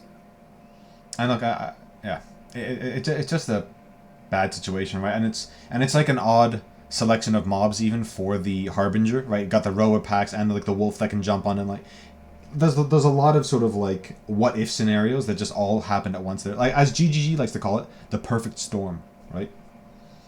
So yeah, I mean, look, there's still 3.5 days. Like, I'm sure Carv can get back up there if he wants to. He still has a level 92 Ranger, with probably all his life gear still intact, but maybe not the gems. I'm not sure about that, but has a backup in some sense. I'm not sure he's going to get back on the horse. I guess we'll have to wait and see. We'll give the man some time to grieve, but then we'll wait and see and check back in on him later on. We'll have to see whether the call is to try and push the Ranger ladder, or just, you know, maybe go back blast to Shadow a little bit on the Ranger to get the gear together. Or again. do you go reroll Scion with like maybe go life? True, Scion tree or the Scion ladder is relatively free at the moment. Yeah, because I really do like the cold dot choice. By the way, I think it's a great build for this type of content. It's just, yeah, like, I mean, look, he crushed the boss 100-0, so it was just like that one map, and he's been mapping for days, like 7 days straight, and hasn't had an issue like that. So just unfortunate. We're gonna check in with our resident reroll boy, Rise QT, who has made it into Act 9 here. Is he? Oh, he's actually gonna be farming Blood Aqueducts. It's an unusual farm spot for Gauntlet. Exile, buddy. I think he was like meddling with something in his inventory, and he just tanked a volatile, but he spell dodge. He's okay. Yeah. Don't do me like that, please, Exile. I'm gonna go into harvest as well. Please don't click the blue ones. Actually, there's no point. It would just be yeah. You want to go for the gems one probably. Maybe get some quality on there on some of these alt gems that if you don't have that either. I gotta be honest with you. Like, seeing the seismic trap hit the entire pack in harvest, it's just so satisfying. It's a very chunky, enjoyable skill. Yeah, I'm very glad that it finally got a big enough buff to be relevant. It's been such a cool looking and sounding skill for so long, but just so under-tuned in terms of stats that it was never worth using. I've played explosive trap builds where I can fully convert the fizz to fire, and flamethrower trap was still the better option, despite seismic trap theoretically having better scaling, just because seismic's numbers were way too low. So A deserved buff for that skill. Might be tuned down again next league, though. It could arguably be said to have been overbuffed. I'm just glad it's relevant for at least a league. You know what, though? Like, I don't think it is overbuffed. Maybe it is a bit, but like one build is using it. It's not like people are re-rolling Seismic Trap like on everything, right? It's not like it's this crazy dominant force. It's being used in one build, because like even the generic physical trap, like spammable one, isn't even good enough. So we have to use Exsanguinate. So I don't think it'll be touched. I think GGG's aware of how people felt about the nerfs this time around, and maybe that was like, at least for a league or two, maybe like the big nerfing, and they're just gonna hopefully just hands off for a little bit. We do know Forbidden Right totems, or at least that interaction, is gonna get touched. Maybe it's gonna have like an extra line added to the gem. We're not sure, but hopefully players can get another league out of it or two. I am actually pleasantly surprised by the fluidity that this Herald of Agony build has. I mean, it's never going to be as zoomy as like Shield Throw or anything like that, but I was expecting a lot less comfortable looking gameplay than what Rise has on screen, so props to him for that. He does seem to have a couple of the core items together for this, which is probably why he chose to roll it in the form of a Coming Calamity chest piece, as well as the Victario shield to give the Herald of Agony frenzies. I mean, look, it's Herald of Agony is one of those builds that it's incredibly strong for Gauntlet, and if you have the pieces for your reroll, and maybe he doesn't have the pieces for something else, even if he may not love the build, maybe it's just like he's happy enough with it that he's gonna reroll it, right? And hopefully it can just be that build that's tanky enough that just gets him through to this endgame content. Yeah. Well, I guess we'll have to wait and see, right? I would like to. I really want to see him sort of take on these bosses, because I don't know. I feel like Rise has had just some unfortunate rips this gauntlet, right? And I really loved his Warchief build, but just in its endgame, just wasn't able to play the characters long enough to get that endgame DPS viability. And I'm actually really curious to see what GGG does with shield skills going into the next patch, because they have been like crazy represented in the meta this league, but I think a lot of that is down to the meta being relatively unsolved. Correct. And shield skills being a fairly straightforward and powerful thing to scale. I wouldn't really say, and you can even look at the performance in this gauntlet from the shield skills, where most of them ripped at this point. I wouldn't really say that they are like disgustingly OP strong. No. They're just powerful on a budget and straightforward to scale and smooth to play.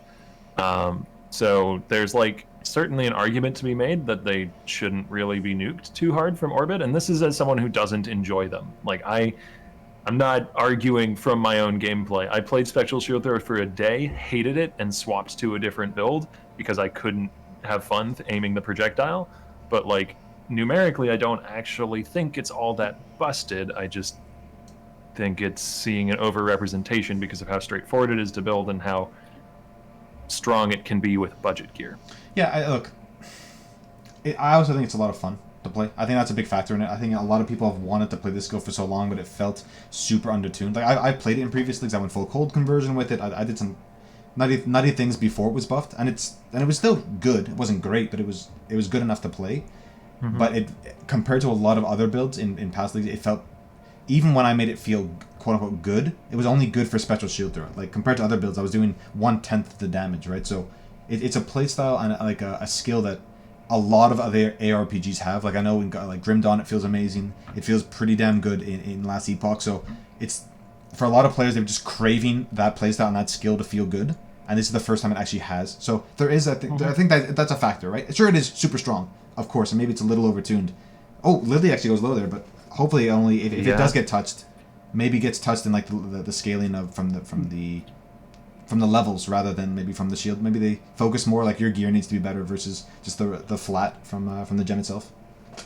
These delve nodes are pretty darn dangerous even outside of Gauntlet, as the golem mobs that spawn can shotgun you with their projectile spam, and obviously that only gets more dangerous in Gauntlet.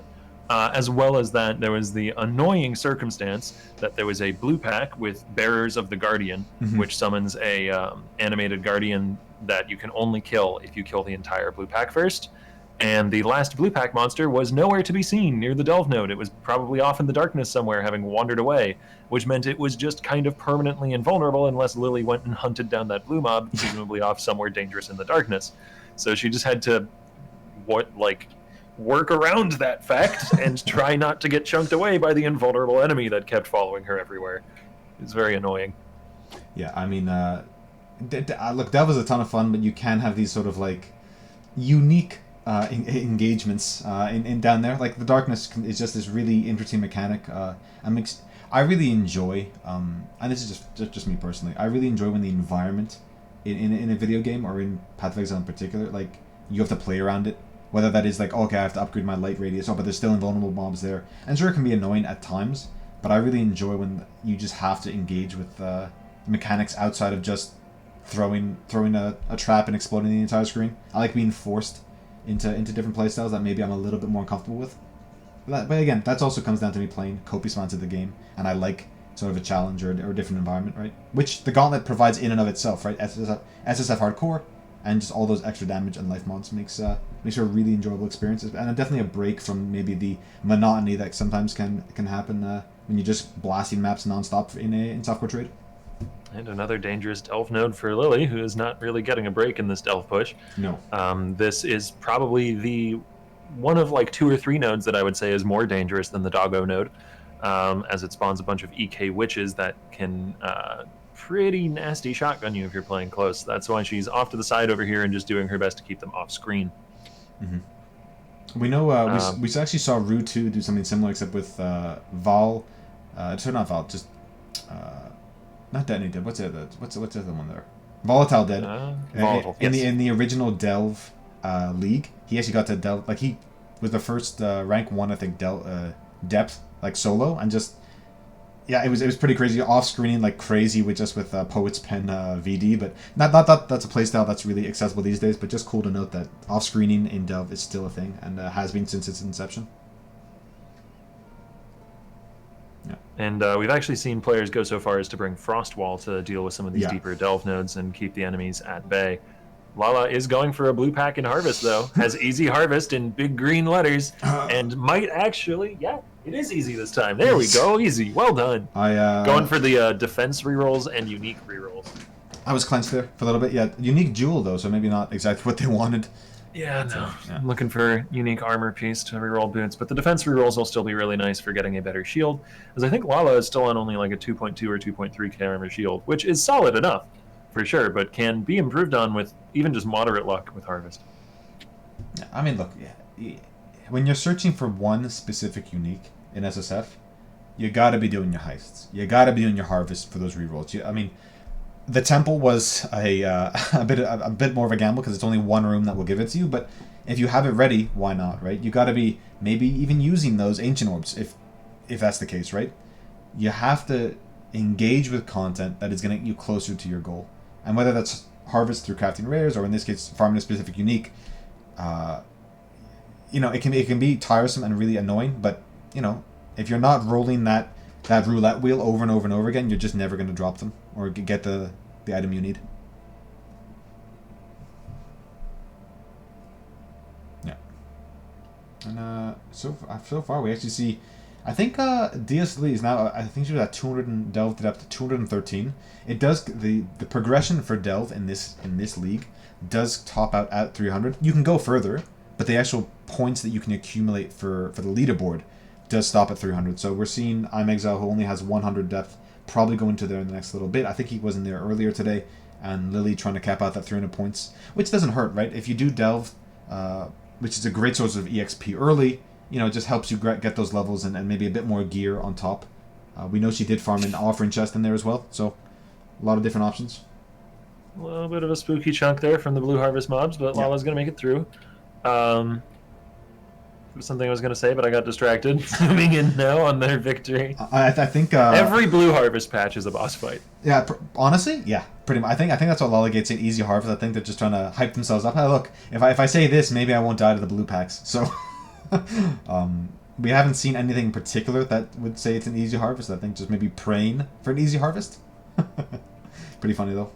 We do see Carve, by the way, on the bottom right, which I know chat can't see, but he is on his Raider, just looking at maybe potentially changing it up, maybe sticking with the Colt. That does have all his gear still equipped on that character, by the way, and a full gem setup. So, and it is I think level 92 with maybe 93 points because maybe some delve contribution. So not far off the top of the ladder there either.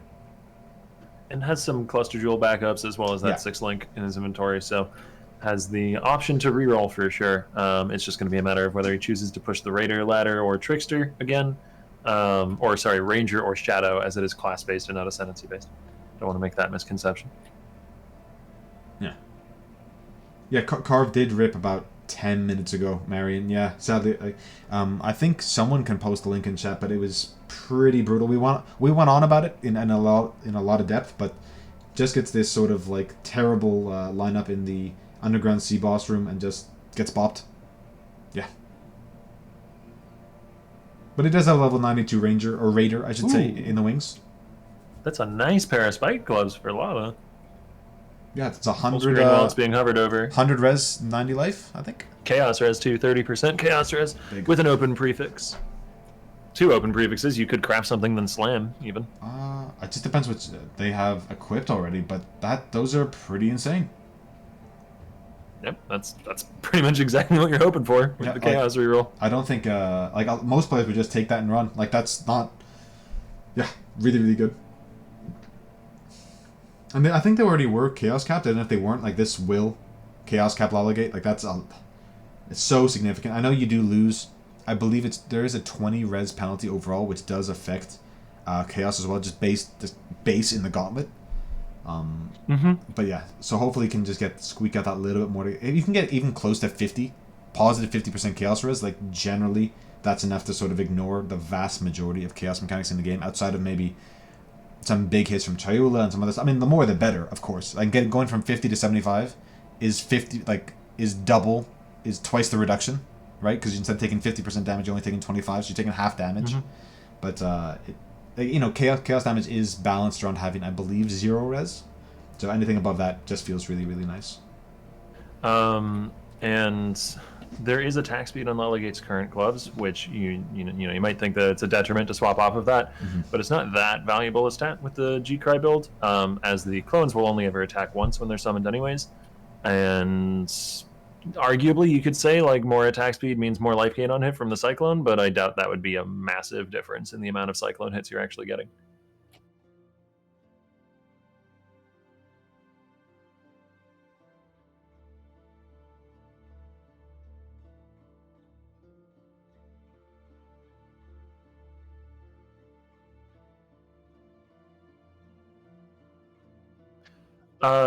They will attack faster if you scale some attack speed, but they only attack once before vanishing. So the difference between, so long as they are attacking fast enough to hit the enemy before it moves away, and I guess fast enough so that they get an attack off before your next Warcry cooldown, then anything that scales that up or down is going to be relatively minimal, if not entirely irrelevant. Apparently I was muted. I was talking about the attack speed on them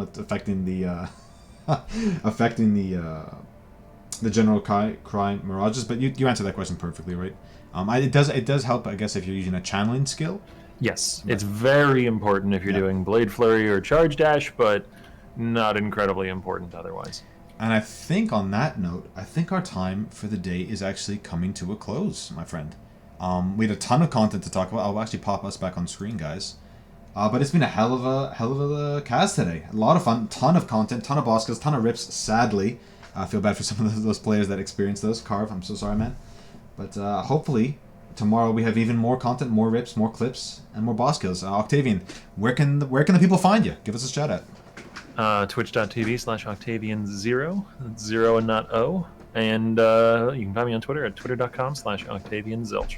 Awesome. My links are just below. I don't usually use Twitter too much, but you will find me lurking in most people's Twitch chats a lot of the time. Just feel free to DM me. And if you have any additions you want to see in the cast, you want to see changes, DM us. Let us know what you want to see, guys. It's been an absolute blast to chat, and I can't wait to see you tomorrow. Catch you later, guys. Have a good one. Hi there! I'm an advertisement. Nobody likes advertisements. What about advertisements with Zizaran in it? Nope. Guess I'll leave then. But not before telling you to go to shop.zizaran.com and buy a Gauntlet t-shirt to support everything we do with events. Thank you for the support, and I hope you're enjoying watching the Gauntlet. Shop.zizaran.com. Buy merch to support the Gauntlet. This is a threat. Don't sue me, but it's still a threat. Thank you. Nice.